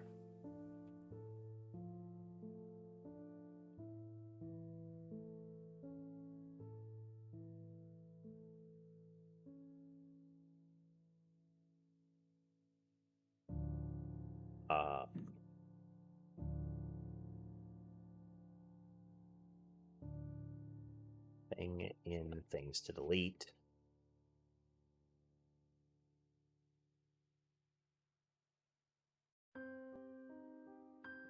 Thing. This is test naming, if you're wondering why everything is named awful.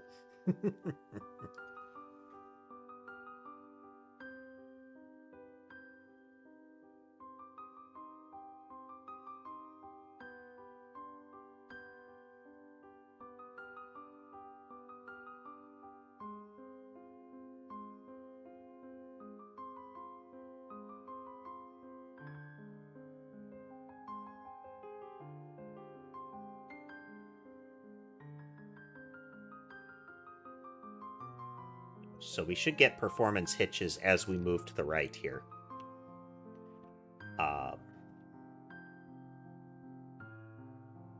Because there are a whole lot of entities being deleted off to the right here.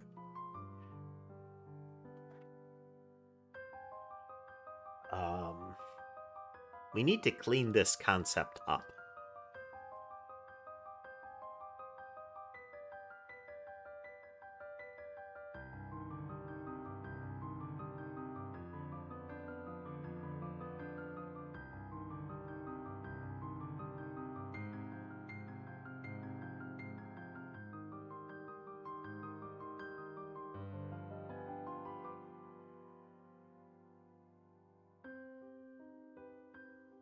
We're going to remove them one at a time.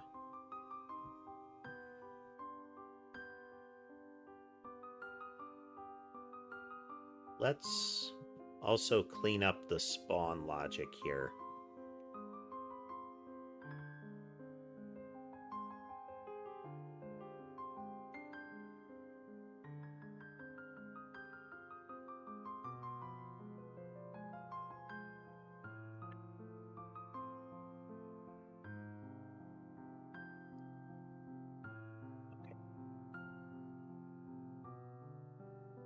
It needs to be spawn limit minus spawn rate, so we don't overload it every time.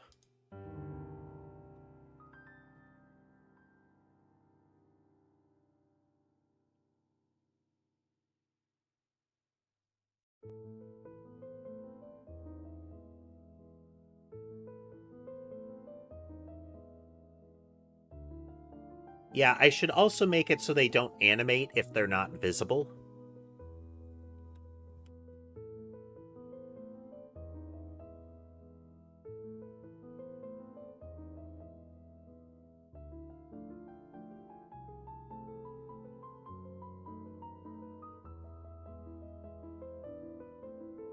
So it should be deleting them one at a time here.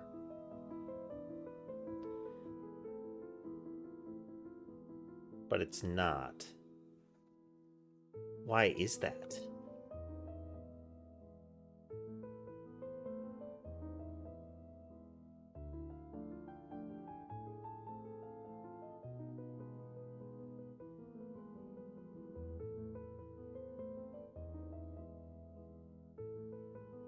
Alright, we're going to delete 10 of them a second.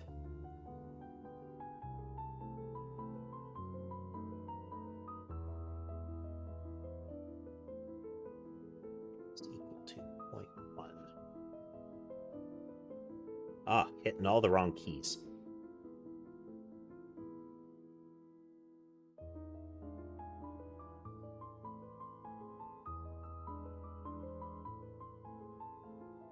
So originally, when we used the core things in Godot,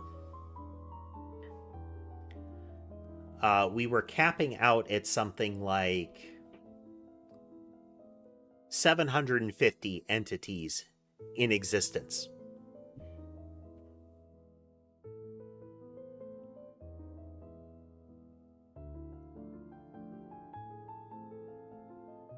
So one of the things we will have to do with the drawing logic is to let's check our. Not getting any actual errors, just warnings. Our frame rate is tanked at 4,000. We tune it back down to 3,000. Let's see if we can recover.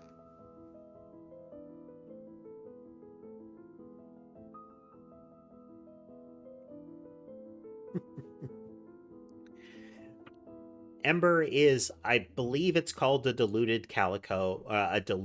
It's kind of like a calico. She's gray with darker gray stripes, with white underbelly and like chest ruff and socks, and then she's got like orange splotches. Like one of her ears is a big orange area.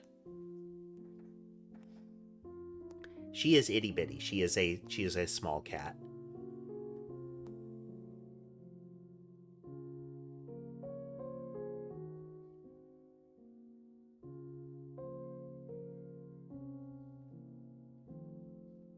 We are not removing them fast enough for this test.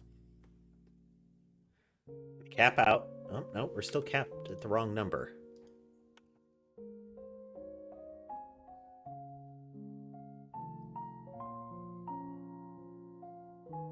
Okay, 3,000 with collisions. Let's go.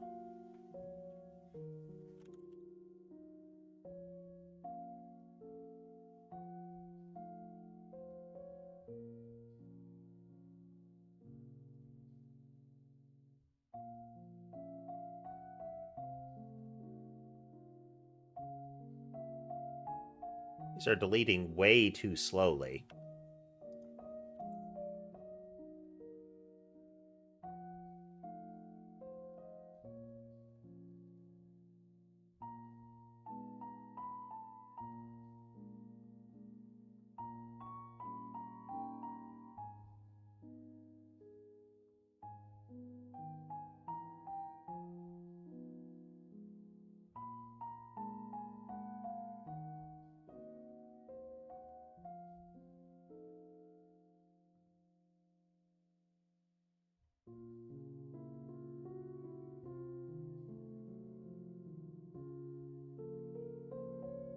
Okay, so the things delete is going to be clogged up with the things on the right.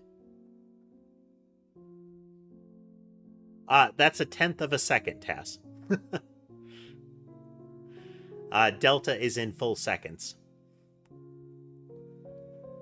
Well, it's a float in seconds. Hey there, Minnie. Welcome.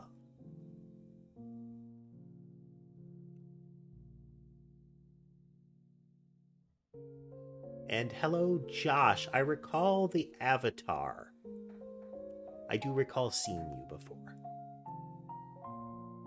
I am making a game, Minnie. We're making a Vampire Survivors style game, and we're working on some optimization here.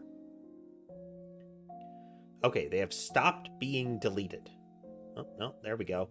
It's going down again, very, very slowly. We definitely have some performance issues with deletion logic. Yeah, we're down to 9 frames a second, which means we're spending too much time for 1 a second. Yeah, physics process is taking way too long to cull here. Okay, let's just remove the color modulation for now. We don't really need that.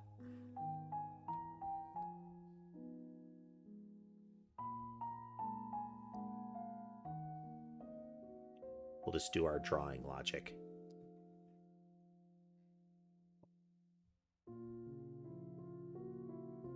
If you would like to sub, feel free there, cat lover.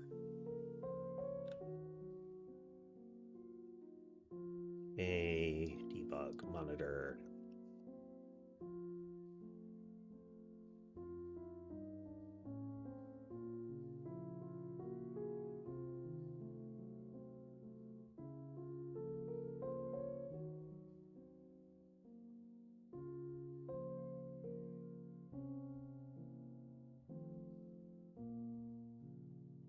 Okay. Performance holds. Okay, and now 4,000. Performance should start to dip.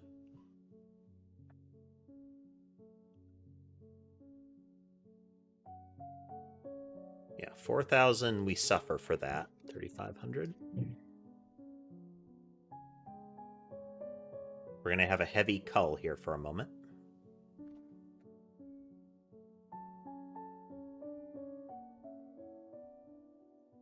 Patience is the core aspect of it, Don.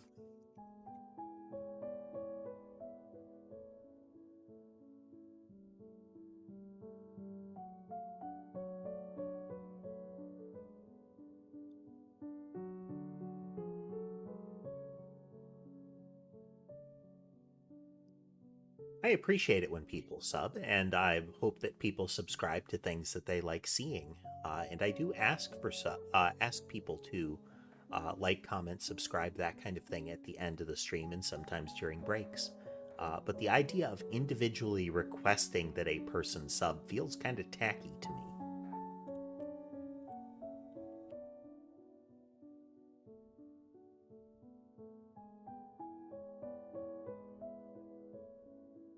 Okay, 3,500 is kind of our limit for entities, it would seem. I don't know what the full limitation is. We might be able to save some pain if we don't draw them and they're out of range.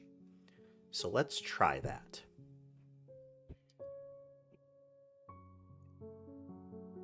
If thing.position x is greater than... Okay, we need to calculate the screen edge real quick here.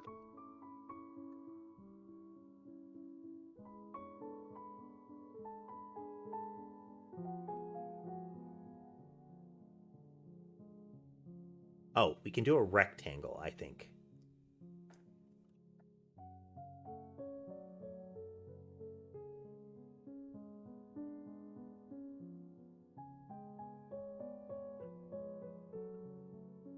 Let's call it screen.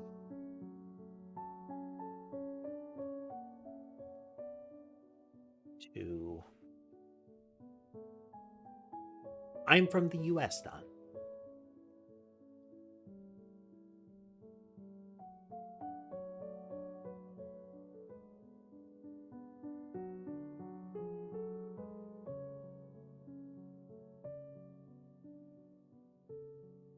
don't know if this is going to be...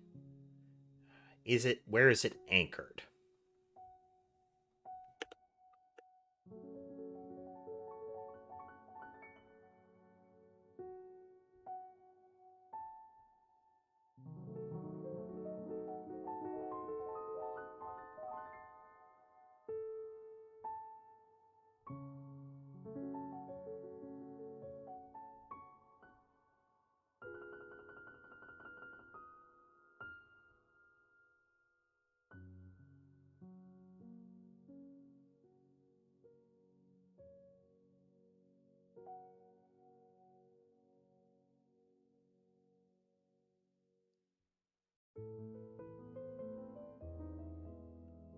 Vector 2.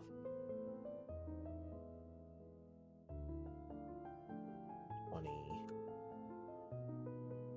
And 80. If screen contain like has point.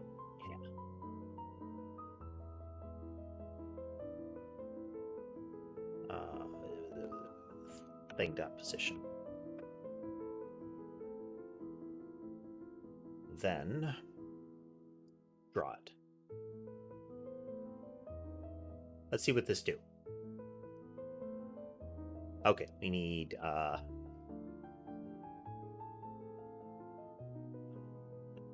minus vector 2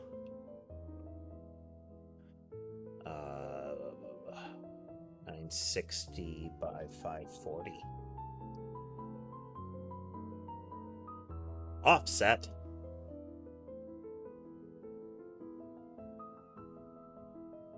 It's not quite right at the top of the screen. We need to go a little further. Let's do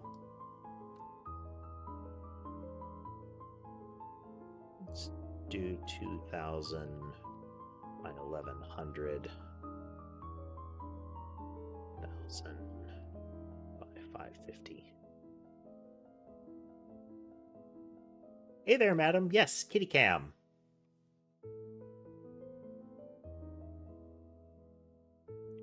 Okay, that's 3,500 things.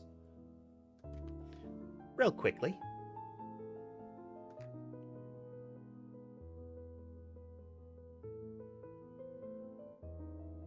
Oh, we do have to... Oh, we got a double. Let's switch to the double.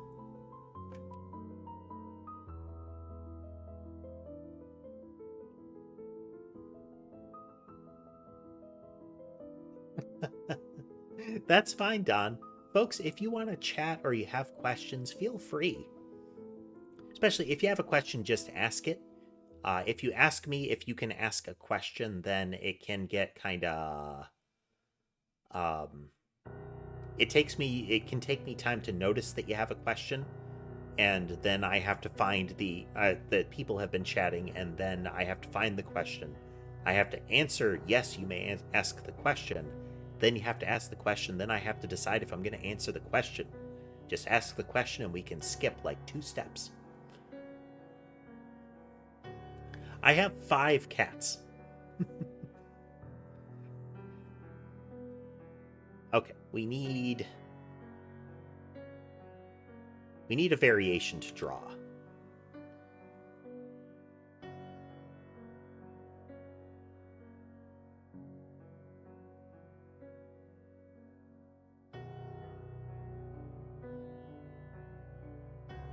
What if we're working on a game? We're working on a game. Madam, it is a Vampire Survivor style game. We're trying to get the basics of collision and performance like optimized, because this style of game requires a whole bunch of things on screen moving around at once. So we can't afford for it to lag at all when running at a very high number of entities.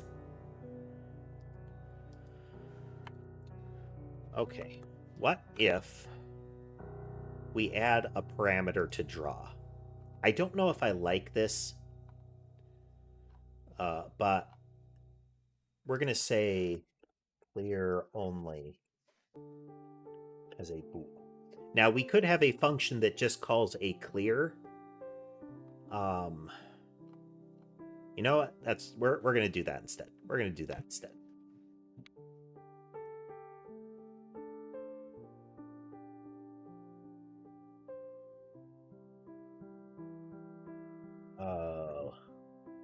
What are we going to call it?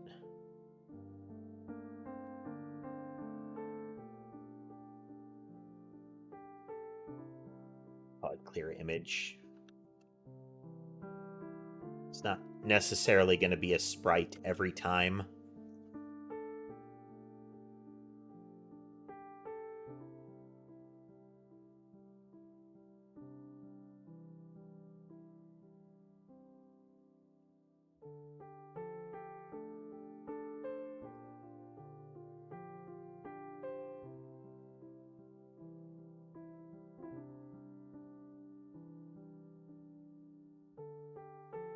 We're going to call it clear just so it matches.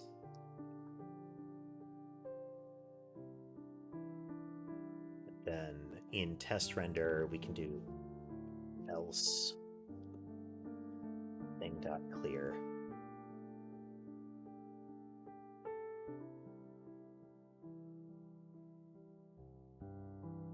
I had a lot of dogs growing up, but ultimately I became a very avid cat person.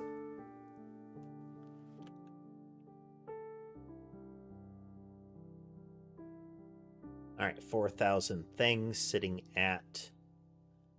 Oof. Oh. If you look at the monitor, it costs you as it does the calculations. But, okay, we're trotting to the left. We can see the number in the upper left there, that white number that might be hard to read for some of you. Especially those in the tall format stream on YouTube. But that number is the number of blobs that are created. Every time that number goes up, that implies that that same number of blobs has been deleted. Okay, and then we go back over here. We're holding still steady at about 60. That was the part of the secret sauce there. Can we go higher? 4,000.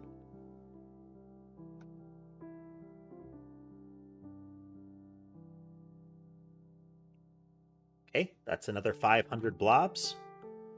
Ooh, okay. We are still 59.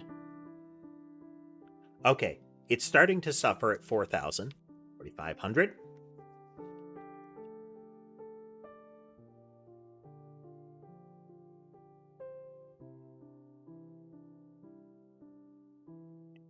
Okay, 4,500, kind of the limit, but 3,500 looks pretty steady here. Now, some of this could be that it's hitting the edges.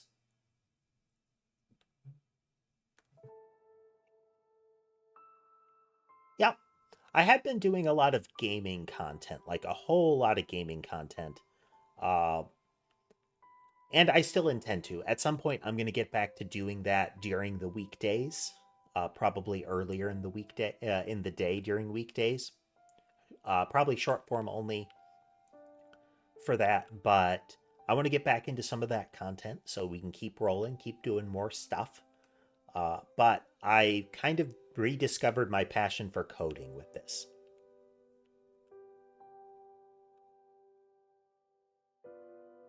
Okay, so I think the screen edge is part of the problem here. If we trot to the right, you can see the number starts going up. That's because we're deleting a whole bunch of entities at once.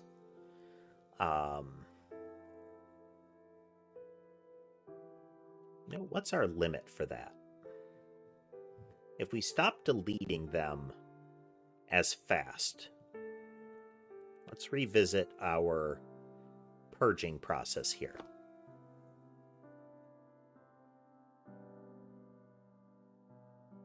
So,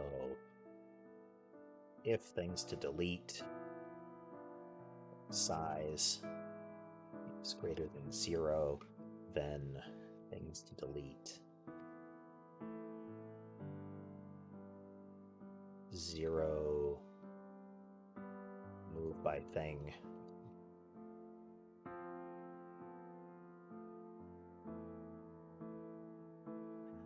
Things to delete.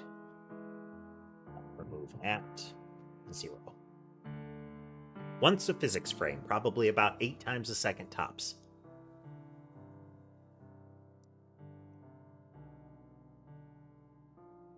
Trotting left.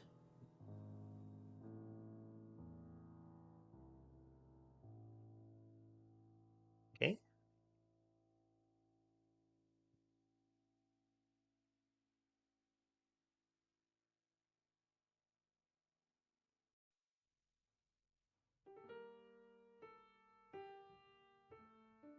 Right there, Don. Thank you for joining us.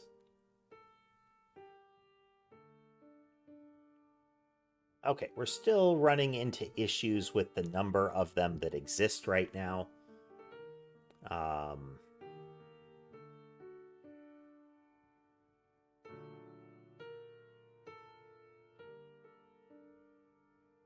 Something's not right here.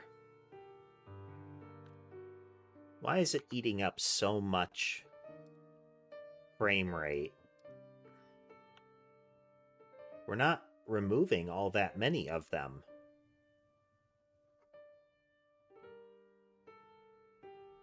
And there aren't a whole lot of things in the...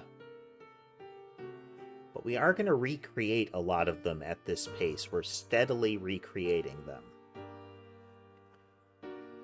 That's why this number is ticking up, if very slowly.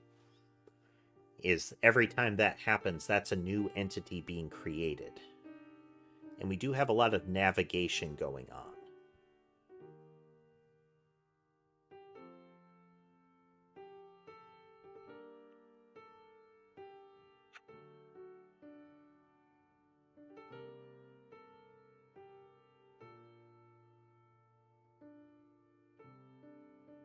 What if we just simplify their movement when they're too far away?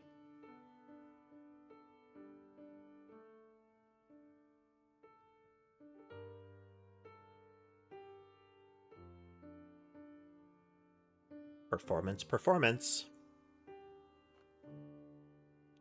Okay, so we're checking how far is the player. We're telling it to move.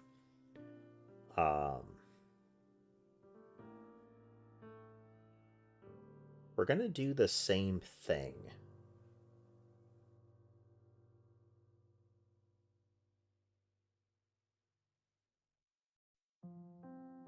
We're going to say if you're off the screen, stop trying to move.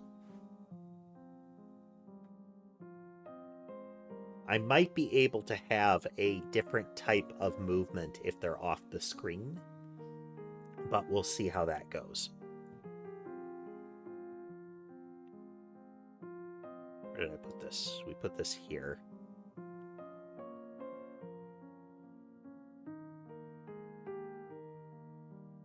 That will not work once we put it in here, but...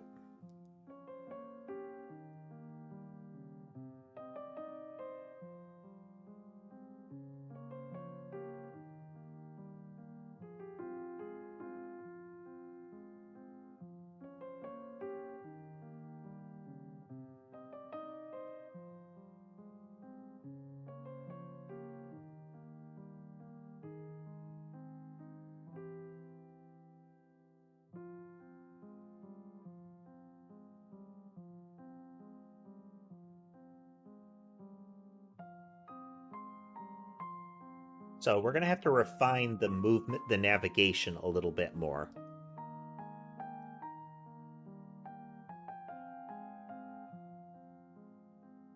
Got 0.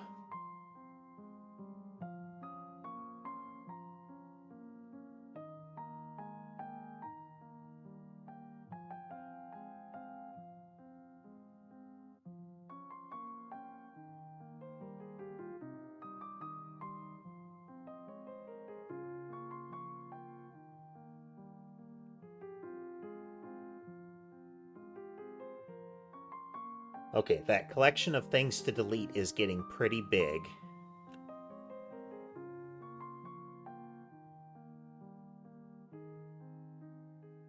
we've still got...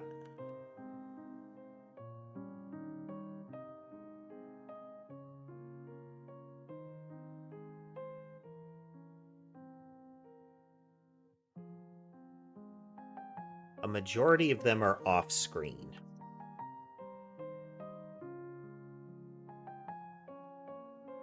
Okay, let's start it. We are going to zoom out and see what's going on.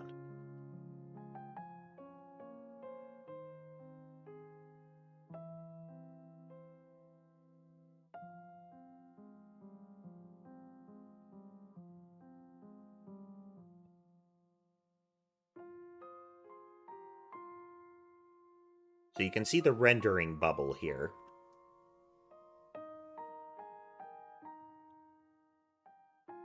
Let's look at that deletion logic.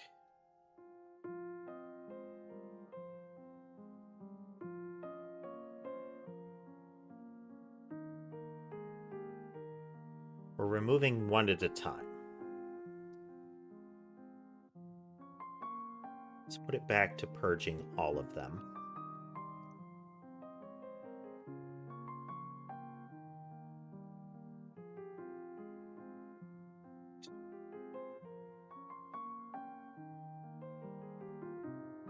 Body camera 0.5.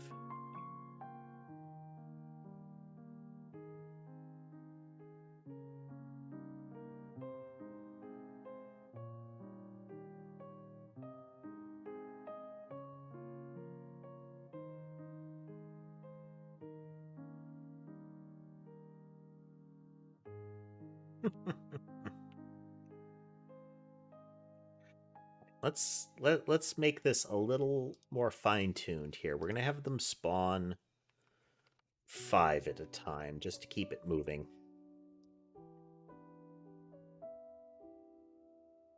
Go into our remote game player body 1.5.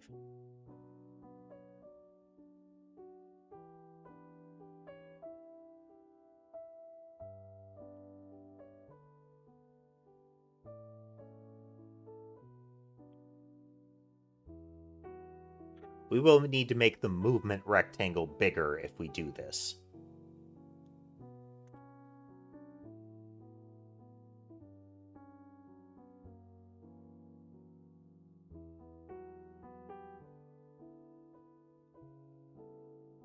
Let's do that.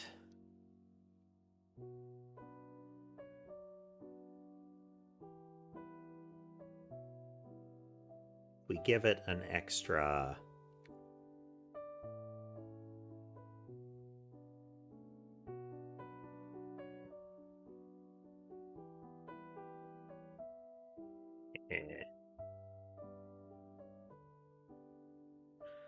Still not the same screen ratio, but it...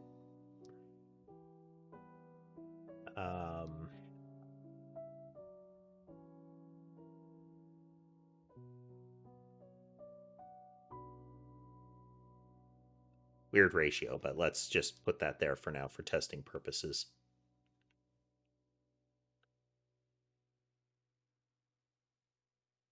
Okay, why can I not see any of them?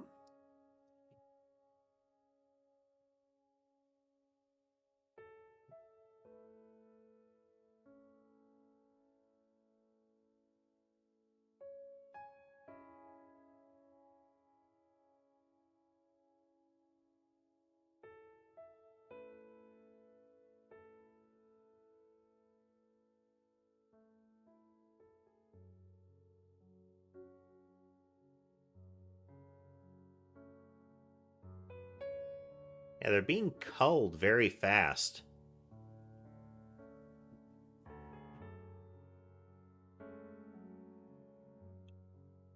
That's weird. Why is it deleting them so quickly?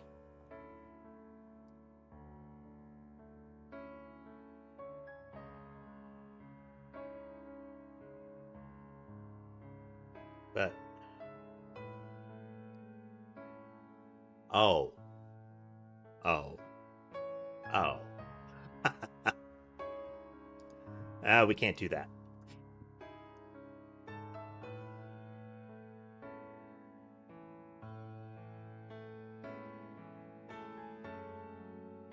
The spawn control circle was being so the spawn area is also controlled by camera zoom.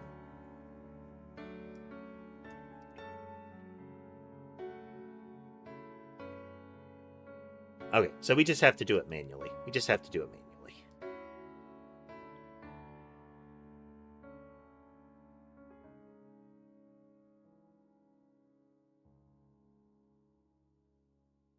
I could add code to make this non-manual, but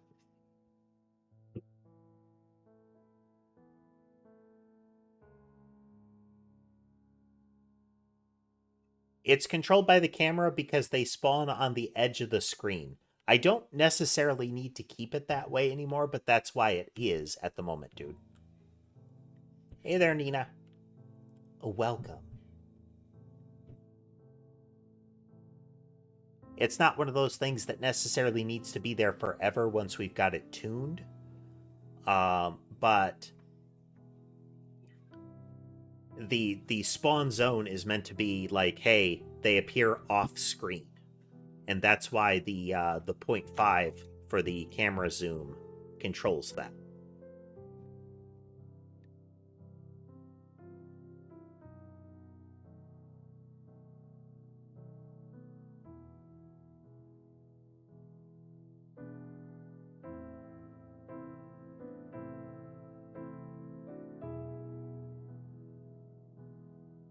They're if they're not on screen, they don't get drawn. So there's a radius out here where we don't draw them anymore. The screen's edge, the normal screen's edge.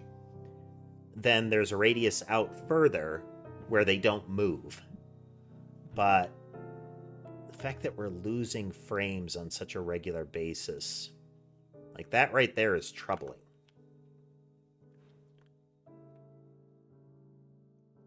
Oh, okay. You might want to just so you know, there are a lot of like platform rules.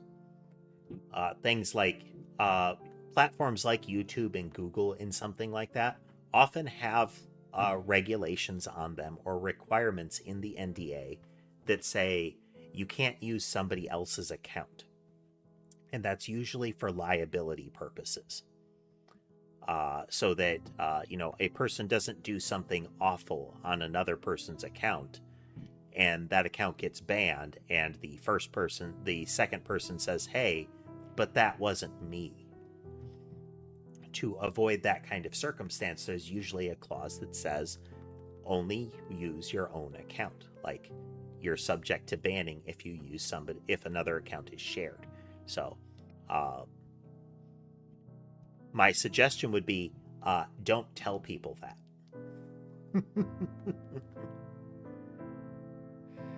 Twofold, it also would imply that there might be the ban dodging.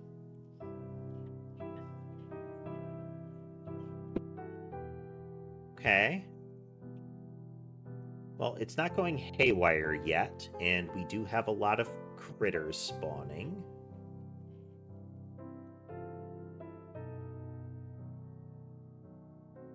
Let's let it build back up.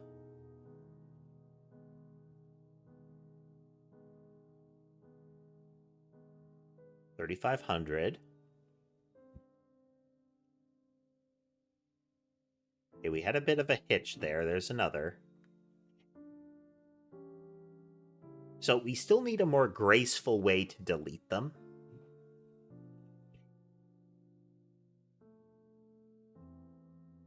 I think we need to do it twofold. We need to remove them from the world. So that they're not animating anymore, they're not moving anymore, anything like that. We're going to say like, oh, this one is now gone. Like, we can be pretty aggressive about culling them. But once they're not navigating anymore, once they're not colliding anymore, we've removed them from that. Sammy is over on the shelf right now. We're keeping it up. We're putting it on the bed because we got the double. But you know what? We don't get to see shelf cam all that often.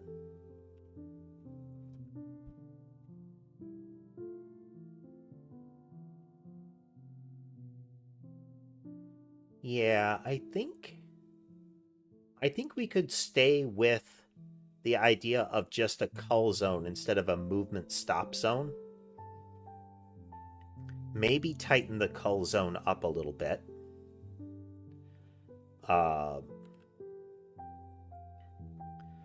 Because we don't need them to, like, roll in like this as we move to the sides. It's not the worst thing. We could simplify it down to a circle, you know?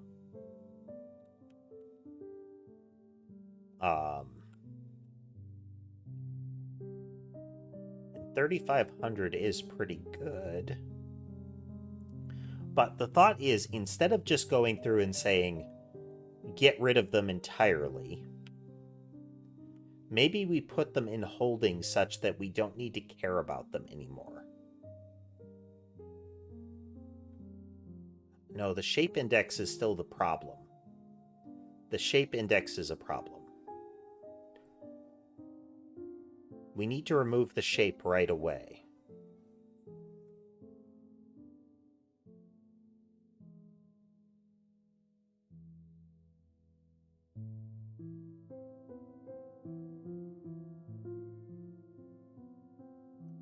A lot of times when Sammy's grooming like that, she'll be licking at the side of her paw, but you can hear her tongue on the heating pad. Like that real loud rasping sound, you know? So if we remove them from all of their collections, is there anything else we need to worry about? So they're gone from collision space.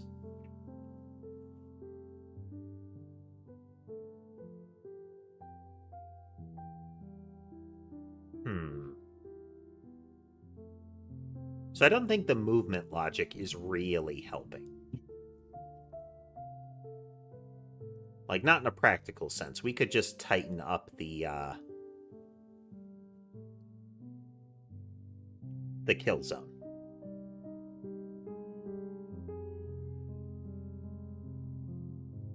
And so we shall.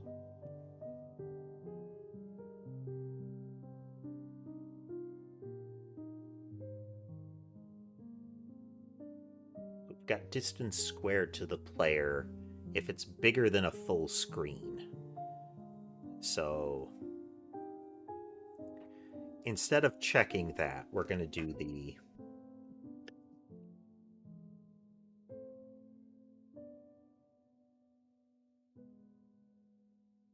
rectangle heat box dot position is equal to layer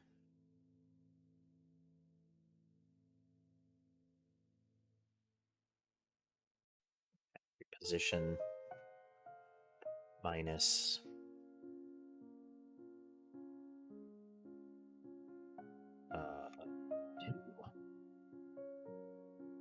we'll put that in there for now here.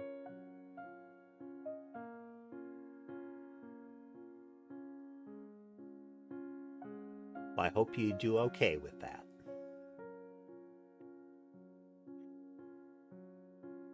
Box size to vector 2. Okay, it doesn't need to be a full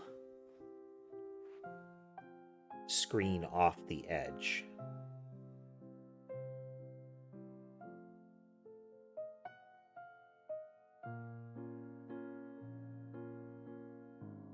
Because right now, it's a little bigger on the top. Let's not tamper with it just yet.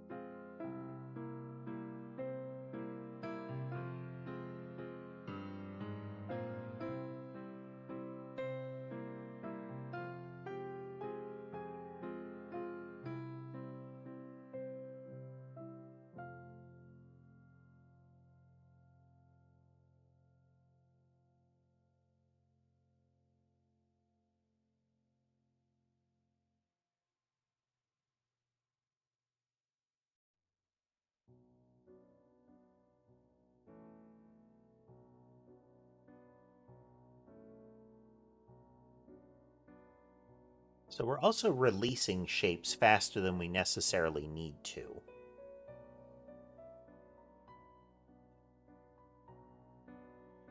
Like, is there harm to keeping them around longer? What if...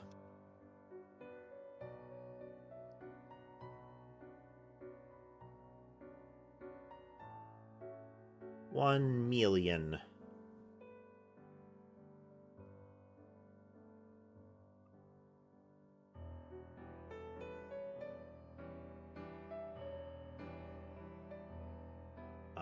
And then within the pool, we're going to say once it's greater than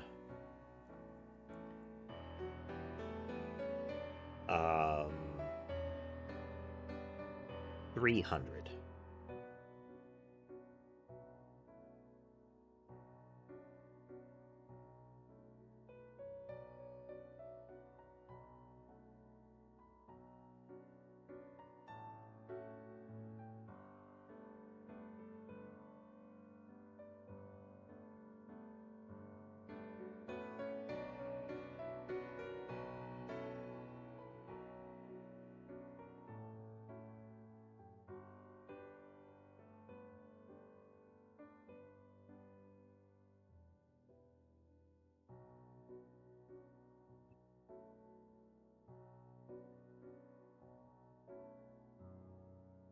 Okay, so we're going to start freeing them if they hit that, but we're just going to keep them. We're just going to keep them around. And now we go left.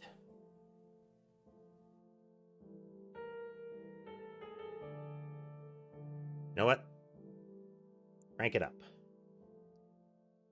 50 things at once. Let's go.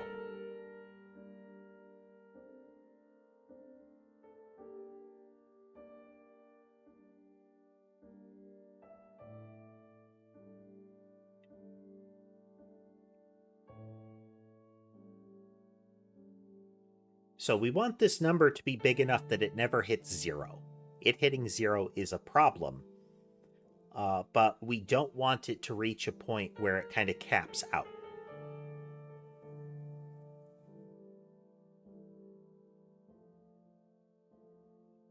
Okay.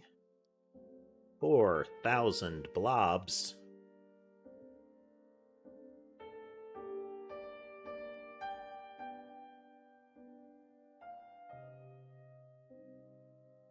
So the optimization we're messing with, folks, is these lower two numbers. They are the number of entities we kind of keep in a queue.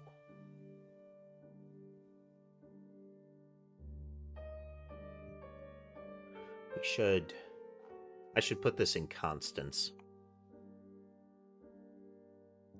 We probably leaked a bunch of things at the end of that. Okay.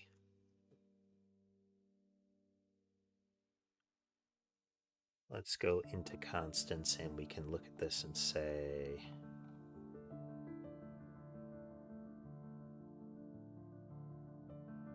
Might have to make use of that.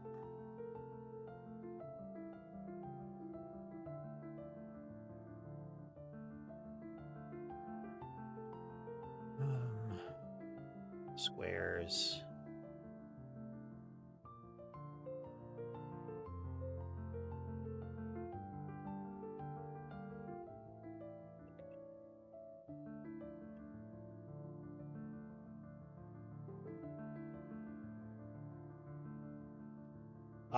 No, it's that number I've been messing with, like 4,000 or similar, is the maximum number of that kind of thing that can be spawned at once.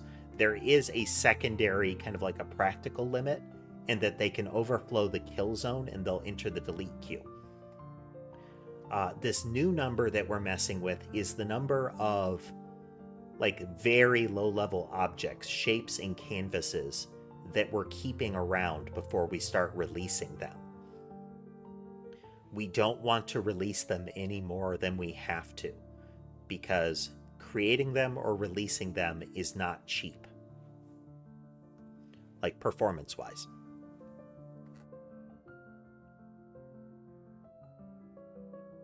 Oh.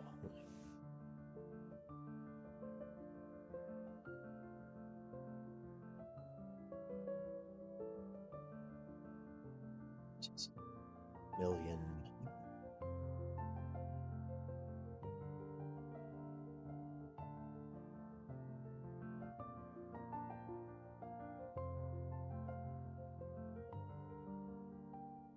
You know what? No, we're just going to have...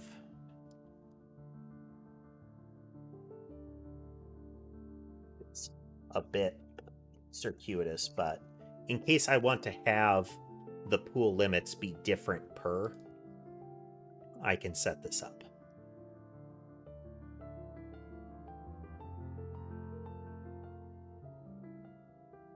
Like, there might be some that I want to cycle faster or that I can't afford to keep so many.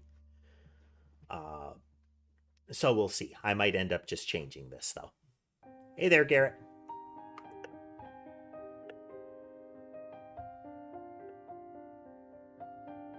Welcome.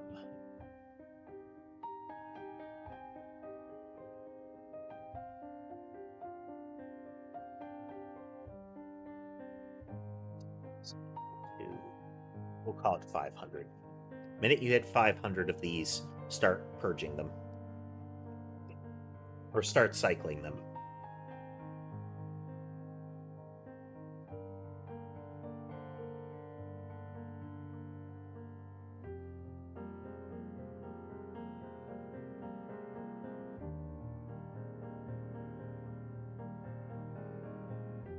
Yep, that one is aimed at Sammy currently on the shelf.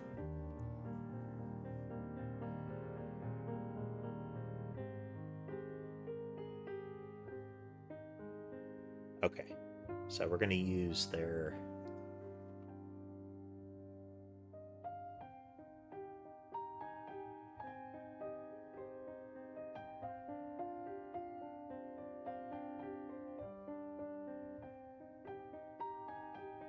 Could get some errors here.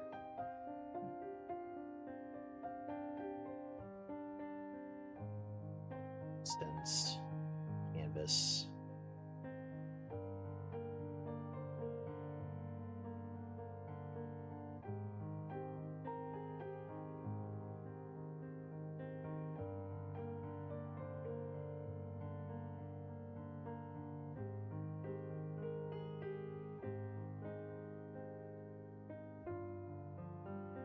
We'll empty limit.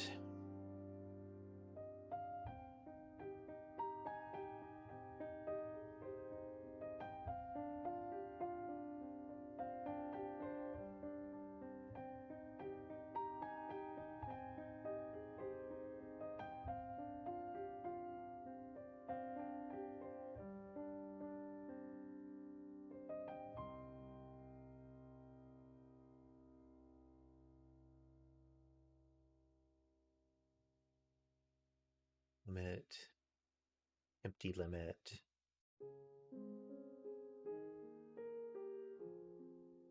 Thank you. I would have missed that.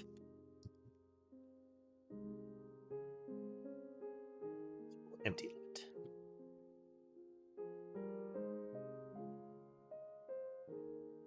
$4,000 created. Hits 500 and it starts cycling them. 4,000 entities, they're being culled at about one full screen off to the edges. Check our monitor. 55. Okay, it's still costing us when we're sitting at about 4,000, but welcome back, Jonathan. We can probably tighten up that culling limit to be a little further than the spawn area limit.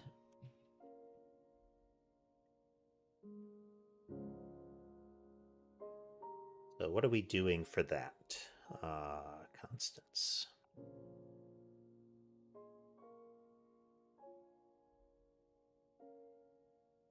Maybe in global nodes.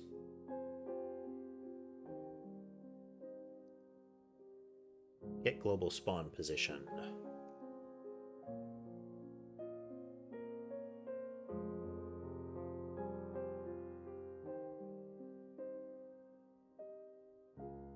screen edge.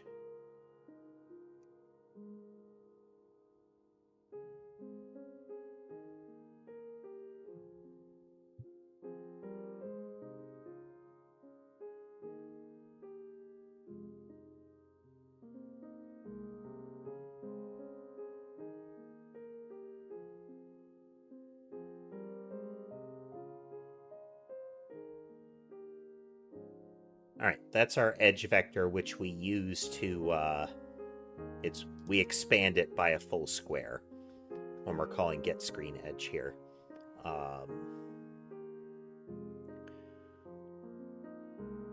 We could just change this to get screen edge as a accessible one.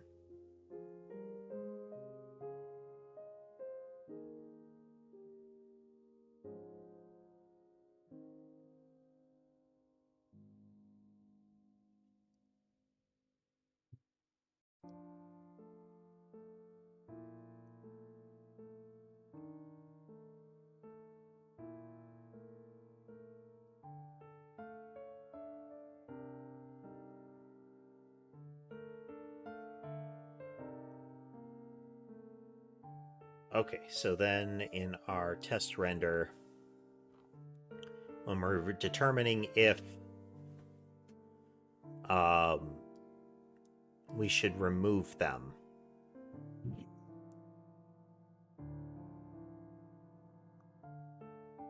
we're going to create a rectangle instead. Okay. Rectangle 2.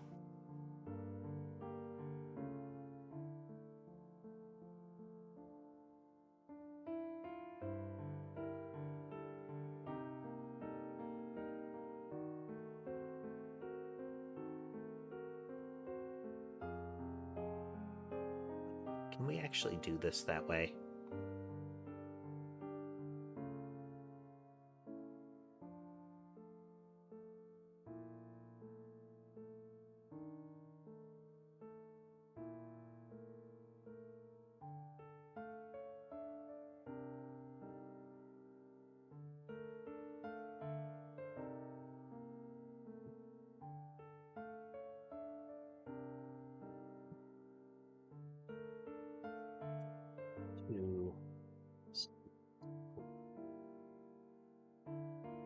Global nodes, get screen edge.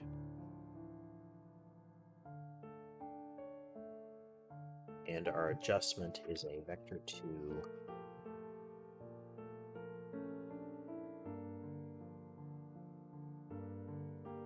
And let's see. Let's do half the screen off.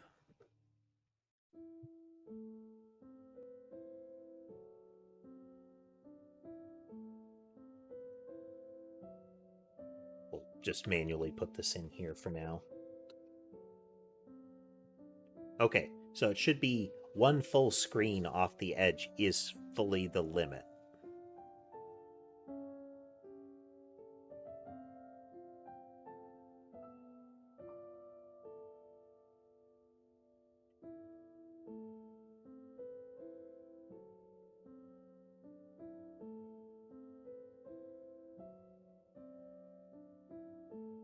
So this should get us a vector that represents the corner. In this case, the lower right corner that we'd be working with. So then, zone position to player factory to position. Welcome back, pause.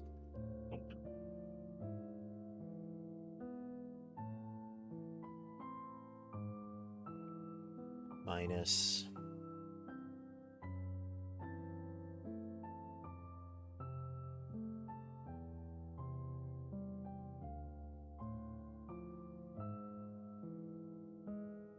operations will protect this, but minus half the screen edge, so we offset it. Size is equal to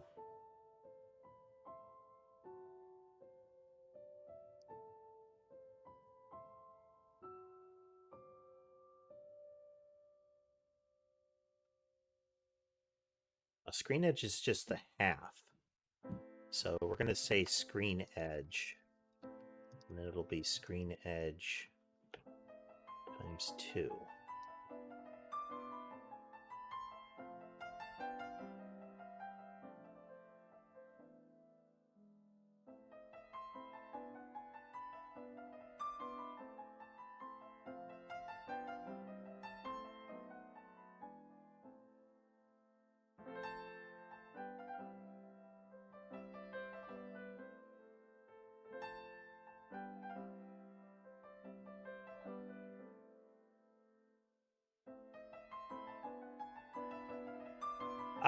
We had a request to show Sammy for a bit, pause, so we're going to keep it on Sammy for a bit.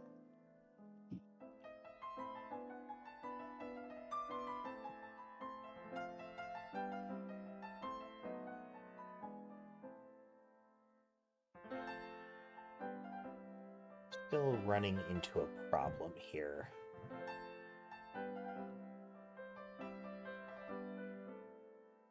There are way too many, and they're way too close in.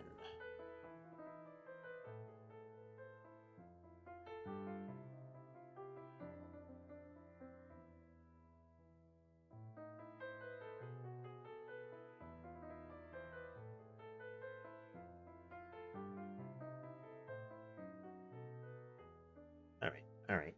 Let's...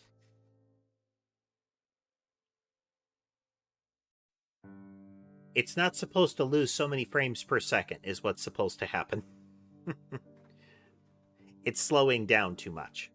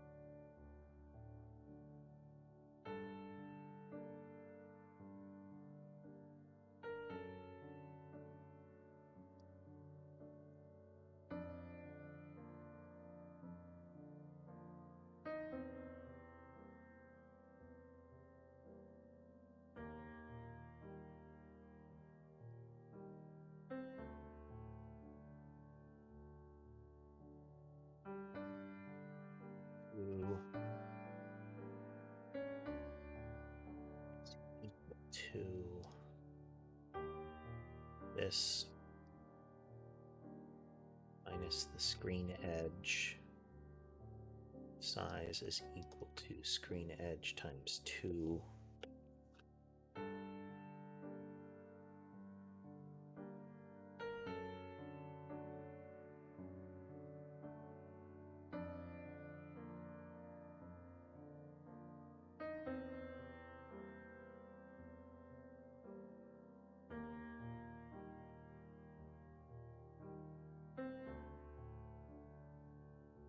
My character, it's something that I came up with. The origins of it go back a while. You can see the prior iteration, prior to the Nyanite, is the catbot. That is the thing at the center, is a catbot. Little TV screened cat thing.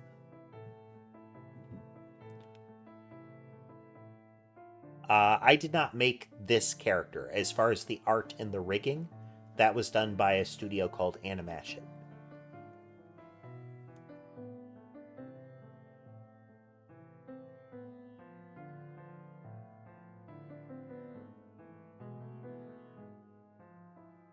The artist was Dende, I believe, and the rigger was Inkjet.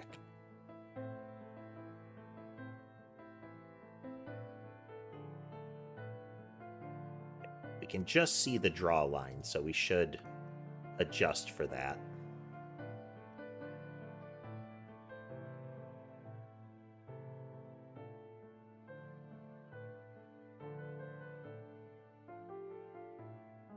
If we've got that. Now let's go into our game here.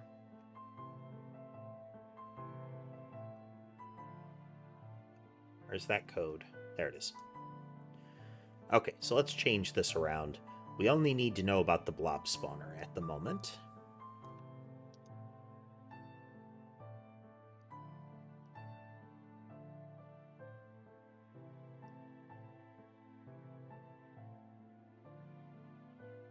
Let's put that back.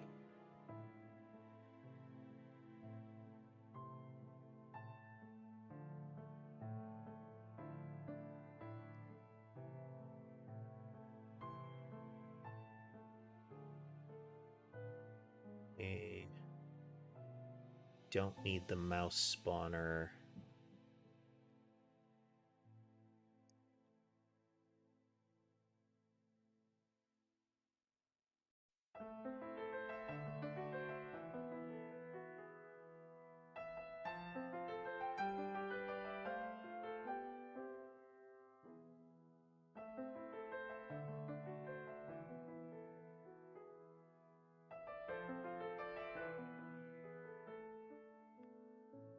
I don't know. A large portion of the Capot factory's operations are deep indoors or underground, so I would know it's raining if I went and looked, but otherwise, no.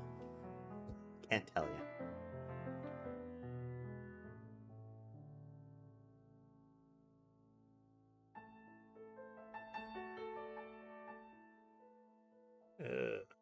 Let's just...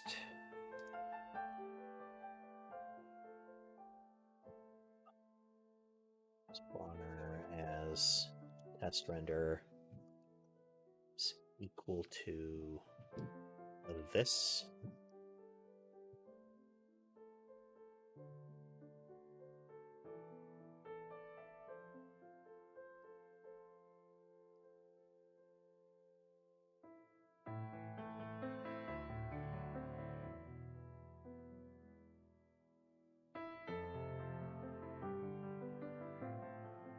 Epic, I'm not a mental health professional, so it's not really something that I would give advice directly myself. There are emergency hotlines that you can call if these things get severe. I would really suggest that you have those on hand. We can look those up for you if you'd like. To give you an example, you'd have to tell us your area, though, because it does vary. Otherwise, definitely seek professional help. There are a lot of tools available for finding therapists near you that can get you help. And that's really the best way to go about it. Your friends can be very supportive. They can give you some advice, but looking into it to see if there's anything further you need to do other than just advice from friends and family. Because sometimes the advice from friends and family is either not great or insufficient. You might need to look into things like medication or similar.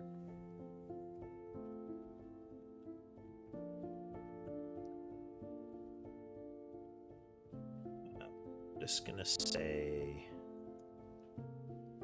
spawner.things.size.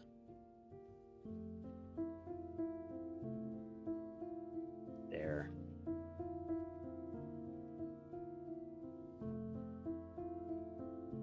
Oops.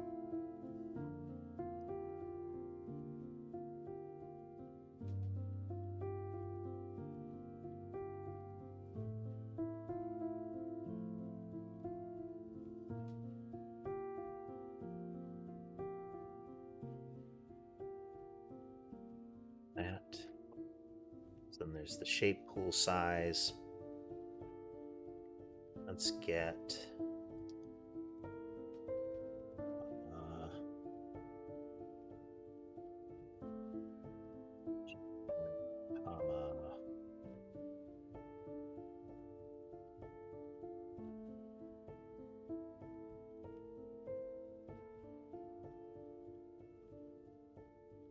can we get that? So we don't want it to be a monitor.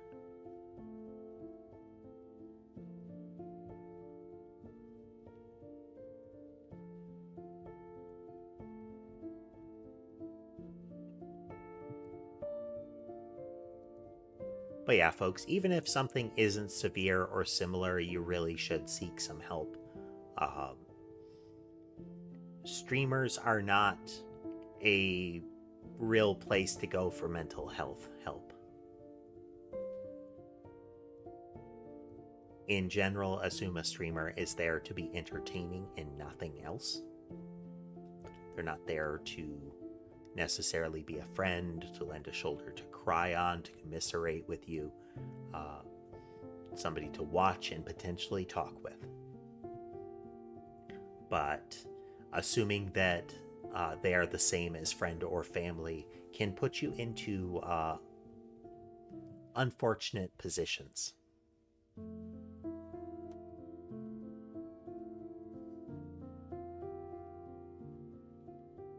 Is there a way to do that? Let me check.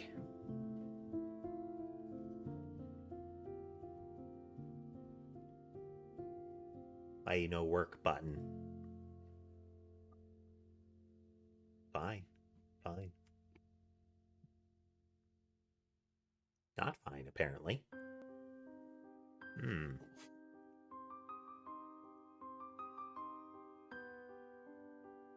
Oh, I do it. That's weird.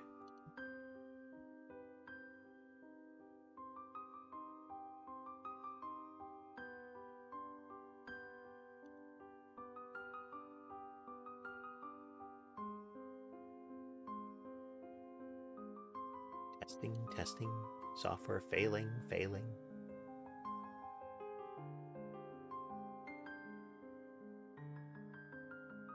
Only having some problems here. There we go. And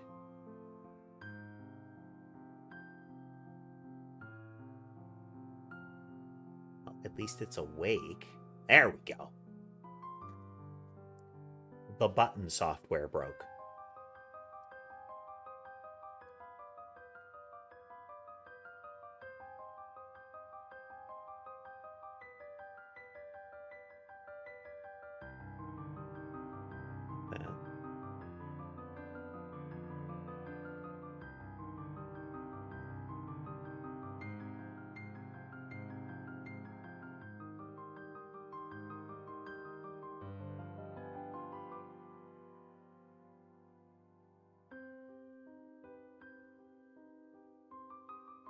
You can get frames per second. Okay.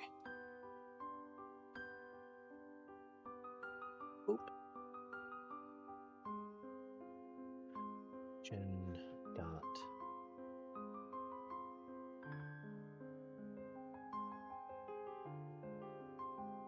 Think. Mama.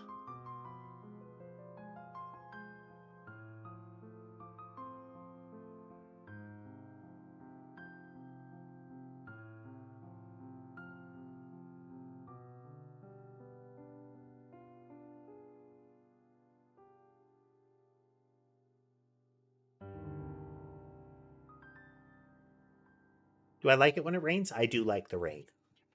I like fog. I like rain. I like overcast. I like wind. Thunderstorms too, though, internet. I like internet more than thunderstorm. All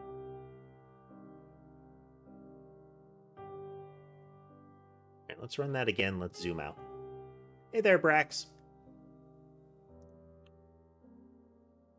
Let me zoom out.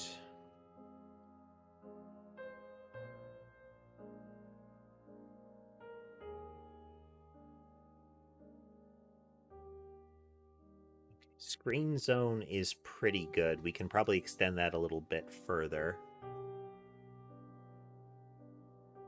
Let's do that.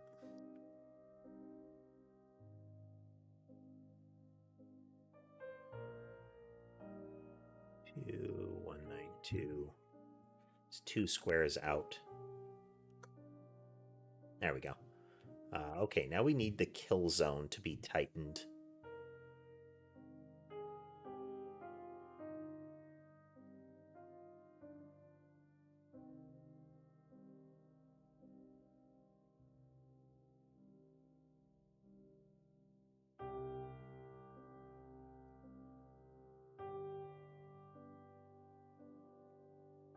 this.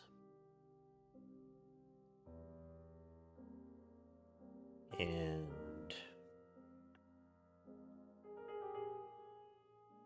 say 5 squares.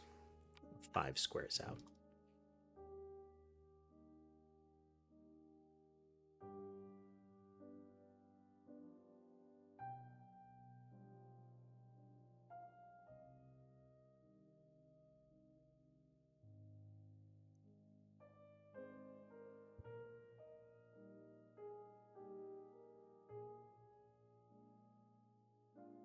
Okay, frames per second really suffering right now.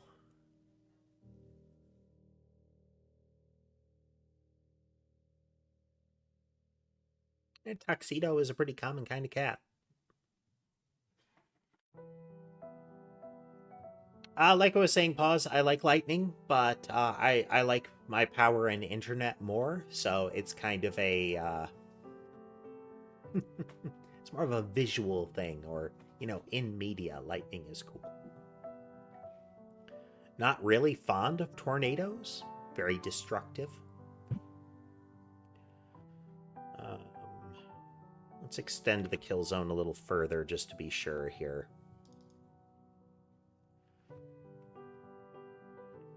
Offset of 10 squares.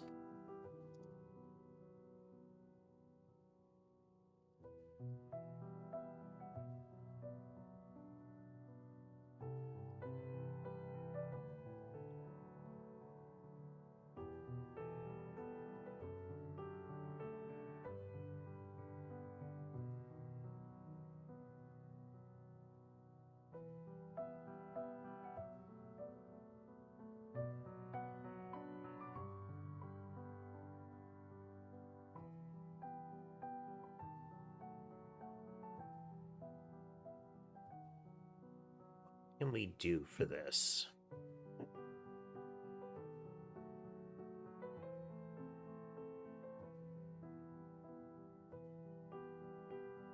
Oh, we're not culling them at the screen edge.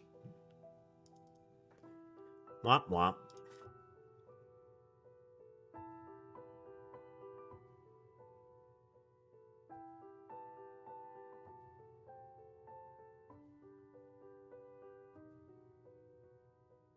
If not, screen dot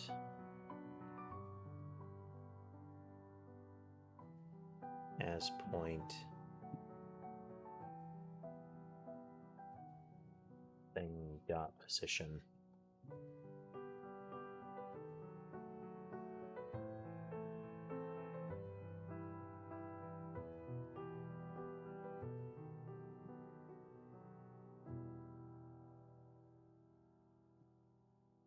Let's reload. Did I make it worse?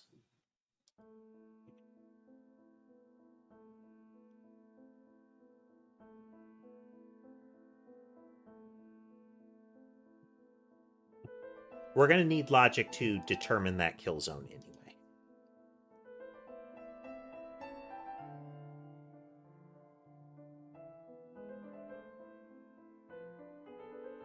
$4,000 is still not a great number. I mean, we don't need 4,000, so...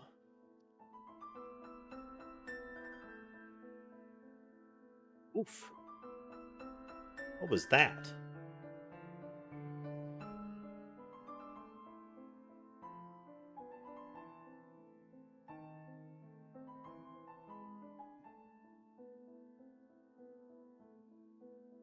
End of file.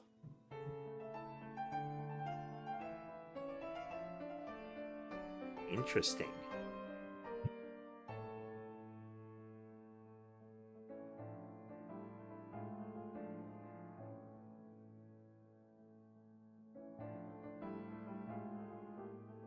I prefer my computer. My phone is plenty of mobile technology for me.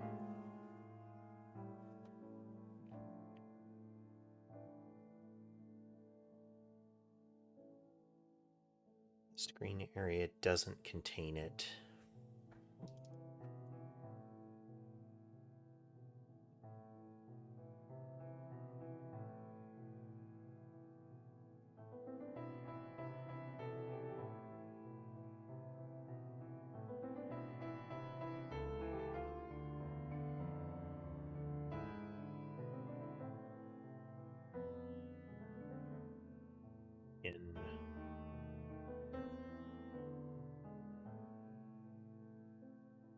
in the game script where we attach the player, we're going to temporarily make the zoom be vector 2,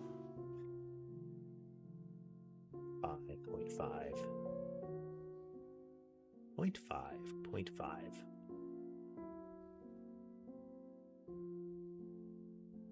and reload. More performance testing, Lan.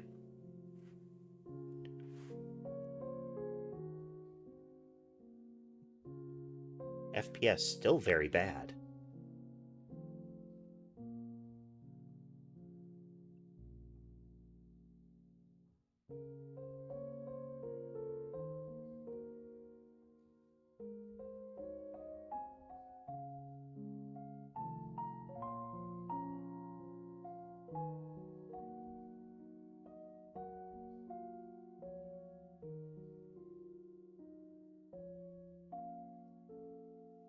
It just, the number is still not good.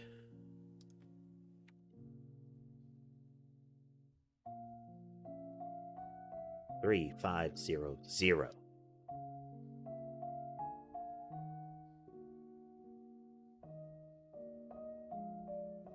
Is calculating the frames per second bad for performance? Let's find out.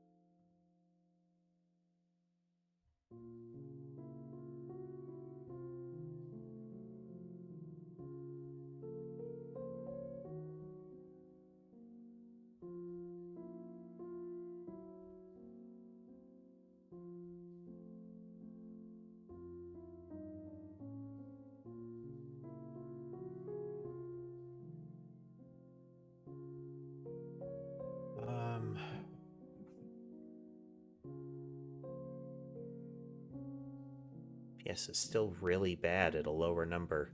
Okay, something about the calculation that we're doing is not good. So let's just do circles.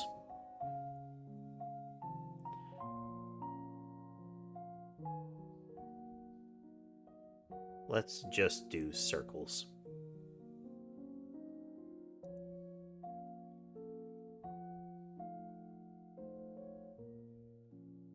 Let's go into that kill zone.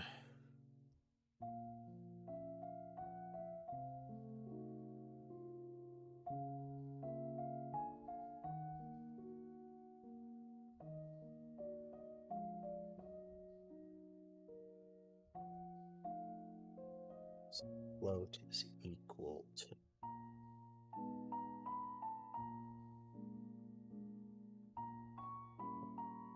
position, not distance squared to player factory dot player dot position. If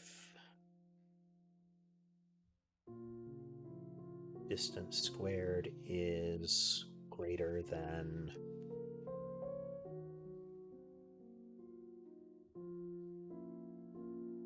screen, so it should greater than or equal to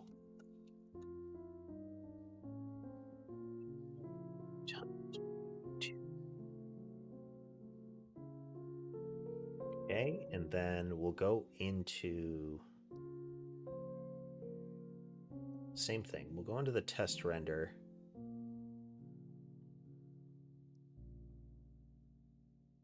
And instead of that, we're going to get the same calculation.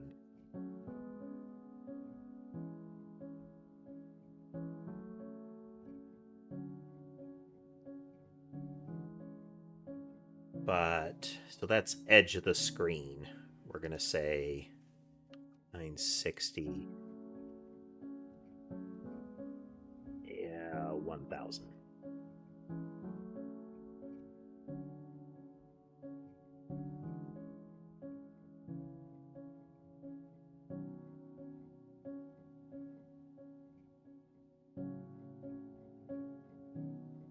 Oops.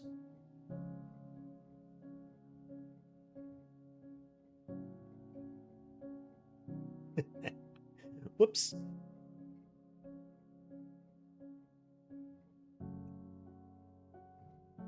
How did it go, Drew?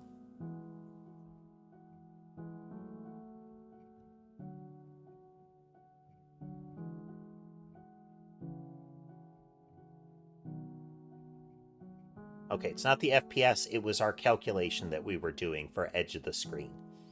I think that also means that our spawn point calculation is probably causing some issues.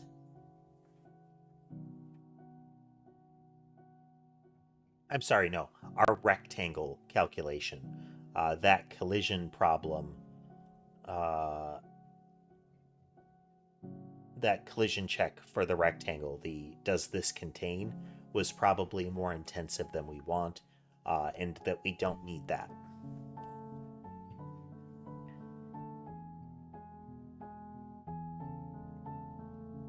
I find social situations similar, Drew.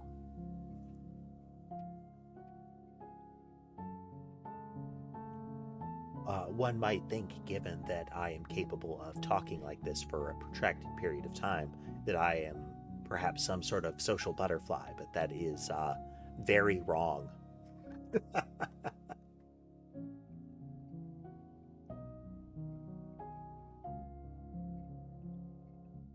All right, let us stop.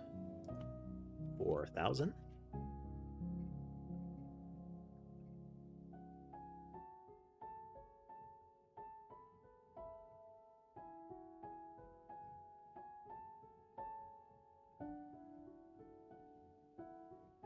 Yes, Tess.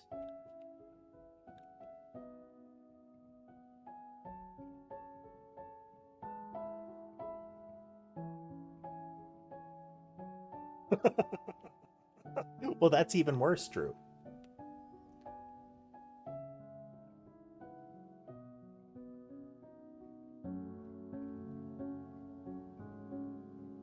Yeah, at the moment we're actually able to hit 4,000, and we're holding pretty well.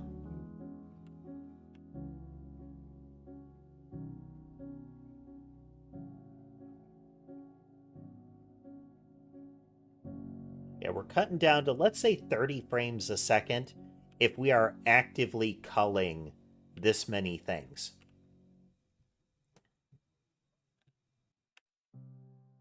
Okay. At some point, you need to say good enough. And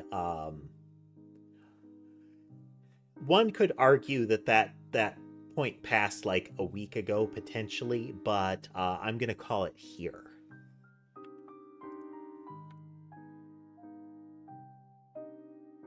I checked tasks, and the number of things on the screen for Vampire Survivors is in several hundred per. You know what? I can't really say. I haven't fully counted. I've just been going for full screen, so maybe I'm overshooting, but good enough. Good enough. Plenty good enough. All right, we'll need to set up some constants for this so that we don't need to worry about a simple math operation being a burden, but that seems to be a good thing to have a constant for. Let's go into global nodes.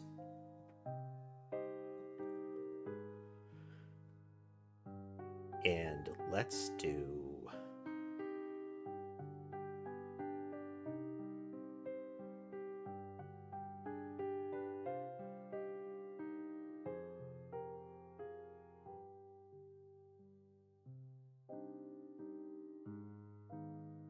yeah.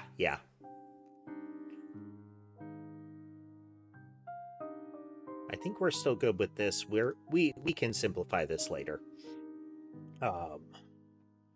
Okay, so we have this spawning. The next thing we need to do is start getting the actual movement logic here. I think this is our next target, and we need a way to set this up that is not reliant on a node. Hey there, Noah. We need to set this up in a way that is not reliant on a node structure. But how? We could instantiate an entity, and that entity could still create stuff. Okay, I think this is kind of what we were sussing out last time. We need a way to go in and say, like, okay, here's a bunch of things. We could have resources, but resources aren't quite like that. Can I do a function in a resource?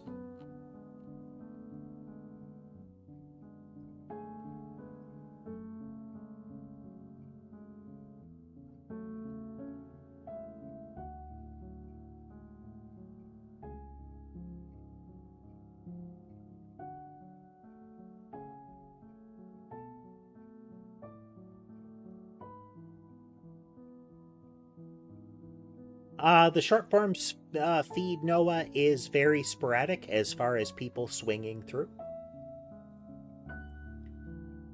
And sometimes people just like to hang out and watch. People have been chatting, though.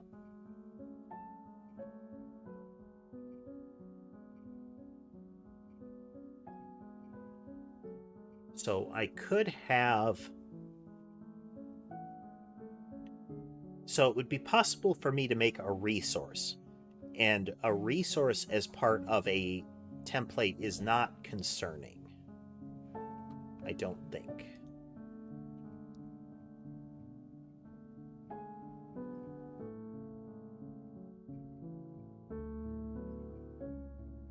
Resource extends. It inherits object and its reference counted. Okay. So one thought would be that I can have a wrapper for a style of movement. And that style of movement is a resource. Like right now we have movement template objects and similar. But instead of it referring to a packed scene, which would be a node, which I would have to keep track of and would be a burden, it could just be a code object. And the intent of the resource that represents them is to just deliver it.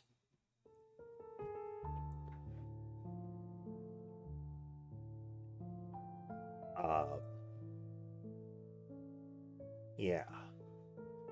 So what I need to do... So here, let's look at our original structures here.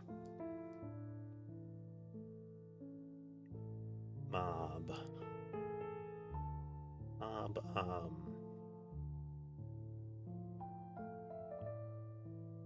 And under testing, where did I put that? Spawner behaviors. Okay. So this is the important thing. So movement modifier extends node because we need it to in this prior model. Well, thank you, Noah. That one is Sammy. For those that might like to see some others, we can switch the view here. We can see 4 out of 5. Sherbet is... Wait. Sherbet might be at the top of the play area. Let me... I can't see him, but that might be him. Can I force it here? Come on, camera. Just near the black cushion, top center of the play area. I can see one sitting, and that might be Sherbet there.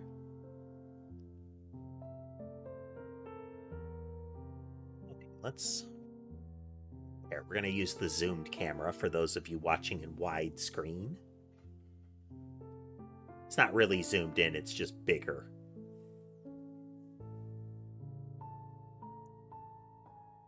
Yeah, that was Sherbet. He's looking over at the litter boxes here. He's deciding which one he would like to use, if at all. He has decided on the white one. But he's out moving around. He's not limping anymore. This is good news. Okay. So all of these extend node, but they don't need to. I don't need them to. All I need is this entity to exist and for it to emit signals, though maybe it does need to be a node for that. Nodes are not terribly expensive, are they? They just inherit object. Well, thank you, Noah.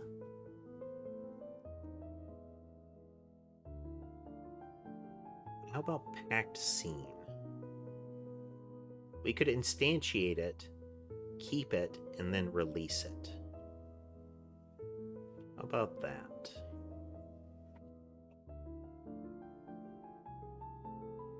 Let's do a test on that.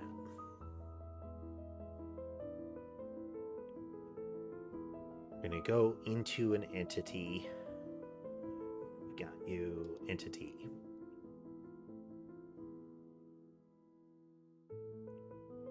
It is going to be... Hello, Isaac.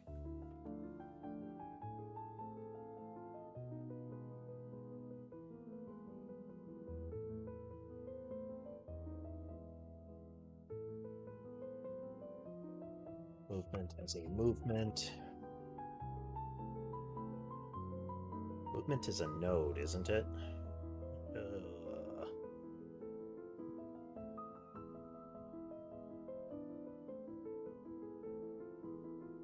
It too is a node. And it has movement modifiers, which are also nodes. But we can manually create it for now.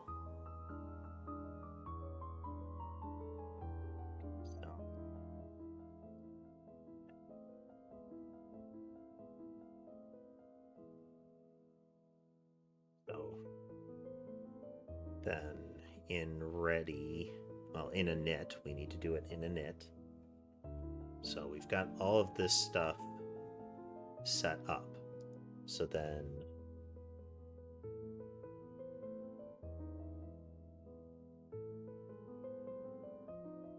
add a movement modifier, and this is going to be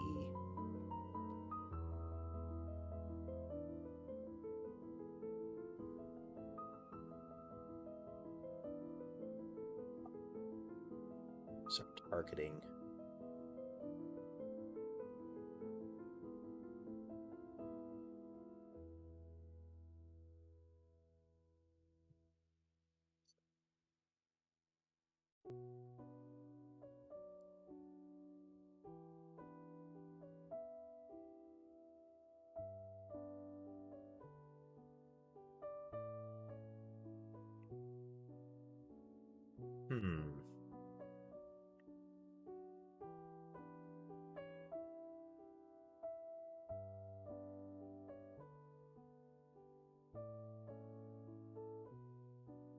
Name.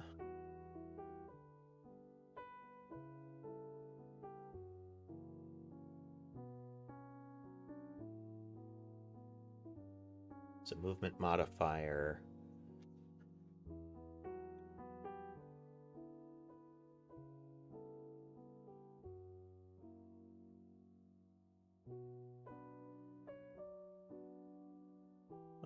What other naming? Okay, we're going to do target underscore player. So target player, then this one is going to be name target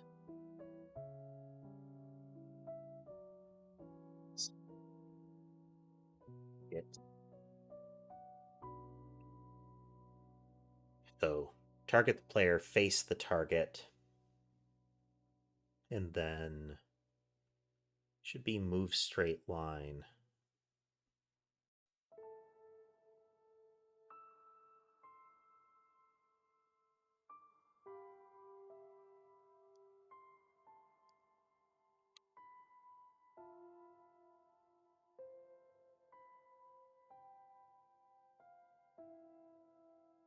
Okay.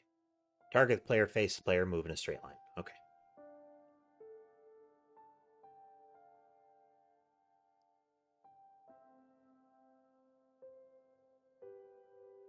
Where's my entity? Entity.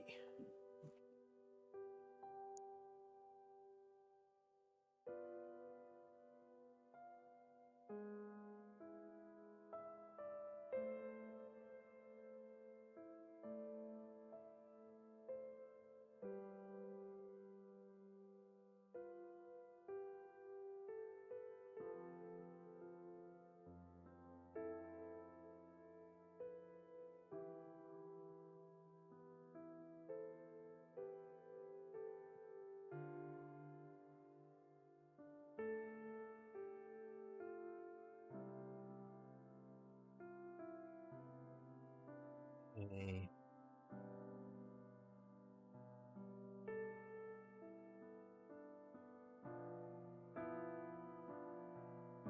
Don't want it to actually try to move the body. Calculate the target we call move.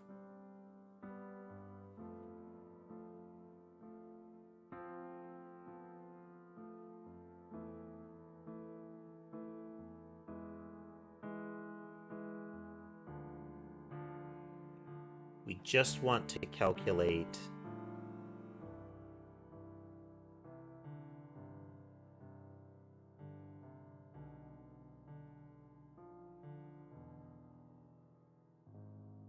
last velocity.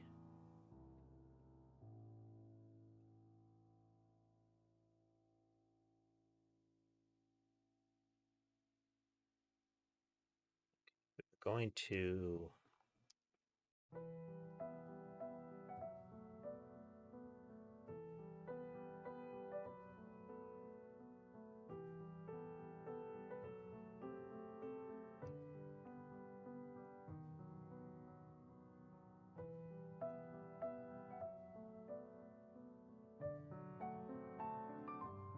don't need test moves. It's going to return a vector 2.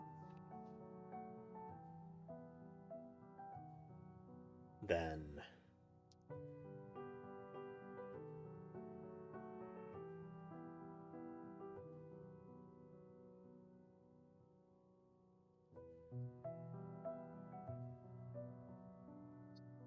two.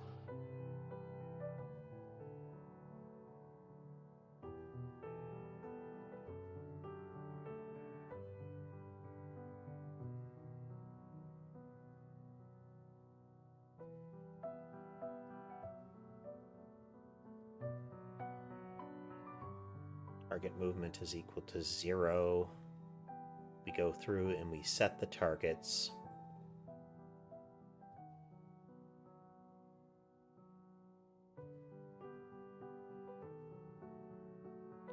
Each one of these is messing with body to move, though.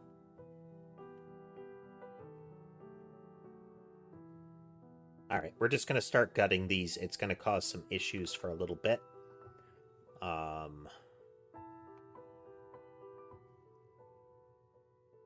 But we'll fix them as we go.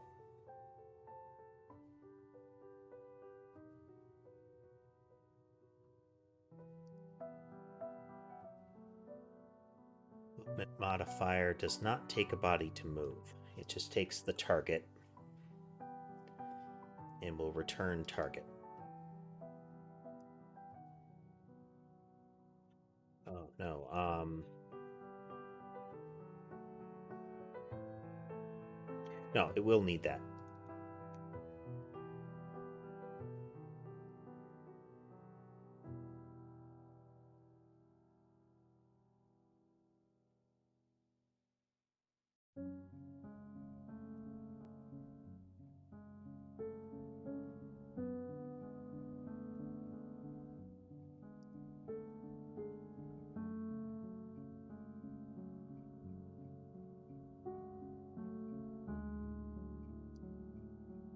Not emit that signal.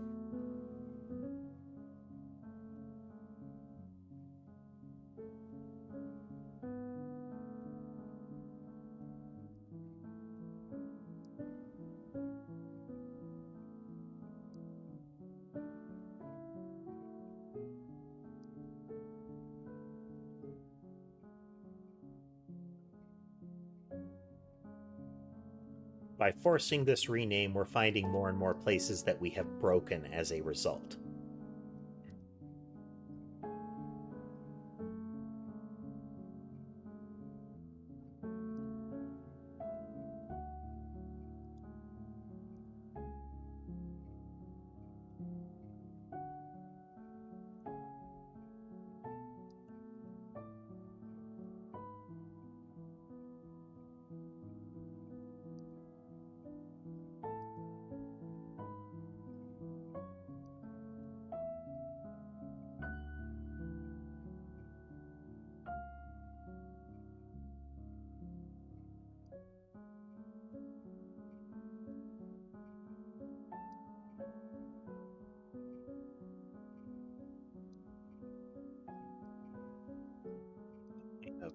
We have many errors to resolve as a result of these changes thus far.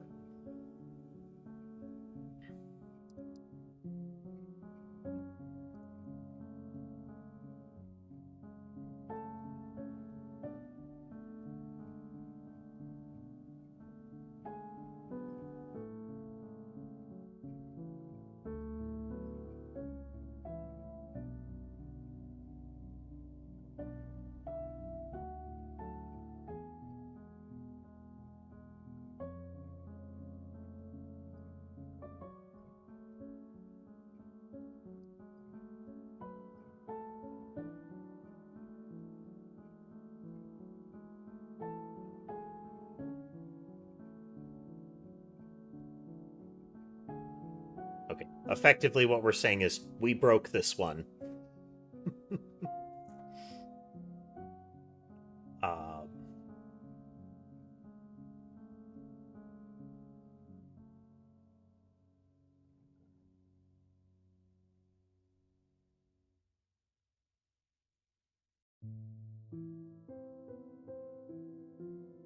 Correction.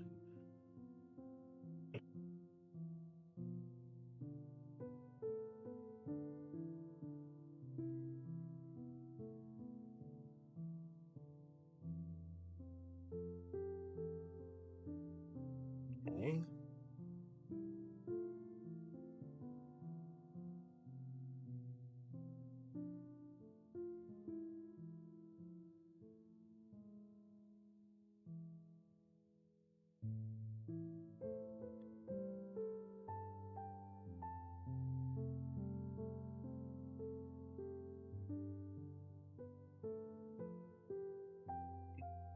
You.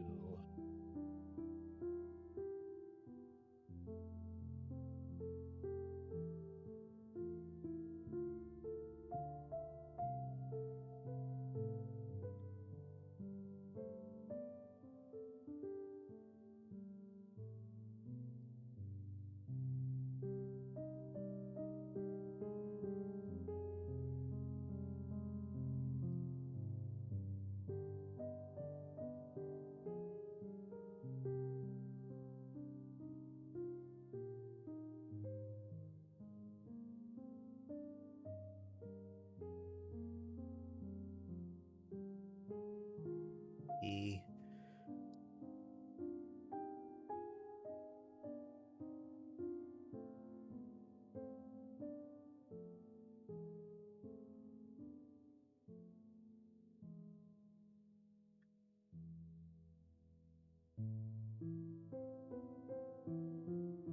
Okay, this is where things get different, is in the move logic. Move straight line, this needs to fundamentally change.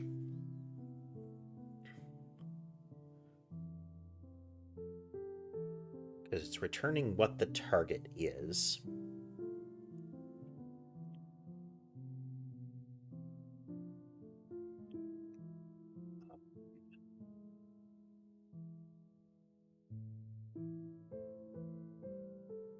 So we don't want its velocity. Messing with that is going to cause us problems. Oh. But instead we could do target movement. Yeah.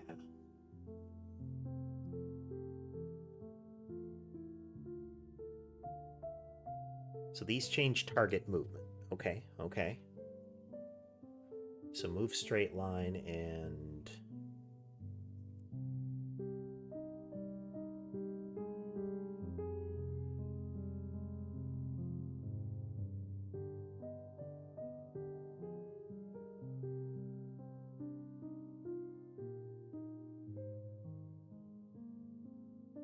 What's that one? Delete, move, avoid monsters. Never need to use that anymore. We're using the intrinsic navigation logic. Okay. All right. Entity.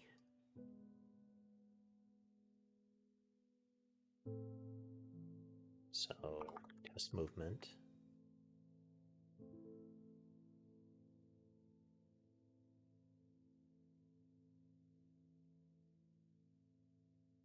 Dot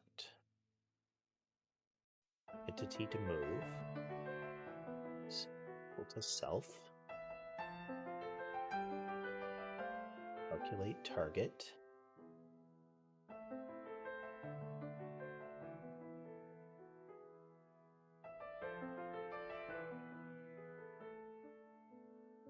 Then in move,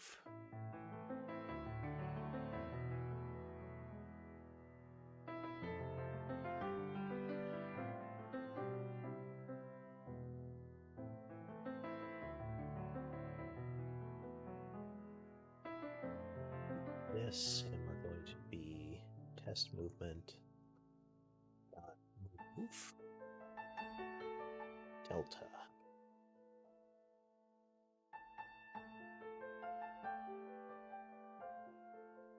In the movement script, body to move,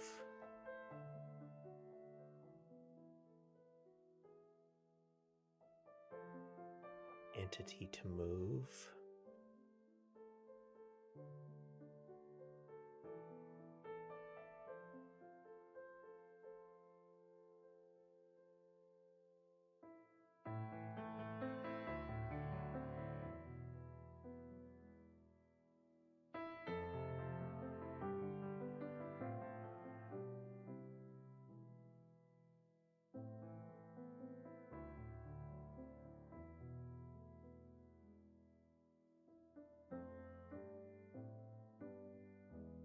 it's not quite right, but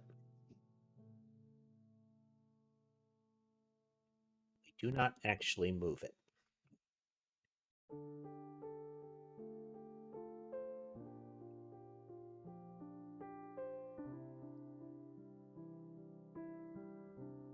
We don't need to return a vector 2 anymore.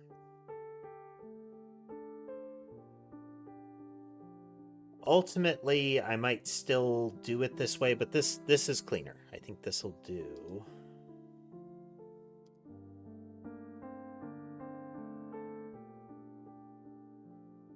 Oh, no, we can't do that.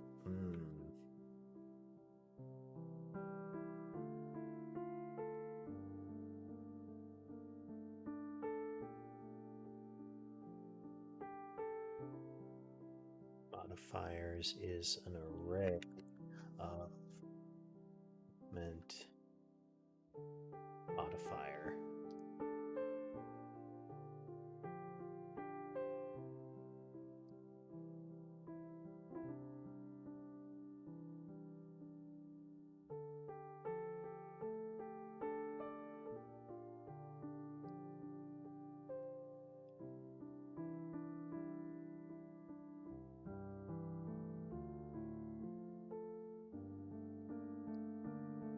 Movement modifier in movement modifiers.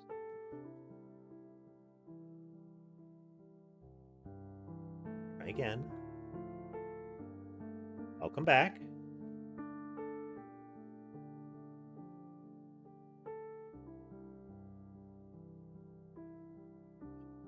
We are going to remove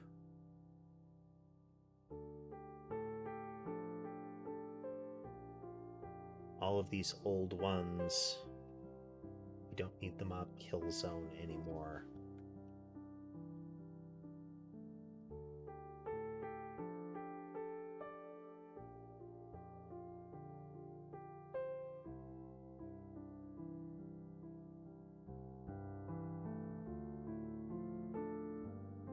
Vision zones aren't needed there. Kill zone isn't needed.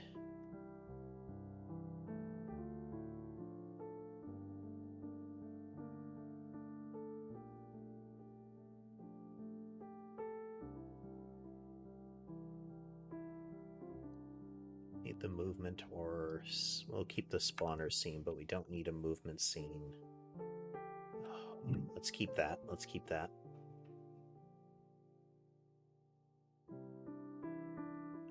Rid of you for now.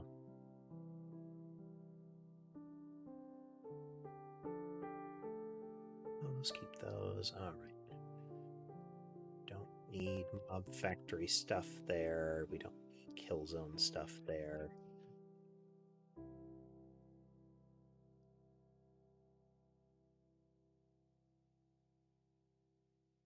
The body that you see before you, Joni, is about 3-ish.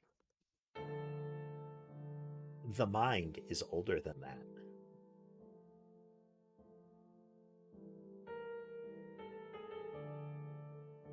Alright, where are spawners? Because we don't need them.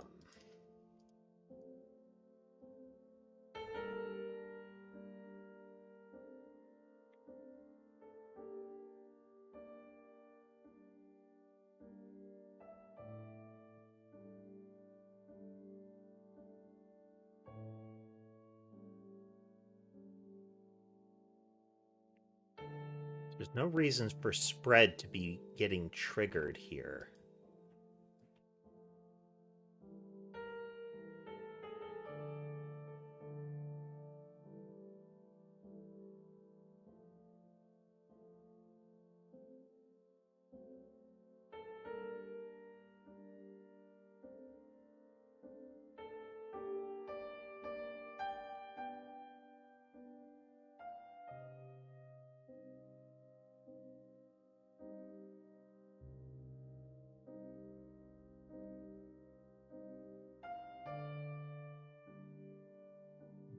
Let's start ripping some of this stuff out.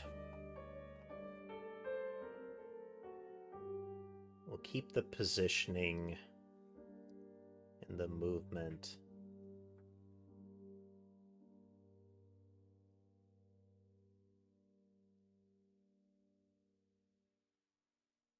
I've been live for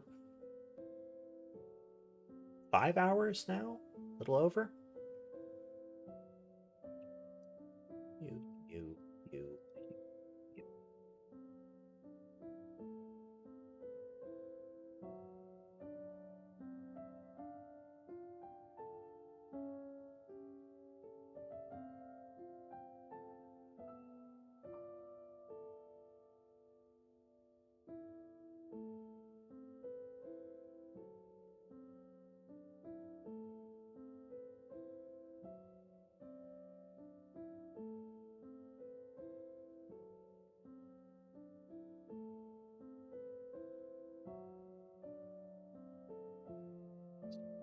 Here. We are in the systematically fix all of the stuff now stage.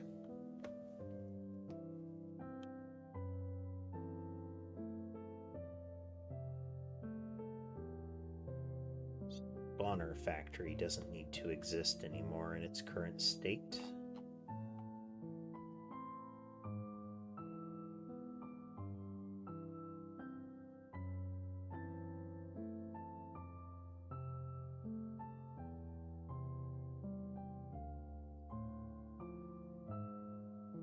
With mob factory, movement and modifier factory.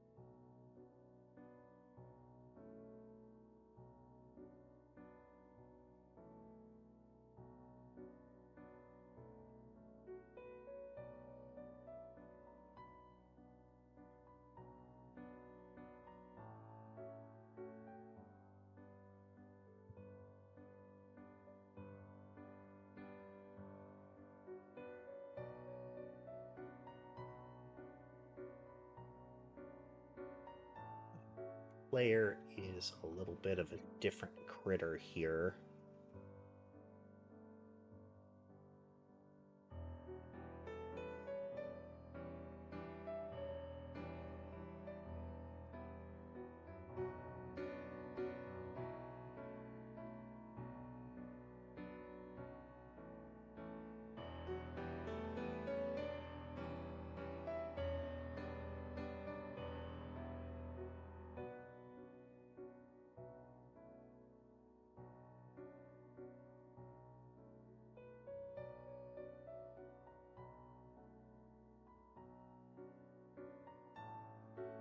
The upper cat is Mason, the lower cat is Sky. Okay.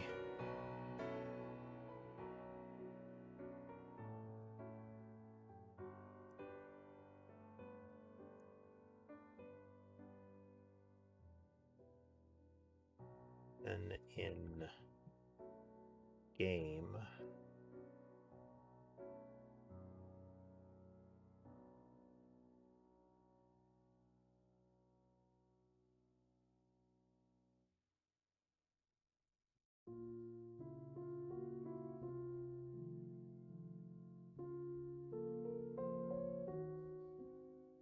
during our initialize, we are setting up the player somewhere as far as the camera.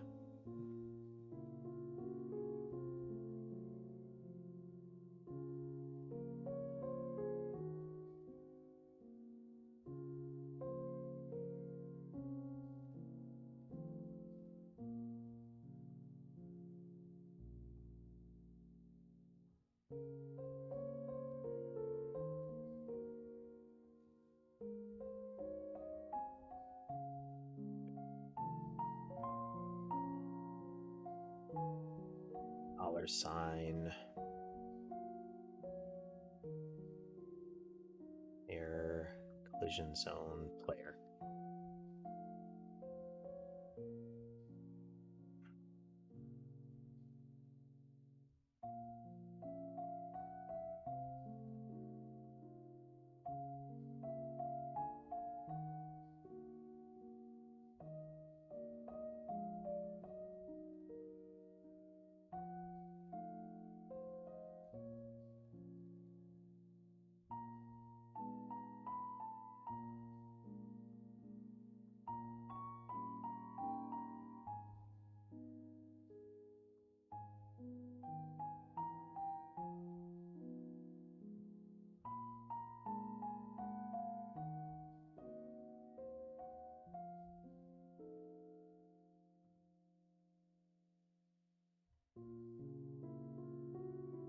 Okay, we have to get the player, so the player factory, I think, yeah, player factory still exists.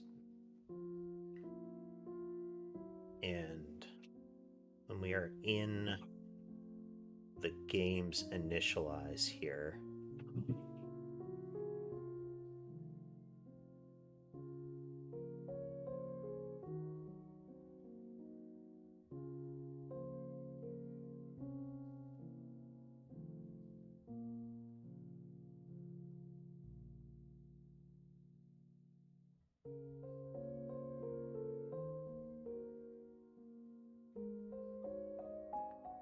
so that there, player is equal to player.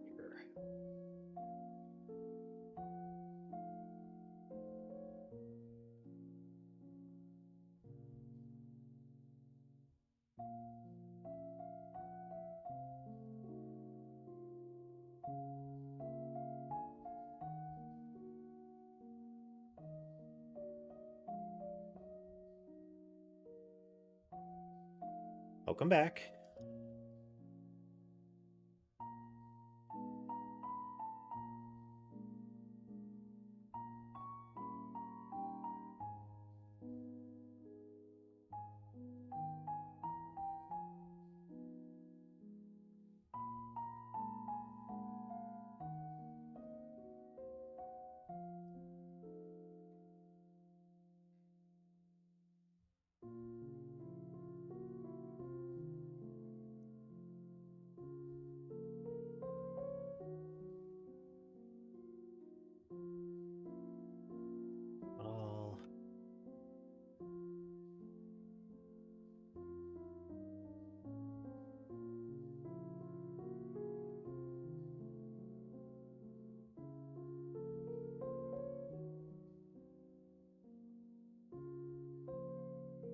Reload the project. We've got a lot of vestigial stuff.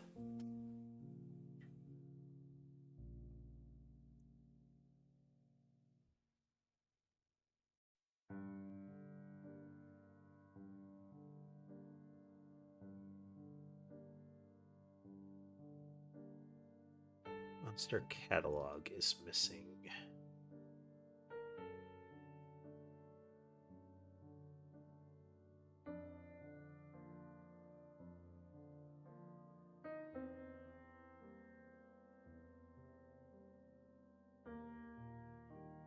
Game.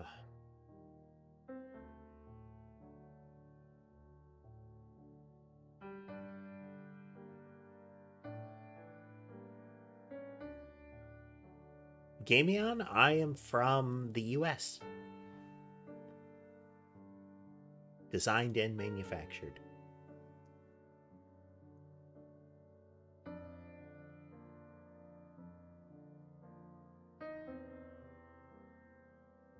Do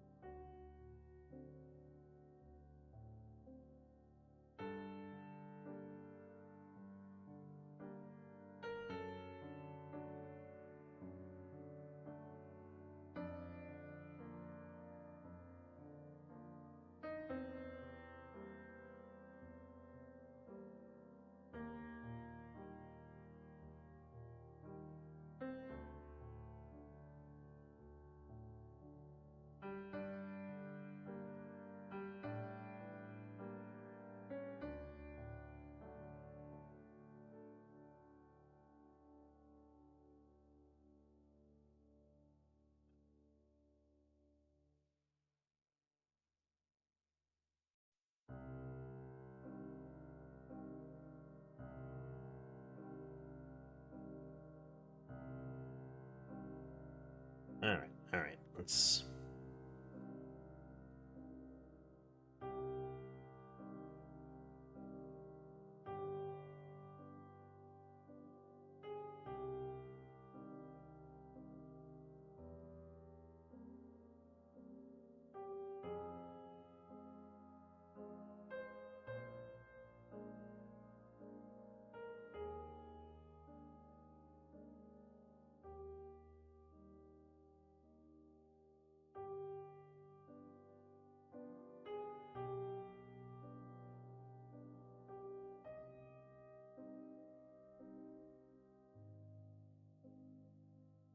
Need a monster catalog.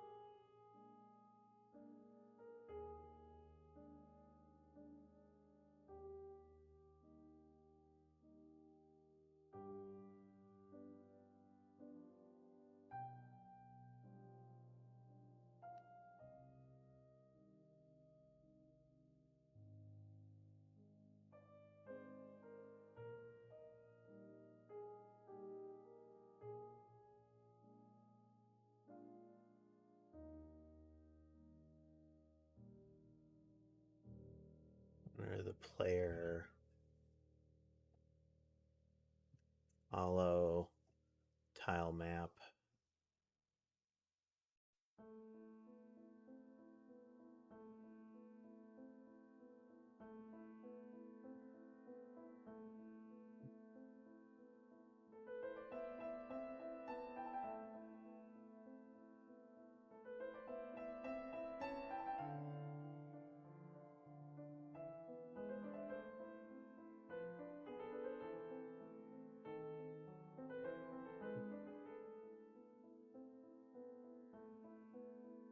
I blew some stuff up here.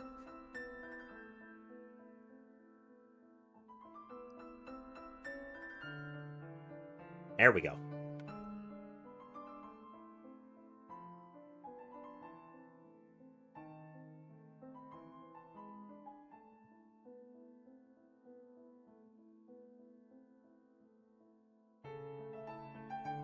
Do that. We are really skirting the edge of bad idea, but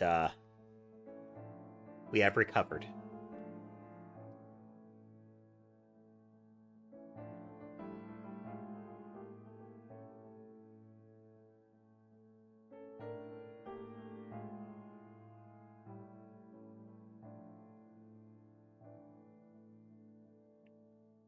Oh, it did not like that.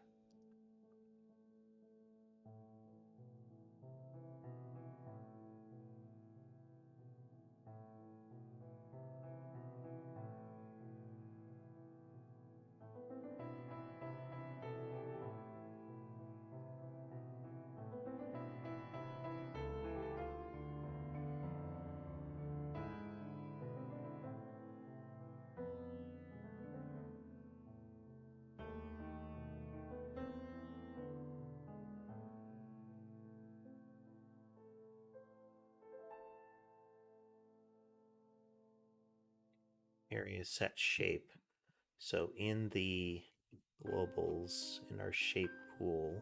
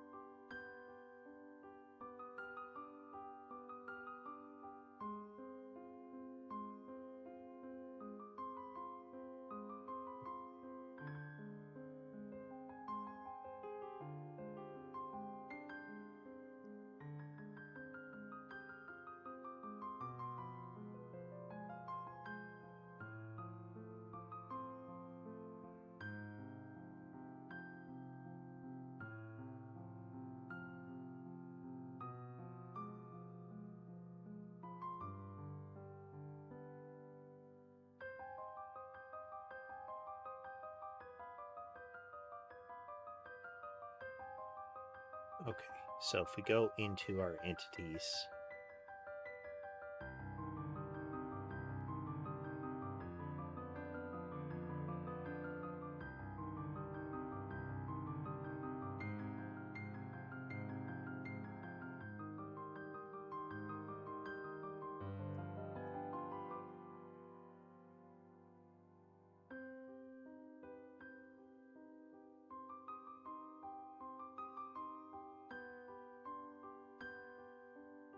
okay.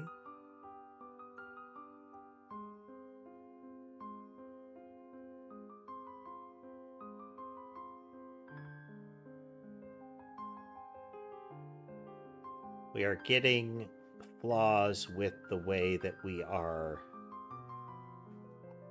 setting the entity up again.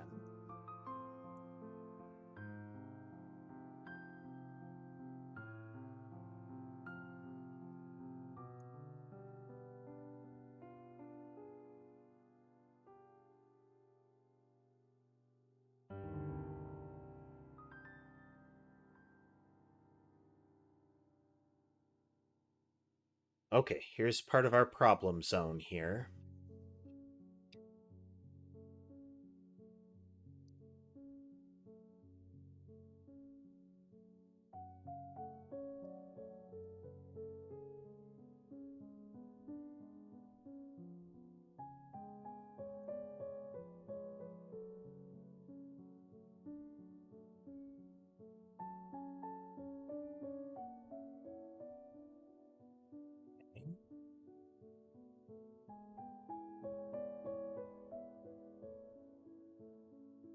There's a problem here.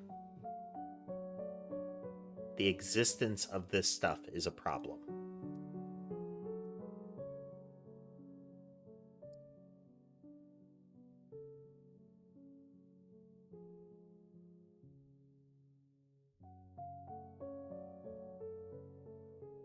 movement object does not extend node. A movement modifier does not extend node.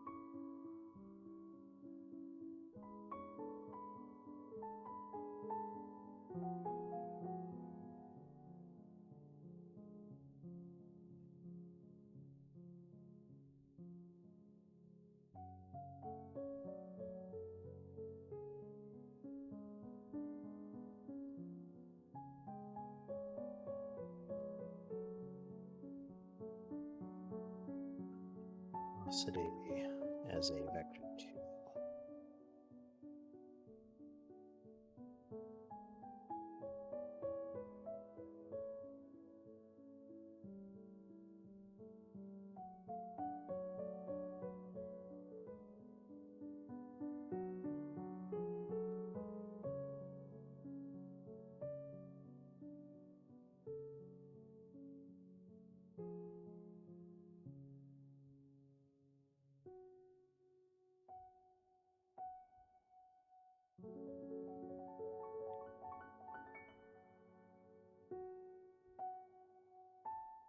Player does need to be one of those.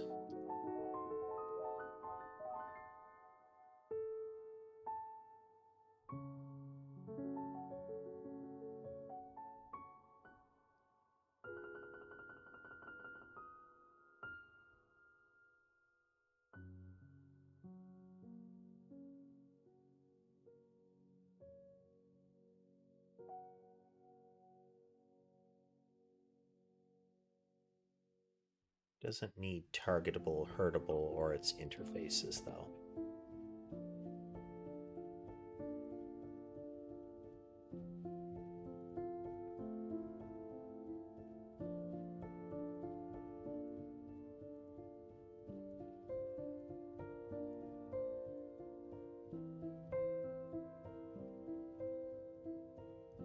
Why can we not resolve mob body?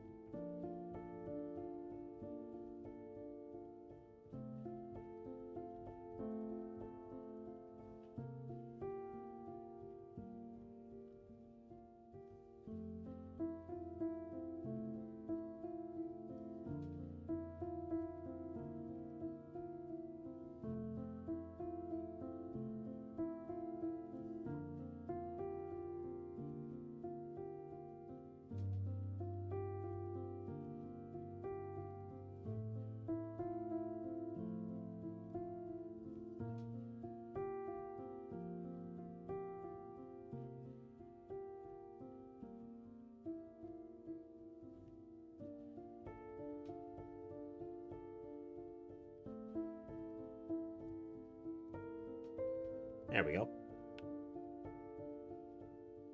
Okay. Back into the entity. It's back.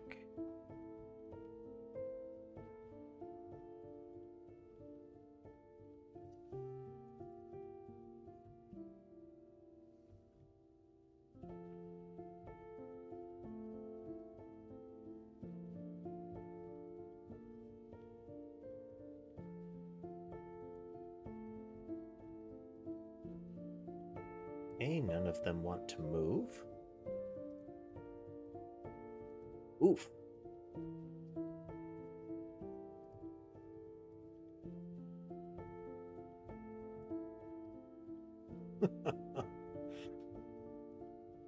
Okay, why is that happening?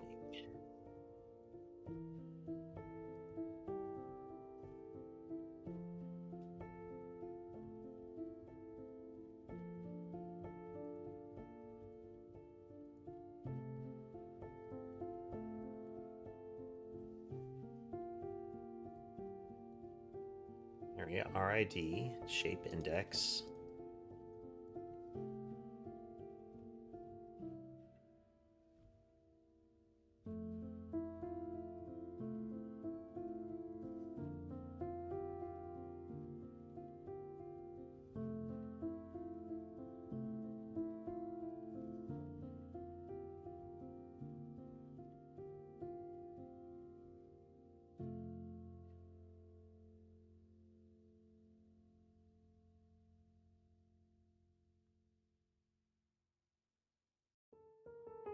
Okay, we've got a movement direction.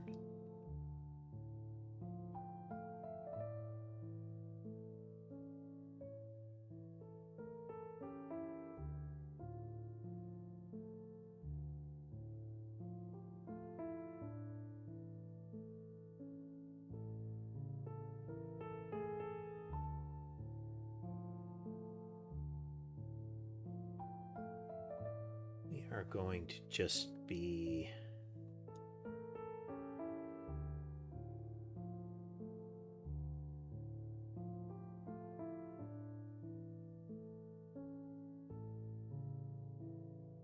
going to simplify. We're going to simplify.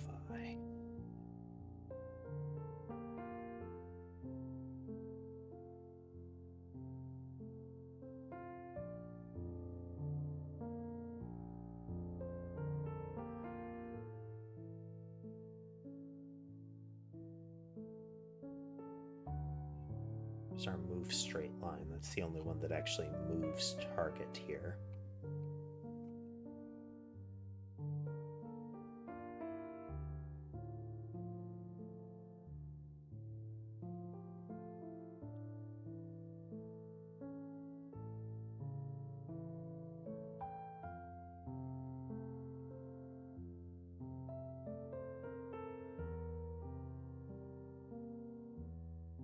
Okay, we need to have the seconds passed thing.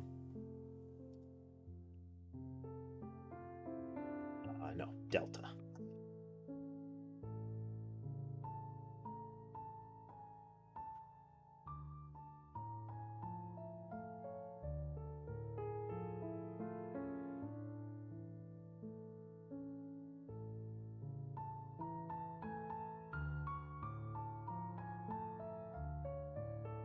Just tanks it. And here's where we're having a problem still, is the set transform here. So if we go into our actual entity,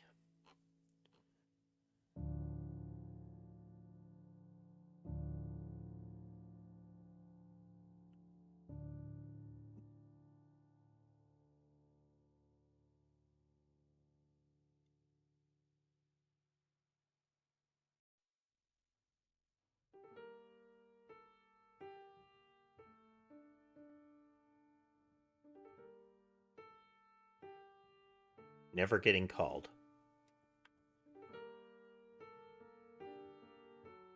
Wow.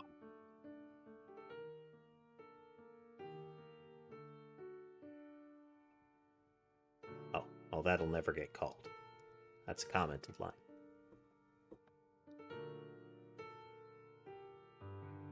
We haven't got the error yet.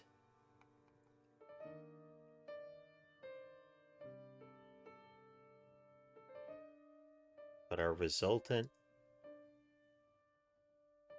target movement should be set at this point.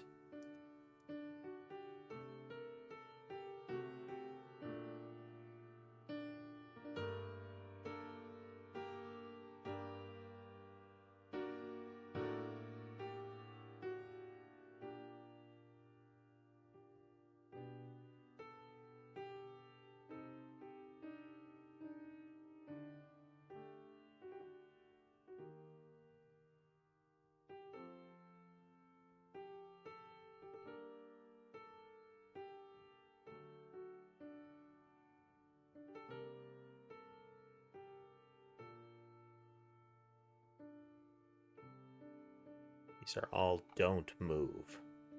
Okay, there's part of our problem. If we're getting zeros, then they're all piling on top of each other.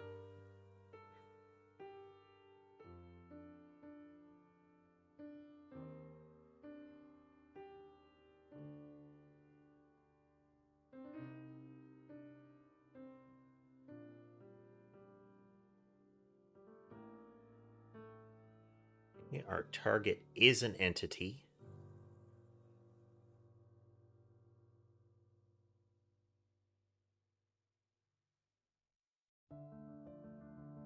Step in. Just a movement modifier. Okay, none of them are moving. That's going to cause mayhem with the collision logic.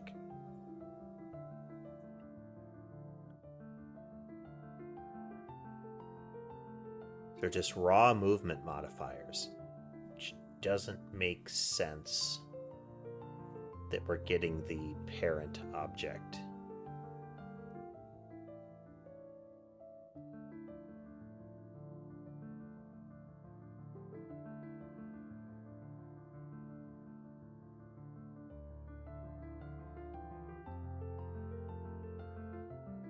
I have not, Johnny, not terribly interested in it at all.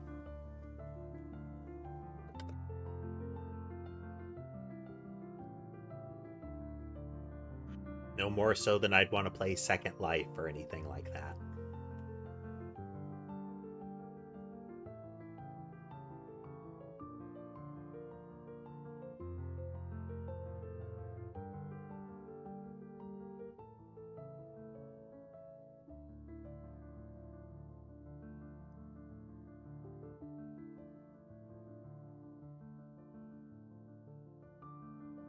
It's a target player script.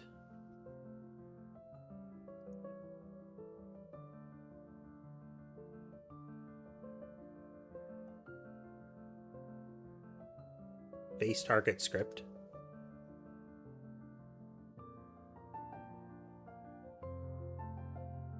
Move straight line script. Okay.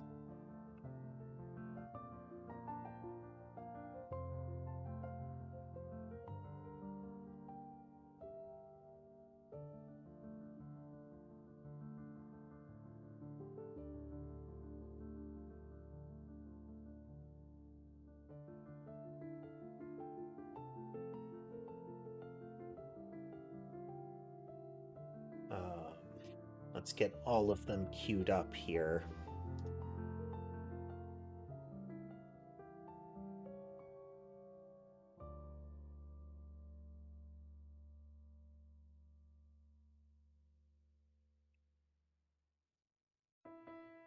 Okay, we got a little blob guy. Our target coming in has a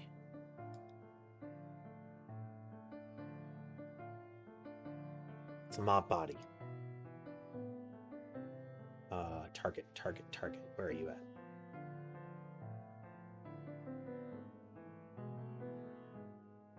Not a mob body.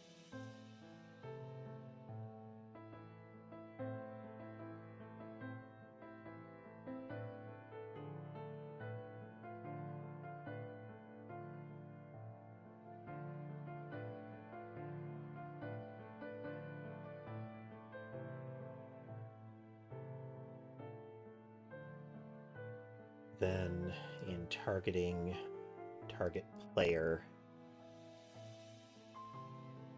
Yep.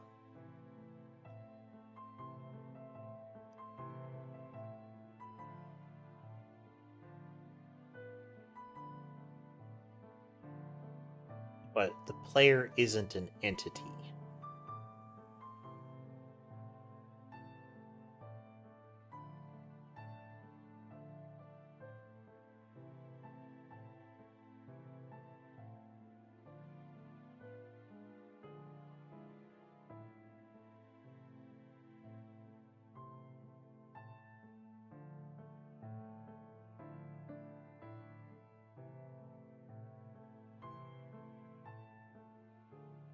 Player isn't an entity. So how are we going to do this? So all the movement is associated with entities, but movement modifiers are the only things that ultimately care about that.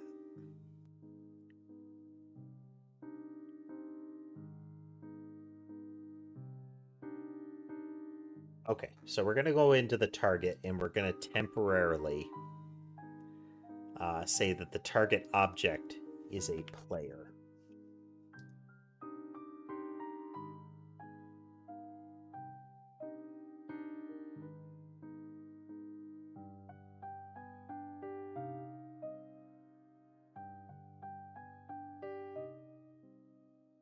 Nope.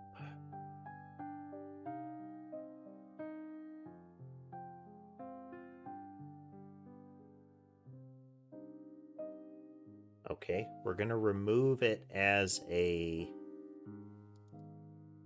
We're just going to say they move in a random direction.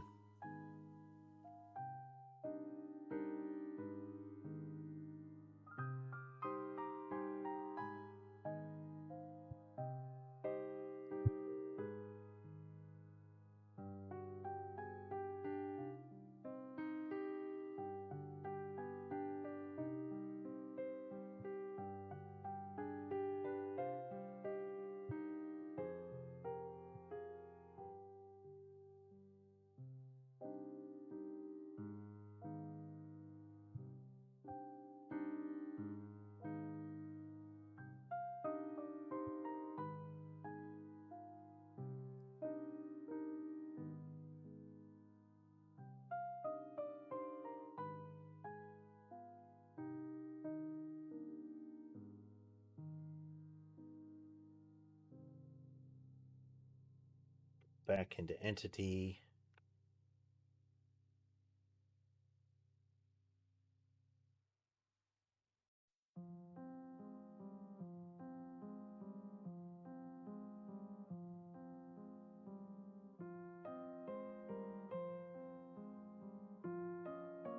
They're still not moving.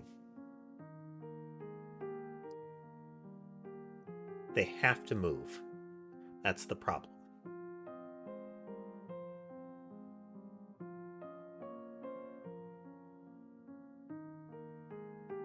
They don't move, they start to bog down in their collision here.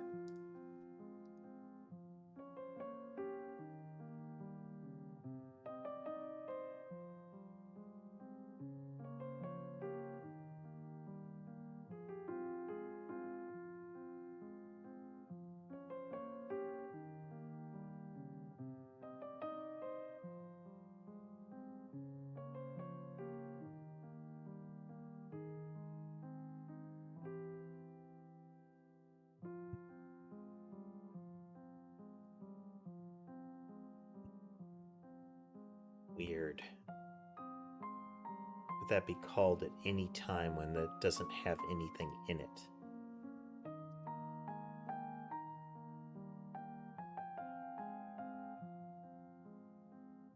Yeah. Okay. It's not navigating correctly. It's treating as a movement modifier, but it's not. So we're going to look in random direction.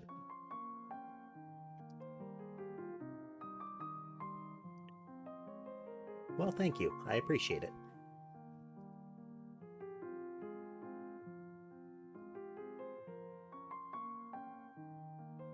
Target.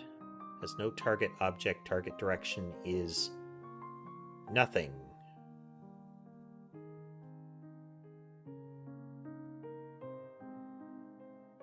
But how?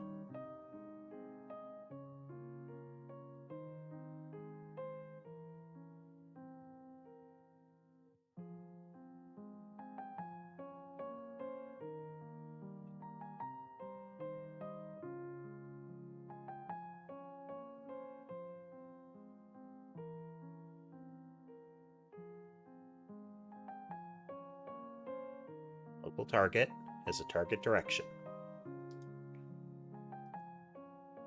It's equal to vector right rotated by a rotate radians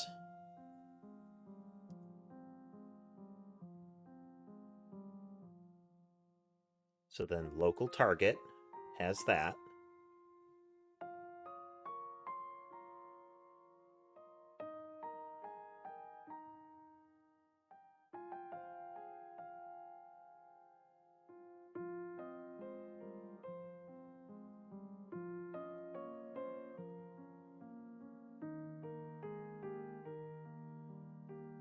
Target comes in with nothing. Local target has something set.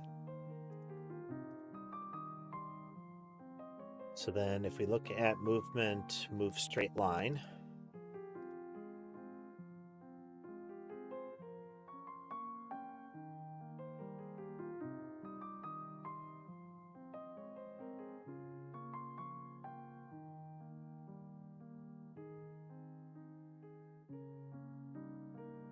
They have no speed. They have no speed. That's why. That's why.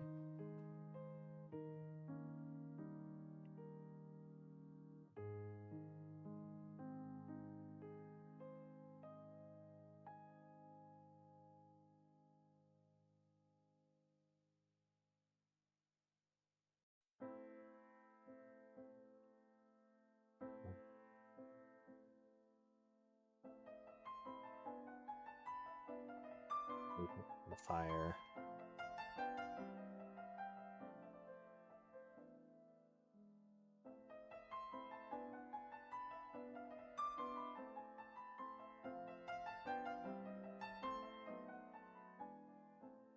Target a random direction.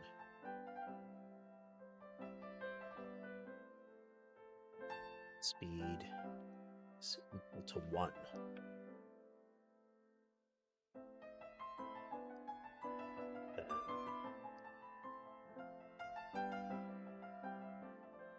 This.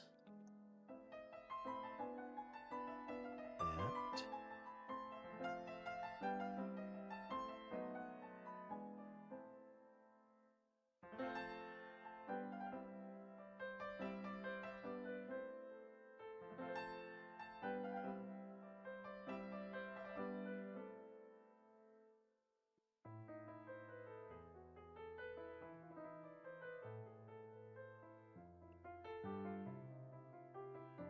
Spending a huge amount of time in physics process still.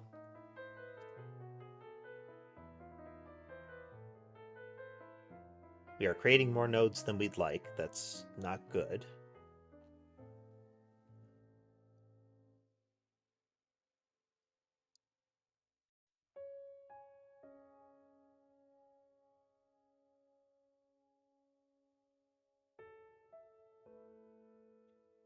Most of the time is in entity move.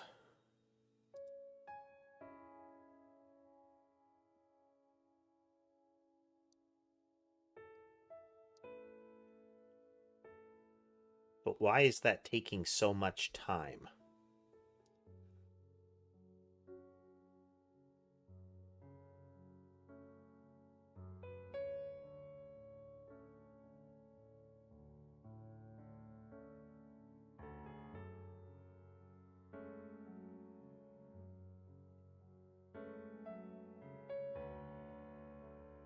All right, let's put it on a collision course with the player here.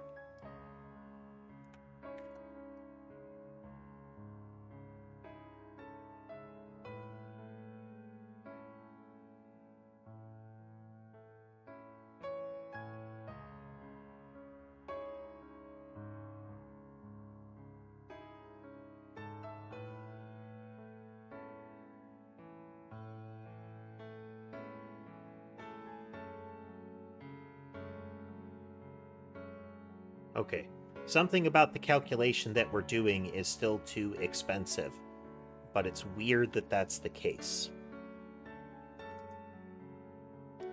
Why is it so expensive to go through this?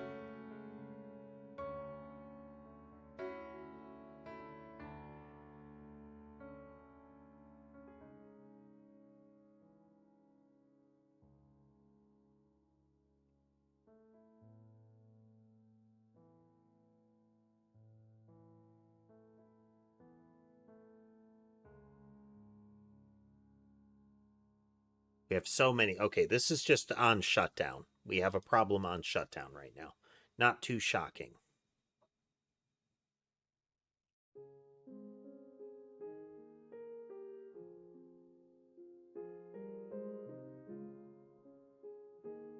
Oh.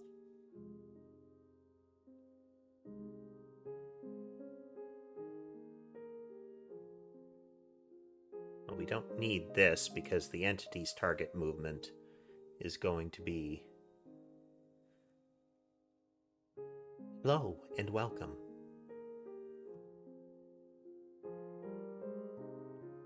Need that right now.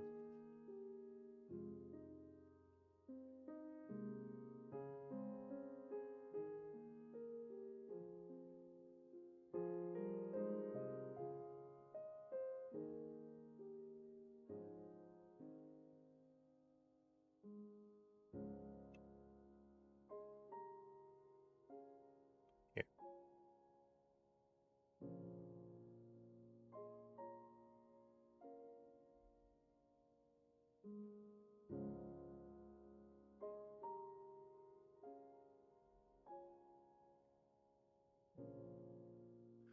Why does that take so much time to execute? It doesn't have a ready. Never set target.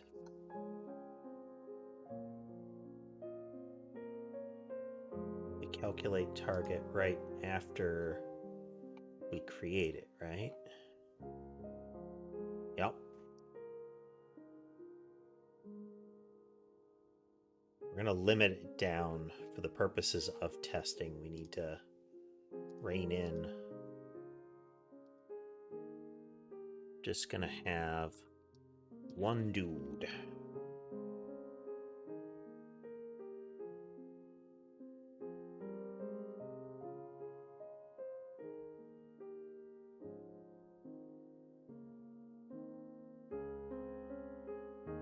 Okay.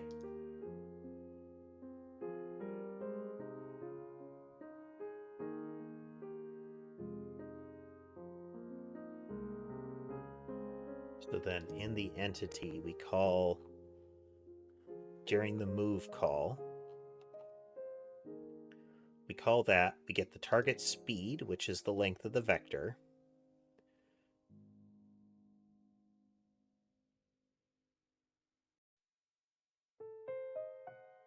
And that's as far as we can go.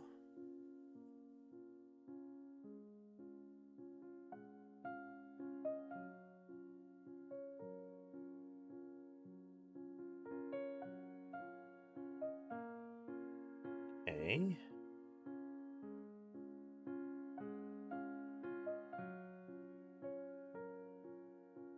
One at a time.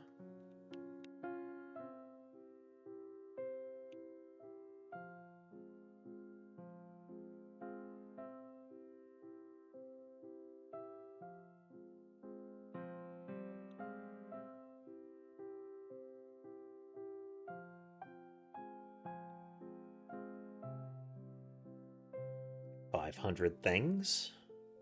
Still at 60 frames a second.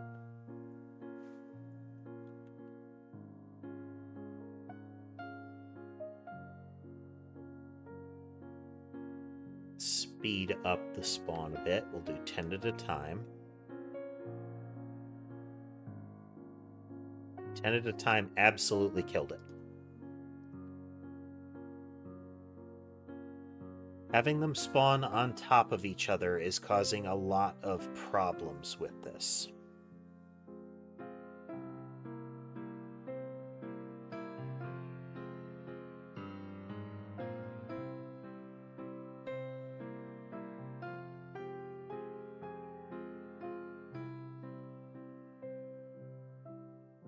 So why, though? Do 2 of them. And we limit it to 50 guys here.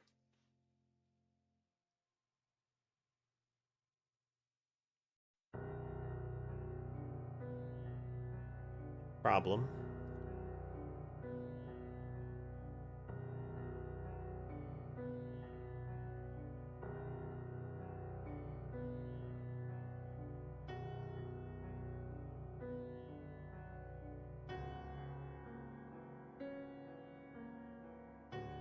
No frame rate hitches.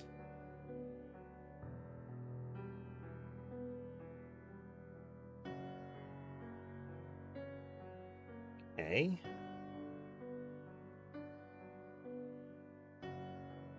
$50 at once.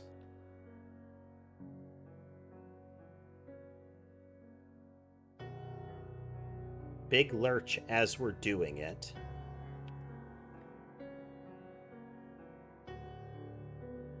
No errors generated.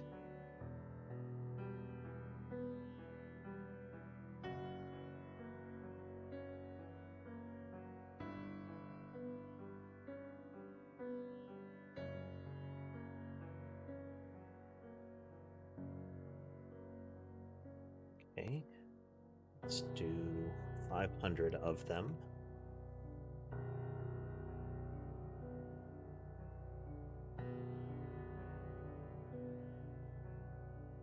Initially seized, but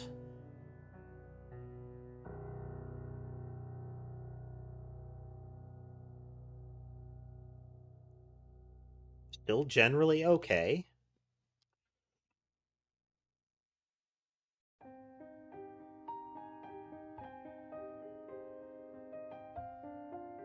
It really hurts to generate them this quickly, and it seems to hurt quite a bit as we're shutting them down.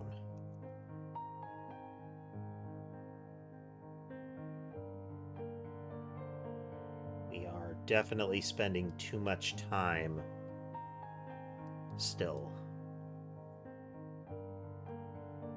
Not as bad as it was. Where's our time being spent?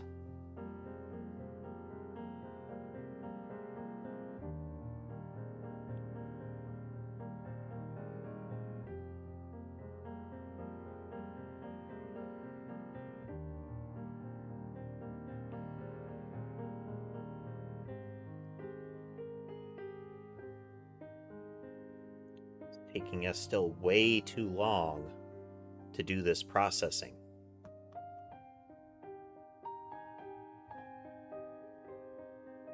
So what's so inefficient here?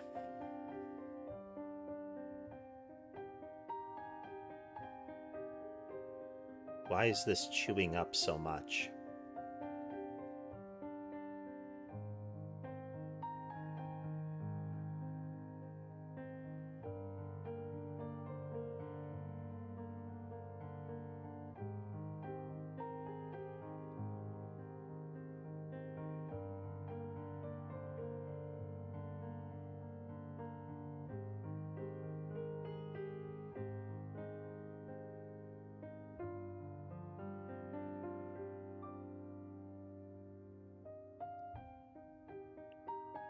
Their footwork being done?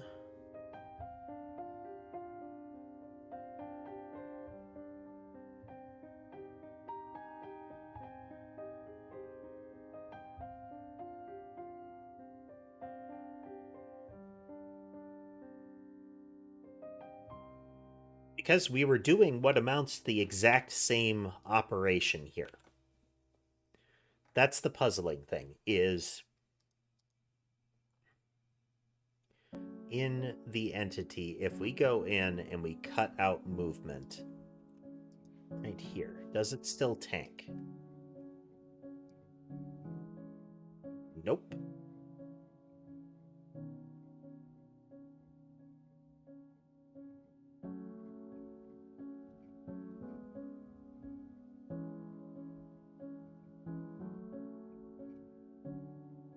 Nope. Okay, well, that's a next time question. We'll get to that the next time. We're already way over.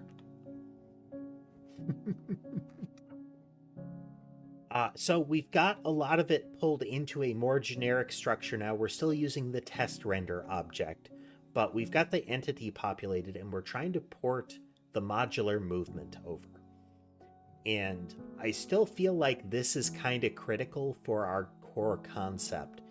We may yet abandon this if it ends up being an ongoing problem, but I feel like it's going to be neat if we can pull it off. We've got to get it performing way better than it is, though. We've got the rendering, we've got the collision, we've got all of that working okay, but there's something going wrong with the way that this motion is being processed. We need to narrow it down in some fashion. And then we need to have proper garbage collection, because something is definitely exploding here. And we need to be able to release it properly. But yeah, progress was made. Our next stream will be tomorrow. Might start early, just like we did today. Might run late, just like we did today, but we don't know. So if you had a good time and you haven't already, consider liking, commenting, subscribing. It does help the channel, and it helps you find more stuff like what you like. With all that said, I hope you have a good rest of your day, and I hope to see you later.